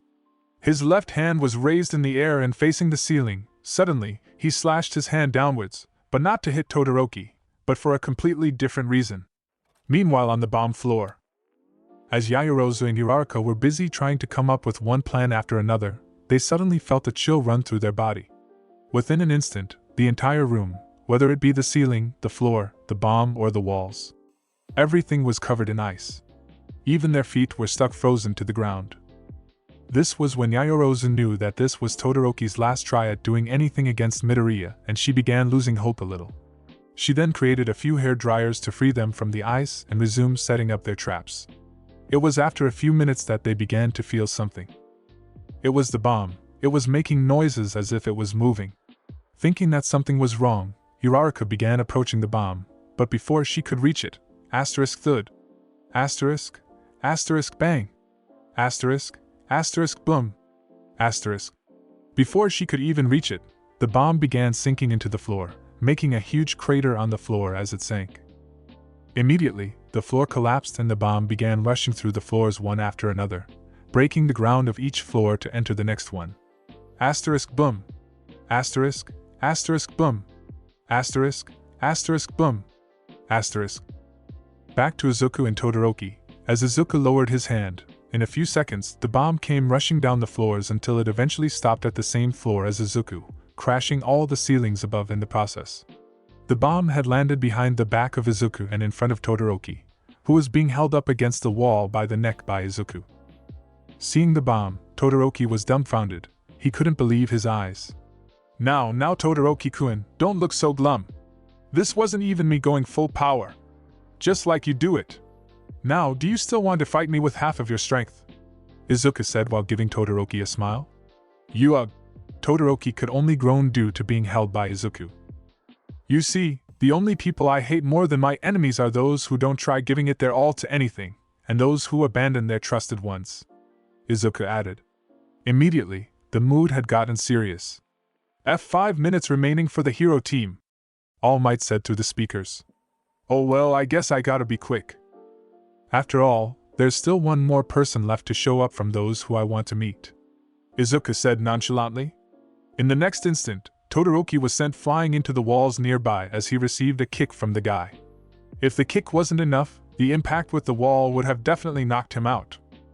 While all this was going on, finally a figure appeared into the room. It was of Tokoemi, who had came running there after he heard the loud noise that came when the bomb crashed into the floor. I can't huff believeth it tooketh me this longeth huff to reacheth a tree. If t be true only huff dark shadow wouldst has shown the direct path from the starteth. Tokoemi said, panting at every few words. I don't get why his dark shadow would do that, and moreover, I don't know why his quirk is the only one which messes with the system. Izuku was thinking. Quirk dark shadow. Quirk description: able to summon the $%% of 1% cent $degree pound and hashtag Indian rupee $% from the end Indian rupee $cent copyright of the $$cent Indian rupee end. Weakness: loses control if he activates his quirk at night or in complete darkness. The info on his quirk was glitched out. This fact intrigued Izuku as this was his first time seeing anything like that by the system. Go forth, Dark Shadow, Tokoemi said as the figure of Dark Shadow emerged from his abdomen and was sent to punch him. Before Izuku could punch it back, it saw him, and as if he had seen a ghost, froze up. Izuku also stopped after seeing this. My liege. Dark Shadow spoke in a frightened voice. Huh? What? Izuku was confused. Third-person perspective. 1 day ago, Hero Association Headquarters, Tokyo, Japan. The day was going on as normal in the Hero Association Headquarters, Monitoring Division. The people doing their jobs and scanning all throughout Japan for the appearance of gates and ranking them based on the quirk power they emitted. They were able to do this with the help of the satellite they launched, which acted as a large quirk scanner to detect quirk power disturbances throughout the country. Everyone was doing their jobs until one person was shocked by what he saw on his monitor. Oh my God! Sir, quickly look at this. He called his superior who was in the same room. What happened? Asked the confused superior. Sir, I was just checking for gates and high quirk powers, when I came across a huge quirk power at UA. Check it out, sir, the person said. Oh, ignore that. Starting this year, All Might is teaching there as a teacher. You might have caught that, the superior said. That's the thing, sir. There's not just one, but 2 spikes in the readings, the guy said. Huh? What are you talking about? Move aside, let me see it, the superior said as he moved towards the guy's computer to check what he was saying. After checking though, only a confused look remained on the superior's face. Were you just joking around or what? There's only a single one on the radar map. Where in God's name did you see a second one? The superior asked angrily. What? No, I'm not lying. I clearly saw 2 huge readings on the radar. Both of them were nearly similar in the scaling, the guy said. Well then, are you saying that I am? Look, you've been working since last night, and it looks like it is taking a toll on you. Go home for the day and rest, the superior said. Oh, all right. As you say, the guy said. I could have sworn I saw 2 readings there just a few moments ago. He was thinking. Back to UA. Huh? What? I was confused. Why was this dark bird like being calling me his liege? If I remember correctly, liege is somewhat similar to a lord or something. This aura and presence. So similar, yet so different. Who are you? Why do you possess the same aura as my liege? The dollar Indian rupee equals hashtag equals 1, the dollar, at copyright degree increment dollar degree equals Indian rupee smiley face caret. Dark Shadow said. Huh! This is happening again. But this time, all the sounds are blocked instead of written words. It's almost as if the system doesn't want me to know something interesting, I thought. Meanwhile, Dark Shadow was getting angrier by the second, making it hard for Tokoemi to keep it under control. No, Dark Shadow, even though I knoweth not wherefore thou art angered, thee has to calmeth down. We cannot causeth harm to our classmates. Tokoemi, who was struggling to control Dark Shadow, barely said this. I can have the system determine him as a threat and issue a question like earlier. I will have to be quick and knock him out before he loses control, Izuku thought as he began charging towards Tokoemi. But reaching him wasn't easy. Dark Shadow continuously lashed around its arms and the various dark tendrils from his body, which lashed around trying to hit Izuku. Finally, Izuku had enough of this, decided to use his skills and end the match. He immediately used Quicksilver and Stealth and vanished completely. Moved behind Tokoemi with ease due to him being slow because of the slowed down time, and swiftly chopped him on his neck with enough strength to knock him out but not cause any huge injuries. The blow from Izuku knocked out Tokoemi, and this caused Dark Shadow to be forcefully retreated into his body. Inside the observation room. A few moments ago, everyone who was watching the display screen were left in a state of shock upon seeing the strength of Izuku. Even All Might was left standing in silence. "Oh God! Please someone pinch me so that I know I'm not. Ouch. I didn't really meant that, Gyro," Ashido said as she was pinched by Gyro on her cheek. "No fair. I wanted to pinch her, but I would have pinched her somewhere else. Hee. Mineta was thinking. If I saw that correctly, young Midoriya just used telekinesis on the object, but earlier in the exam, he used some kind of fire blast. It's almost as if he has multiple quirks. Just like him. I cannot ignore this." All Might was thinking while standing there and looking at the screen. "Can you believe that he just soloed a group of the top students of our class?" Zero said. "Yeah, I bet he would be able to solo the entire class if we were up against him," Kaminari said. "Mon Amy, that just means we have to shine even brighter than him," Aoyama said, making an unusual pose. "All Might Sensei, what's his quirk though?" Ribbit. Tsuya asked. Suddenly hit with this question, All Might was shook, but recovered himself enough to answer the question asked to him. I do not know," he replied, back with Izuku and the rest. After knocking out Tokoemi, Dark Shadow was forcefully drawn back into the body of Tokoemi. Izuku then proceeded walking towards the fake bomb and touched it, signaling the end of the fight. The hero team wins. All Might's voice rang through these speakers after the match ended. The injured students, those being Todoroki, Bakugo, Kirishima, Sato, and Tokoemi, were carried away in stretchers by the robots, while Yaoyorozu had just lost a lot of energy and the only one unharmed was Uraraka. After the match ended, everyone were sent in the observation room with All Might except for those injured. Those being the 5 guys mentioned above with the inclusion of Ida from his match earlier with Bakugo. Alright, now listen well kids. The practical matches are over for now. Though it resulted in multiple people being sent to the infirmary, this test was here to show you your baseline. Everyone has different things they have to work on and have different limitations.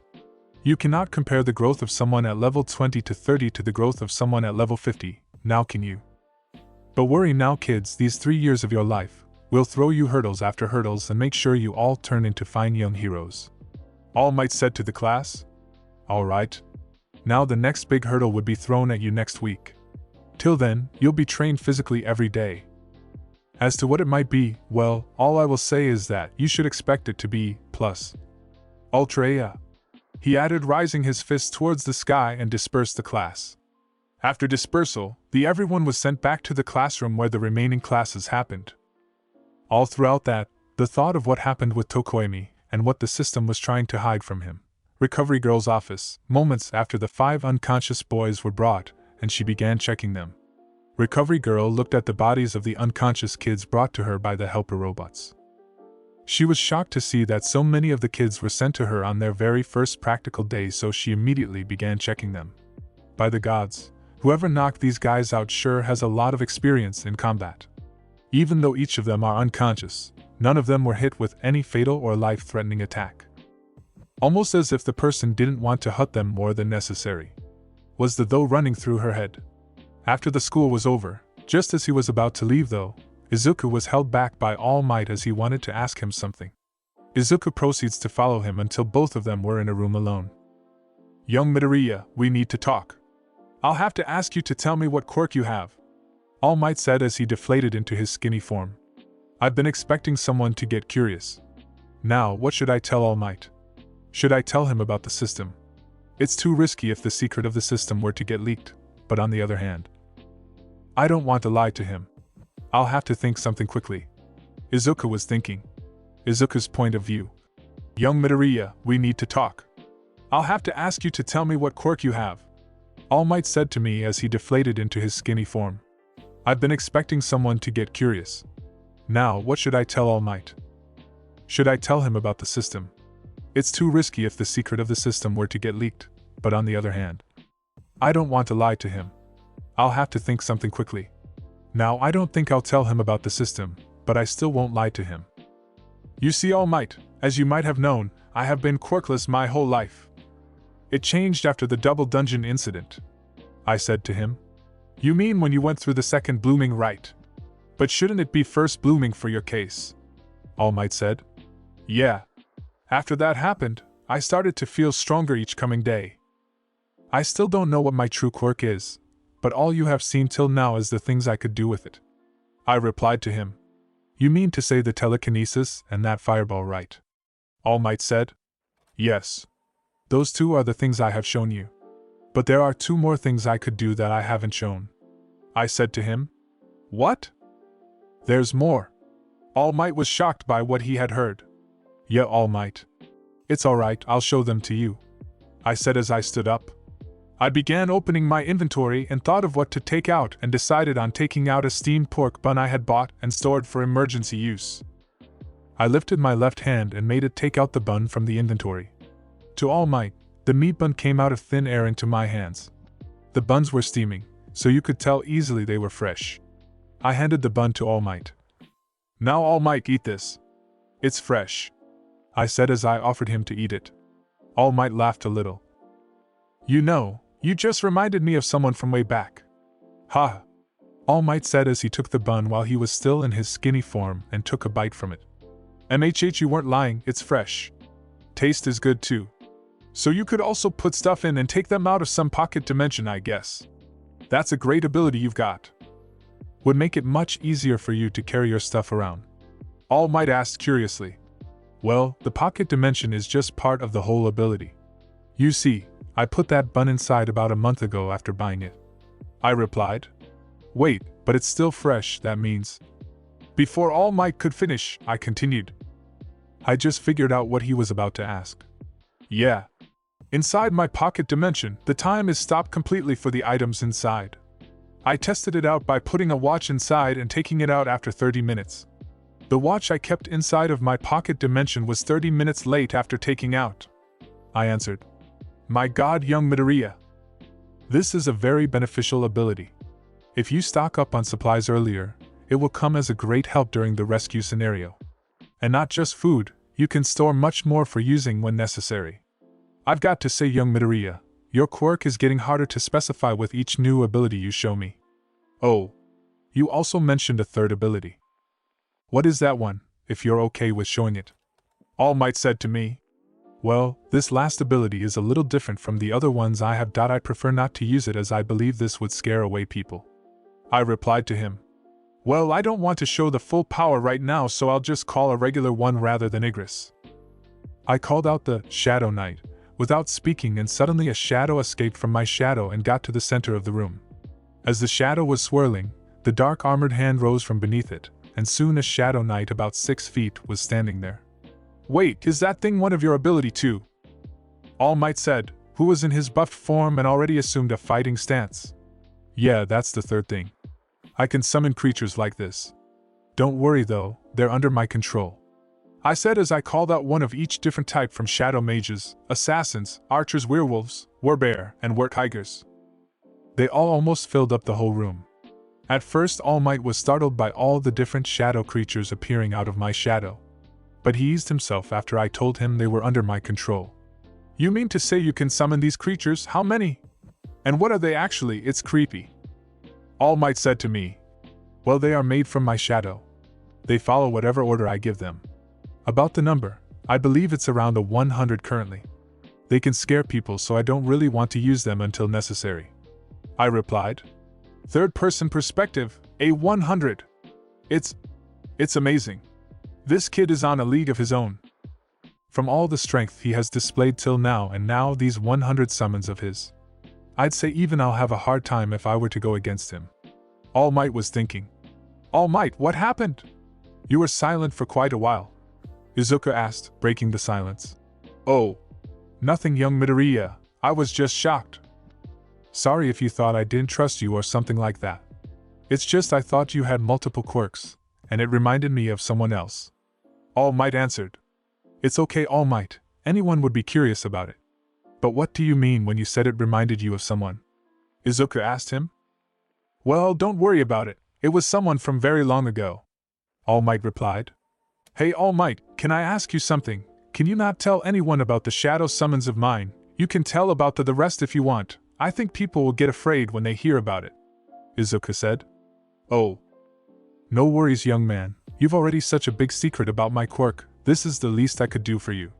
But I'll say, quirks don't make someone scary. It's how you use them that matters. A quirk that seems like a great one can be used in a really villainous way, just like how a quirk that seems scary can be used for good. All Might replied. Thanks, All Might, is that all? I'll take your leave then.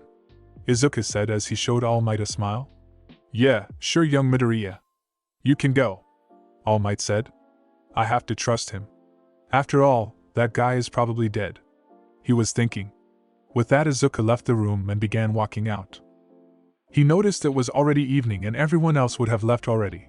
When he was at the school's main gate, he felt the aura of one particular angry boy coming his way from the classroom. Asterisk boom. Asterisk Izuku looked back to find Bakugo, who had kicked the front door of the school and was standing there looking at him. He was covered in bruises and bandages in some parts of his body. Found you, Deku! You have gone and done it this time, Bakugo said as he began walking towards Izuku. Oh hey Kaken, good to see you up and walking, you're stronger than I expected, Izuku said, showing a smug face. Don't you dare Kaken me, what was it back there during the exercise? You think I'm weak, huh? Is that it? You think just because you have some experience going through the dungeons and that you suddenly got a quirk that you're better than me? Why were you holding back, damn it? Bakugo said as he grabbed Izuku by the collar of his shirt. Izuku was shocked when Bakugo mentioned about him entering dungeons. He didn't think that Bakugo would care enough about that stuff. Guess he was wrong. What's up with the shocked expression? You think I wouldn't notice? Well, it's obvious you do something like that. Your sister stays with my mom enough times for me to know something's wrong, and from that it's not a long way to figure out you enter gates. I'm asking you again, why did you not use your full strength, damn it? Bakugo was completely mad at Izuku. Izuku couldn't blame him for this too. He should have seen it coming from how competitive Bakugo is and also his inferiority complex. Well, nothing he could do about it other than promise him to use his full next time. Well, if I had gone full strength, then the match would have ended in a matter of minutes. Our fight wouldn't have happened too. That's why. I know you are strong, so don't worry about that. You can count on me to use the full strength, Izuku said back. That'll calm him down for now, but I won't use full strength unless necessary. I don't want to kill innocent ones. He was thinking. You better use it, you damn bastard. I may have lost today, but take my word for it, I'll win in the next one. Now get out of my way, he said as he began to leave the gate. Wait, I can try that thing on him, Izuku thought. Wait a moment, Kaken, he said as he took out a glass bottle with some red fluid inside of it. What now? Bakugo turned around. Here, catch, Izuku said as he lightly threw the bottle to Bakugo, who catched it and began inspecting it. What's this? Bakugo asked him. Well, consider it an apology gift. Drink it and find out what it's about. Think of it as a part of my quirk, Izuku said to him as he was looking at him. With some argument, Bakugo agreed to drink it. He immediately noticed the changes. He was no longer feeling any pain in his body and was as if he was back to normal. Izuku didn't answer him when he asked where he got it, but he just said to consider it as part of his quirk. Eventually, Bakugo dropped the topic and both went to each of their homes.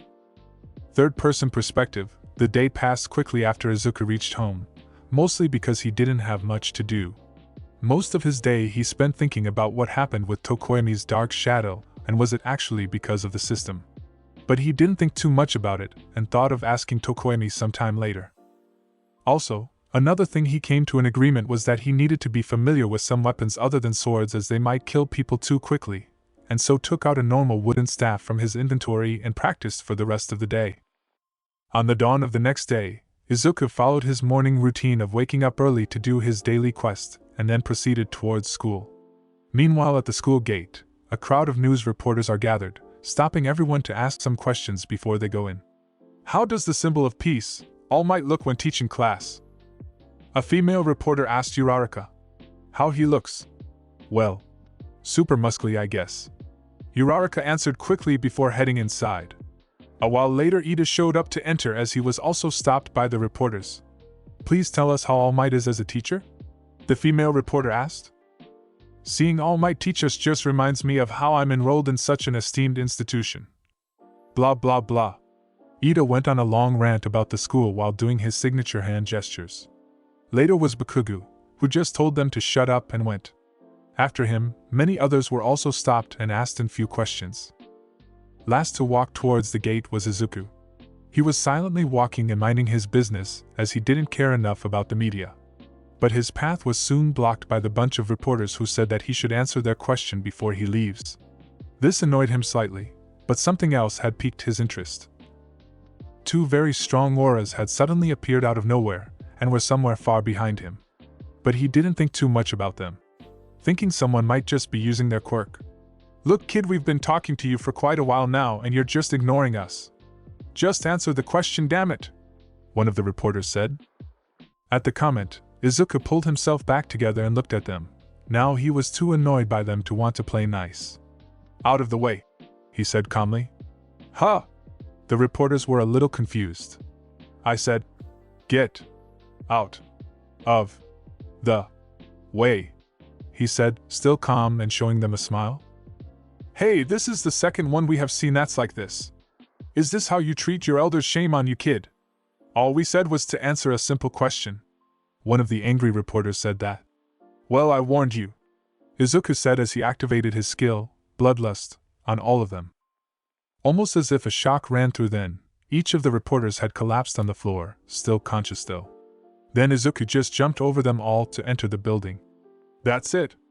I'm going and getting myself the answers," one of the angered female reporters said as she began walking towards the gate, only for it to be immediately locked down as soon as she tried to enter it.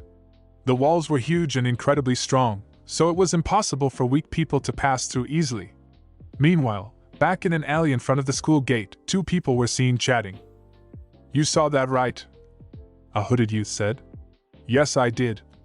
"What do you think about it?" someone in formal clothes said. By the time Izuku entered the class, everyone else had already arrived, except Aizawa-sensei. On entering the class, a certain redhead saw him. "Look guys, it's Midoriya," Kirishima said. This caused everyone's attention to shift towards Midoriya. Many of the students got off from their seats to go and greet him. Those were Ajiri, Kirishima, Mina, Mineta, Satu, and Aoyama. "Dude, that was so cool what happened yesterday. You're super strong and manly." "I'm Eijiro Kirishima, by the way," Kirishima said enthusiastically. "I'm Rikido Satu, and I agree with him too," Satu joined in. "I'm Mina Ishido, and I just want to say, that double kick you used on Satu and Kirishima was awesome," Mina said while bouncing around. "My name is Tsuyu Ajiri, but you can call me Tsu, Ribbit. You know, you were a little scary, but it's okay because nobody was seriously hurt," Ajiri said nonchalantly. "And I'm Minoru Mineta," Mineta said, jumping in front of everyone. Some other students also had their attention on Izuku for various reasons, but didn't approach him. Soon the time for the homeroom classes began. Aizawa entered the class and glanced to check if everyone was there. Afterwards he had something to say to everyone present. "I saw the recordings of yesterday's combat training. Most of you did good, considering you're still new to it. Here's some pointers for some of you. Bakugo, you focus too much on rushing straight into a fight. You should try to come up with a strategy that helps you be in the benefit if you ever face someone stronger. The opposite goes for you, Yayorozu. It's great that you can come up with many different strategies, but don't rely too heavily on them. Try to find a balance. And Midoriya, it's a great thing that your quirk is strong, but don't ever underestimate your opponents. You never know when they can come up with something to counter you." After addressing those three, he passed on a sheet to each student detailing about the things they are weak at and how they should try to improve them. He also had briefly looked at Todoroki for a second, but said nothing. "Now that that's out of the way, you people have another hurdle in front of you," Aizawa said. This caused a little fear to build up among the students. "It's time to decide who's gonna be your class representative," Aizawa said with a bored expression, ready to go to sleep. "Don't scare us like that," were the words in some people's mind, but nobody said it.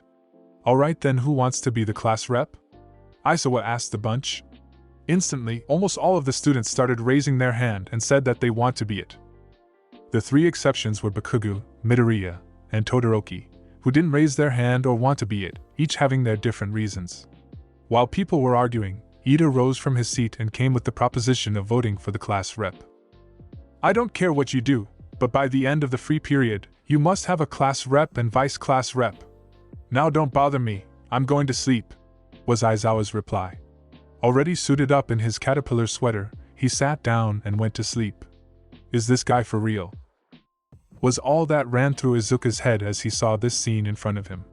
Soon everyone got a piece of paper on which they were to write their votes. Izuku thought about who should be the class representatives, and two images popped in his head.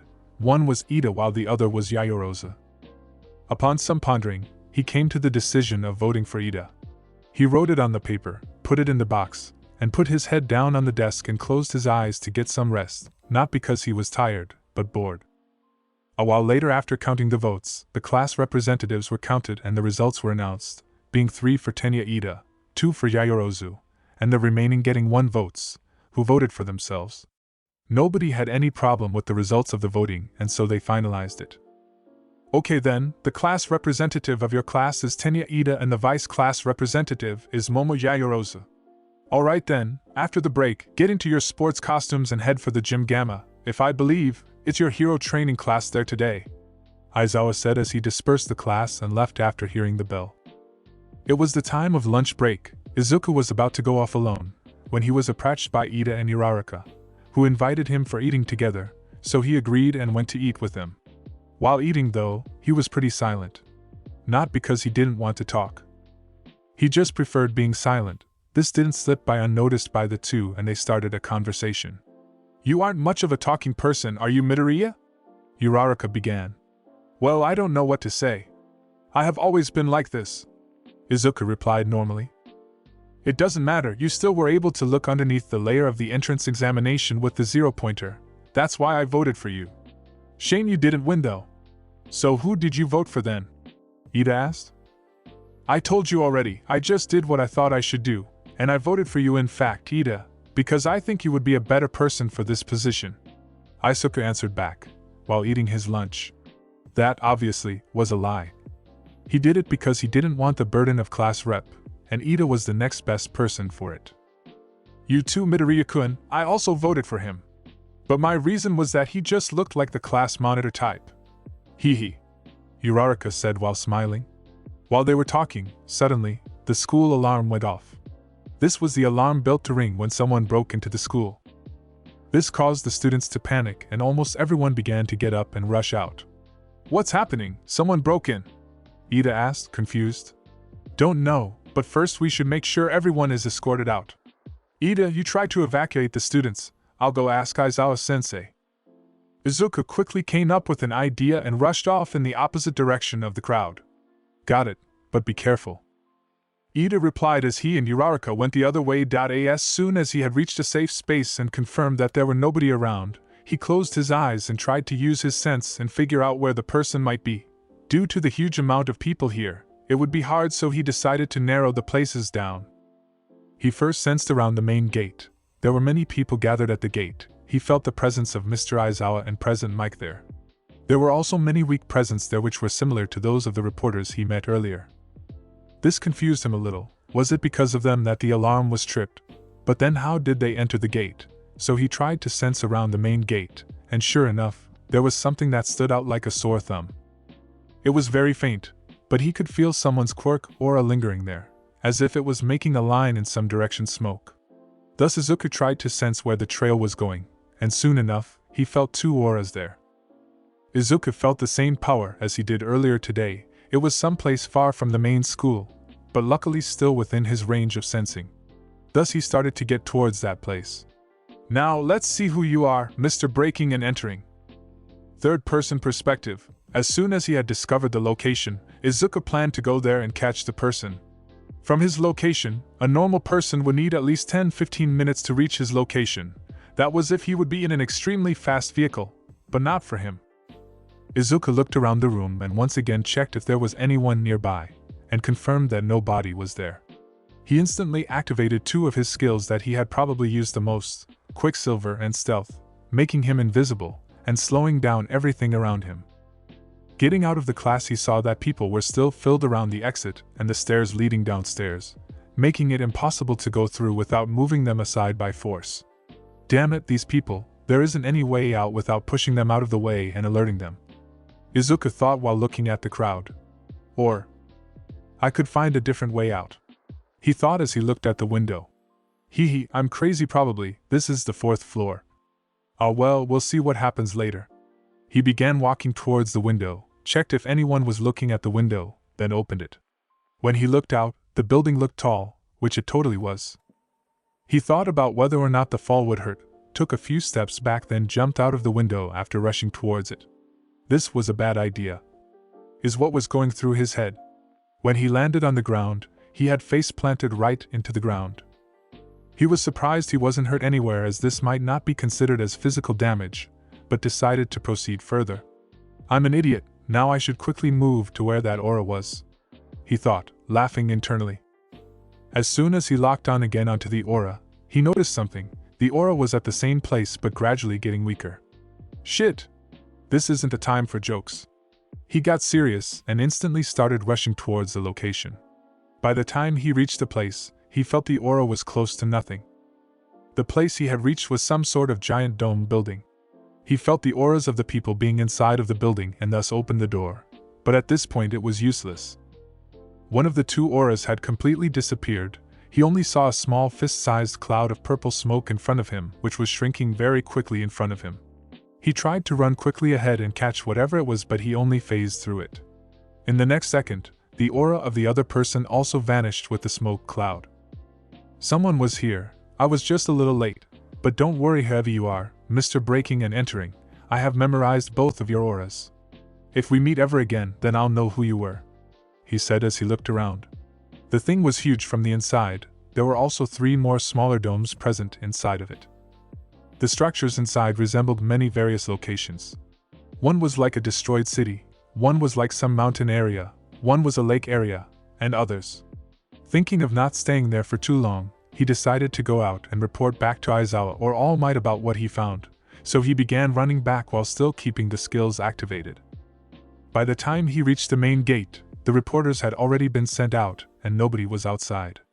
He quietly looked around for an empty hiding spot and went there to deactivate his skills. After getting out of place, he checked the time and came to know that the lunch break was just about to end. He decided to tell them about this later and headed to the changing rooms with his gym costume before he headed to the gym Gamma. After reaching there with the rest of the class, he saw that there wasn't one, but 2 teachers there this time. One of them was easily recognizable as All Might due to his body structure. The second one there was Ectoplasm Sensei. Alright kids, you might be wondering what you are going to do today. Well, today isn't going to be something huge, that's why we are here, All Might started saying. The next big thing you'll be doing is going to be next week. Till then, we're here to help you prepare your body and help you in different ways. I'm the assistant for these physical improvement exercises, Ectoplasm said. So listen kids, you all have 3 hours every day of you hero training practicals. Every so often we will have you take on something big, like how yesterday it was heroes versus villains battle training. For the rest of the days you are to come here to improve various aspects of your quirk and body, All Might said as he took out a piece of paper and started reading. Of the 3 hours you have, we have assigned 30 minutes to physical exercises like simple push-ups, sit-up and many others to help you get your body in shape. Then 30 minutes for the obstacle course, made by some mentors that will help improve your movement. He would be here in a few minutes. After the obstacle course, you have 1 hour of combat training and the last 1 hour to work on your personal improvement regarding your quirks, All Might concluded. As soon as he concluded, All Might started saying the exercise routine for everyone. It was pretty simple. Probably just to help everyone warm up. It contained all the basic exercises like pull-ups, crunches, curl-ups, stretching, push-ups, jogging around the gym, and squats. Some of the students were a little reluctant to do all this. Nonetheless, many quickly got why this was necessary training. So we are supposed to do all this every day? Ciro asked worriedly. Makes sense, heroes risk their lives every day, fighting against both villains and monsters, thus they need to be in their best form, Tsuyu said. Yeah, and they're also helping us find new ways to use our quirk. It can be very beneficial, Momo said. Yeah, let's do it, Midoriya Ida. Let's do our best, Ochako said to Midoriya and Ida. Why, Midoriya, I have an idea for a fun manly game. Let's see who can complete the exercise routine the quickest. How about it? The same is offered to you too, Bakugo. I know you like a challenge. Kirishima popped out from the crowd to ask him that. Oh, you're on shitty hair. I'm gonna beat you so bad you won't ever challenge me again. You too, Midoriya, I want a rematch. You're just one more person who I want to surpass in this world. Get it, so don't hold back. Bakugo challenged Izuku too. Oh well, fine then, Kaken and Kirishima-kun. Izuku replied to them. If you're doing a challenge, then don't leave us out, guys. Kaminari said, and the rest of the guys agreed. Boys will be boys. Always so competitive. Jiraiya said with a sigh. How about we also join them? It looks fun. Hagakure asked while jumping around. I think we should look at this as a self-impro. Before Momo could finish, Mina excitedly stood up and went towards Hagakure. Together they went to the boys. Oh boys, we all would also like to be in the challenge. Mina and Hagakure said. Don't sweat it, Yamamo. Ochako said, giving her a warm smile. Yeah, Ribbit. Think of this as a team-building exercise. Tsuya said. We're still here, guys. All Might and Ectoplasm said. As if they were dead inside.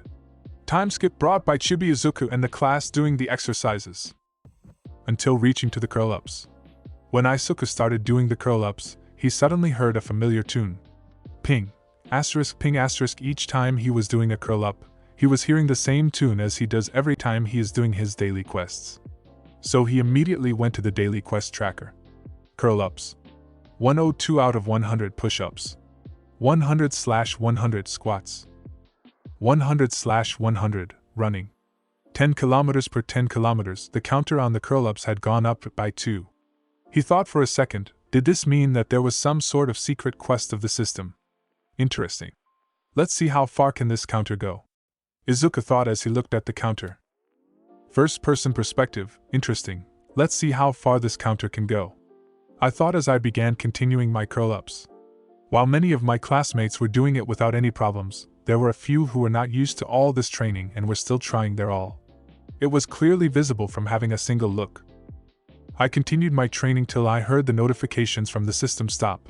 I opened the quest box to see where it stopped. The counter had stopped after reaching 200 curl-ups. So the counter stops at 200, I'll have to be quick in the other exercises. I think it'll be 200 for the other exercises too. As I was busy in my thoughts, I didn't notice that All Might had given the command to start the next exercise. Bonk! I instantly felt a sharp chop from All Might hit me in the head. Stop spacing out, young Midoriya. I already gave the command for the next set of exercise, All Might said. His chop didn't hurt much, but I could still feel his strength. I'm sorry, All Might. I was just thinking about something. Won't happen again, I said, showing an embarrassed smile.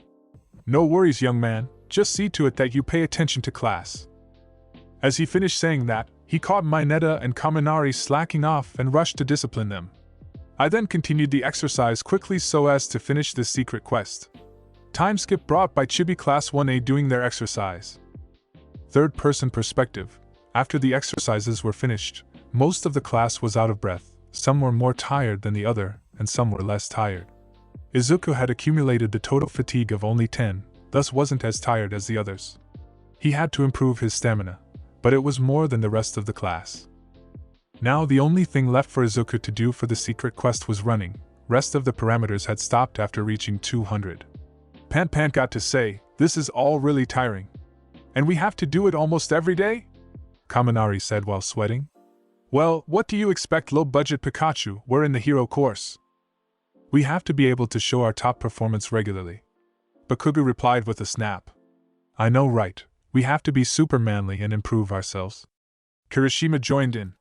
But I guess you're not tired at all, am I right, Midoriya? You're barely sweating, Ida said as he adjusted his glasses.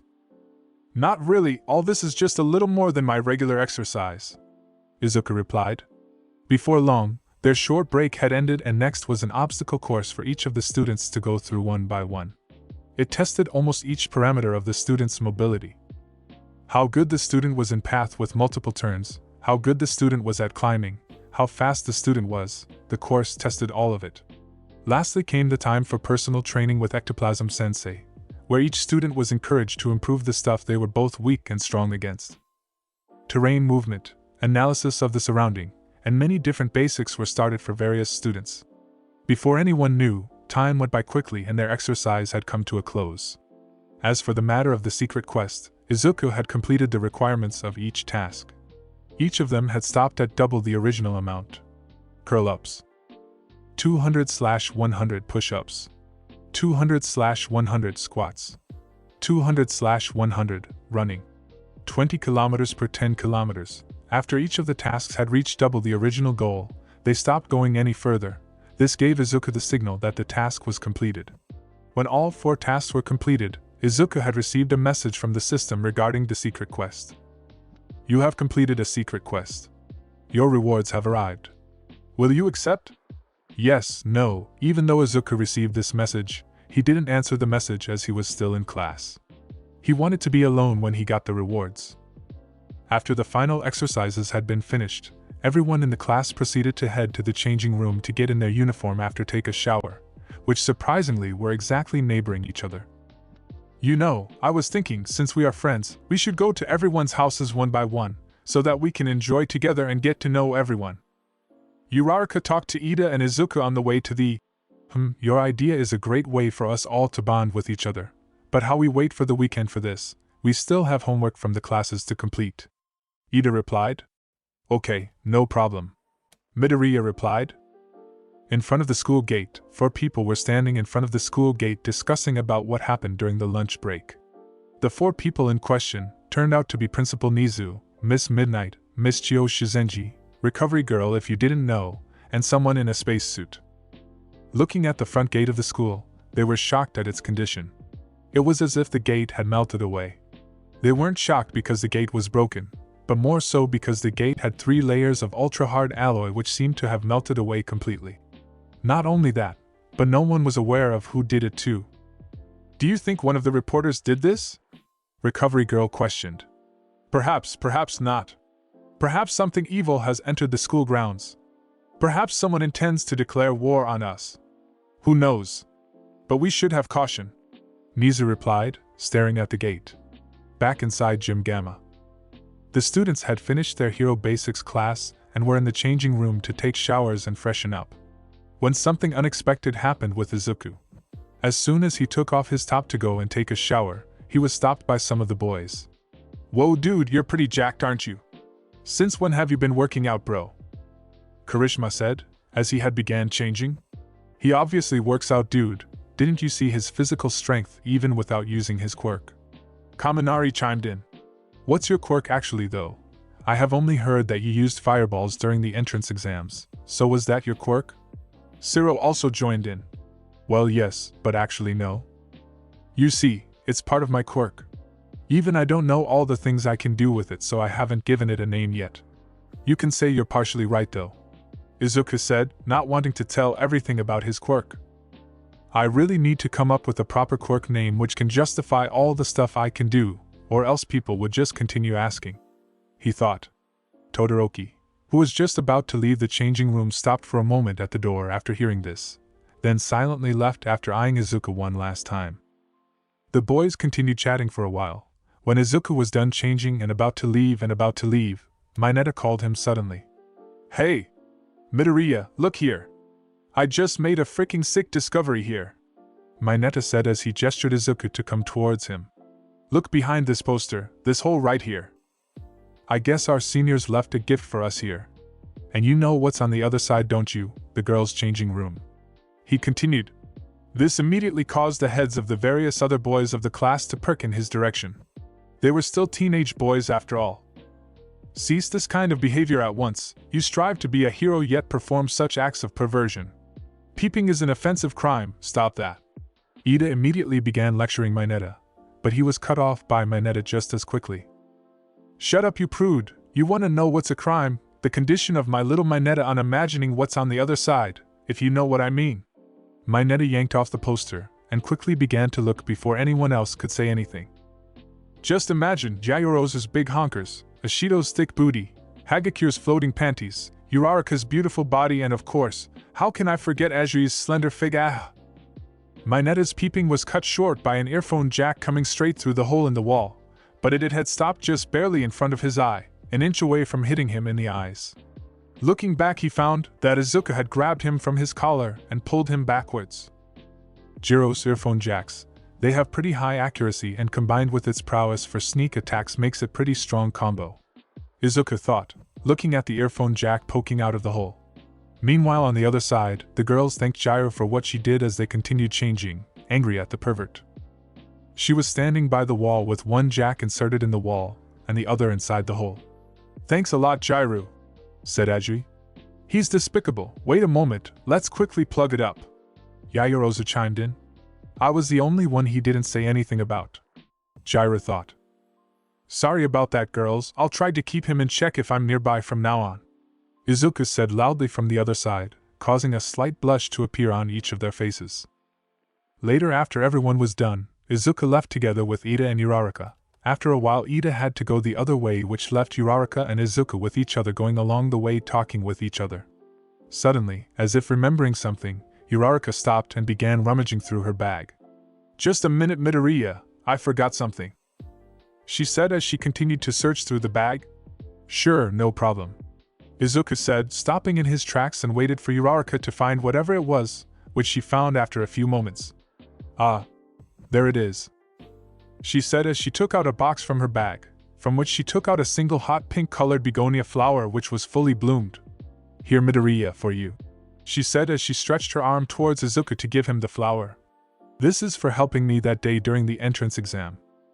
You know, if it weren't for you, I probably wouldn't have made it. Think of this as thanks," she said as she showed a genuine smile. Izuku, however, was caught by surprise because of this. He hadn't expected anything in return of helping her, but the scene in front of him caused him to be dumbfounded. He still reached out and took the flower Uraraka was giving him. "You know, I heard hot pink flowers symbolize gratitude and appreciation. But it's not only that, I hope we become good friends going forward. And if you ever need my help, please let me know."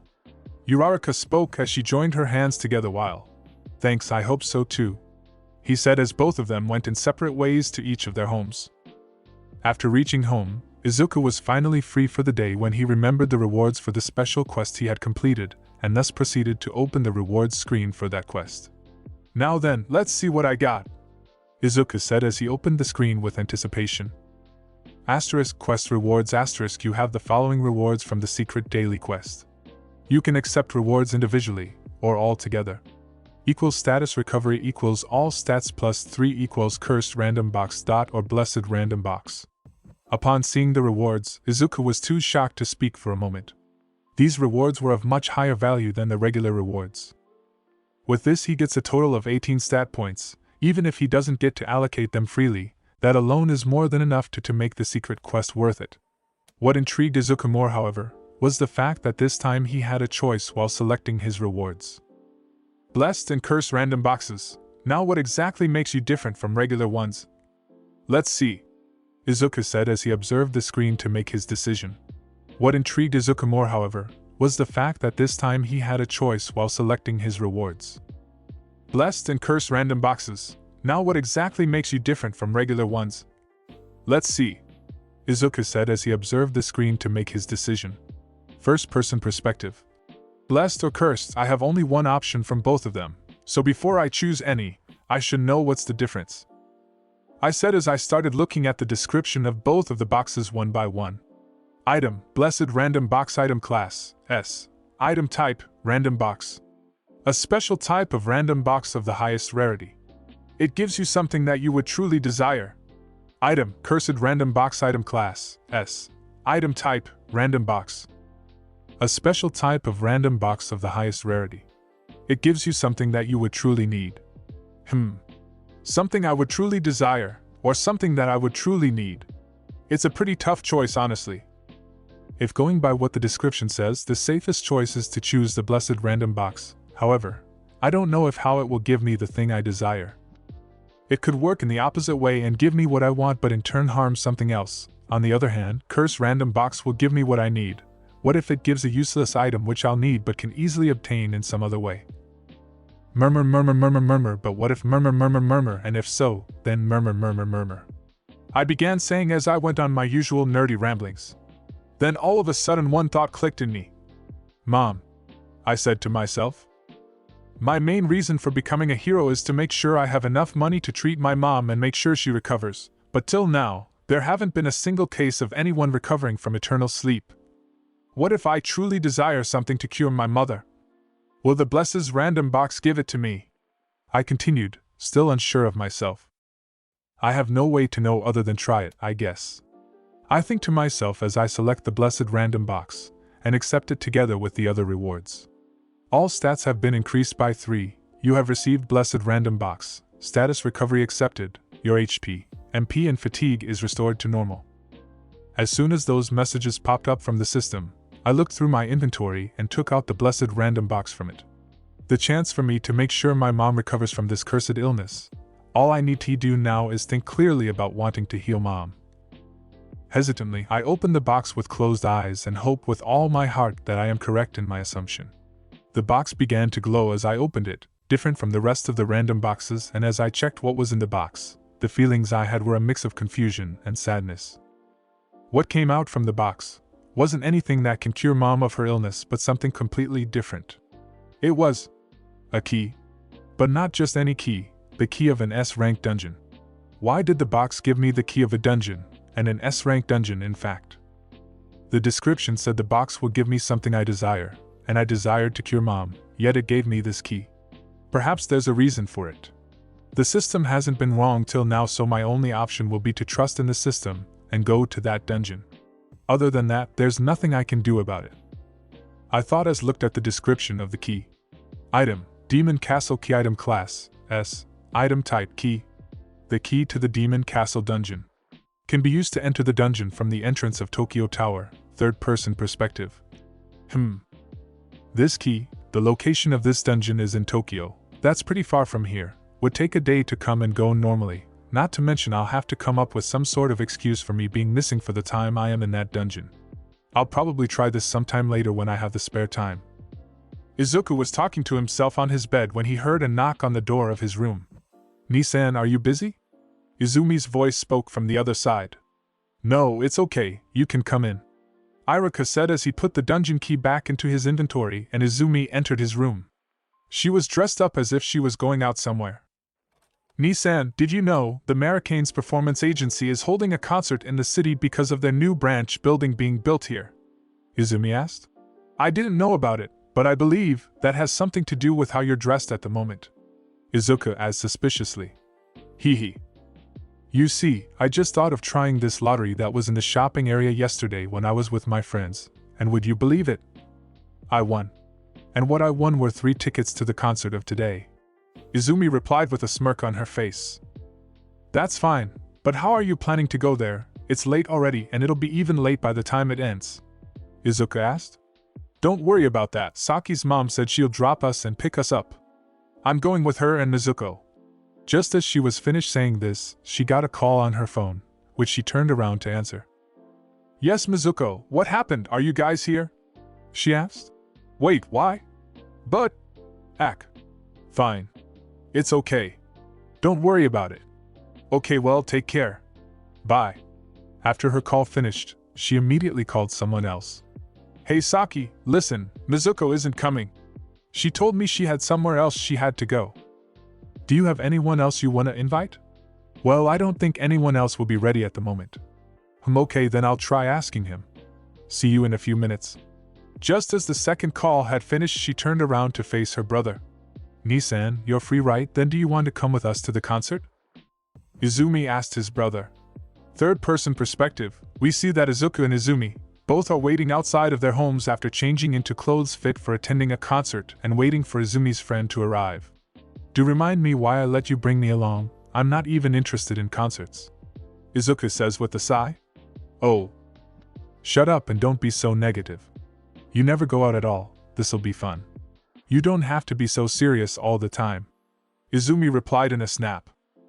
Earlier when she had asked Izuku to come to the concert with her and he refused, she had gotten pretty angry at him, and said that even she won't go if Izuku refused, which is what forced Izuku to go along with them. In a few minutes, came along Saki's car. Her father was the one driving it. At first he was concerned seeing a boy along with them, but that concern faded away when he came to know that Izuku was Izumi's brother. And so they began heading towards the concert, Izuku sitting silently in the front, beside Saki's father, while Izumi and Saki were in the back seat, talking and gossiping the whole way.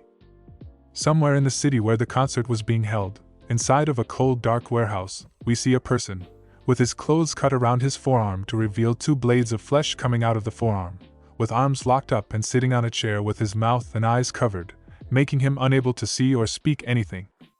Suddenly a figure approached and entered the warehouse in the darker side, who looked like a man in his mid to late 30s of modern height, wearing a business suit and holding a suitcase in his hand.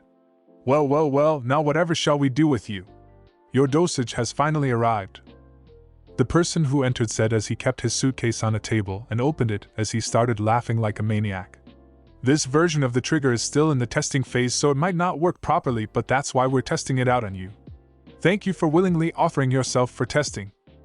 As the person said this and loaded up the syringa into a machine connected to the other man's arm, who was shaking and trying to speak, but he wasn't able to say anything because of his mouth being muffled. Now, no need to worry, you won't even notice when it happens, and so I'll be going now. I definitely don't want to be anywhere close to you when it takes effect. I'll check on you later. The person said as the syringe was loaded up. He then took a remote with a button on it and exited the building. After a while, he hit the button on the remote and the syringe started pouring the fluid into the man's body. Wrestling and thrashing to free himself, the man's body eventually stopped moving after all of the fluid was inserted in him. In a few seconds, his body started to twist and bend as it started to transform. Arms growing longer, a few more legs popping out of his body, and the blades of flesh getting joined to his hands. Eventually, he resembled a giant praying mantis, almost as if he was a monster coming out of the gates.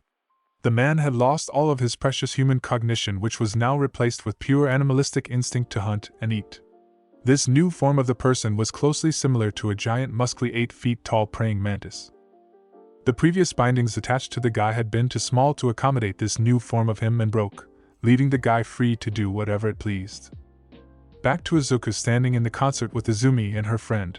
As he was standing there in the concert, all bored and wondering why he ever agreed to come with his sister, when he saw how his sister was enjoying it, and he was happy with that.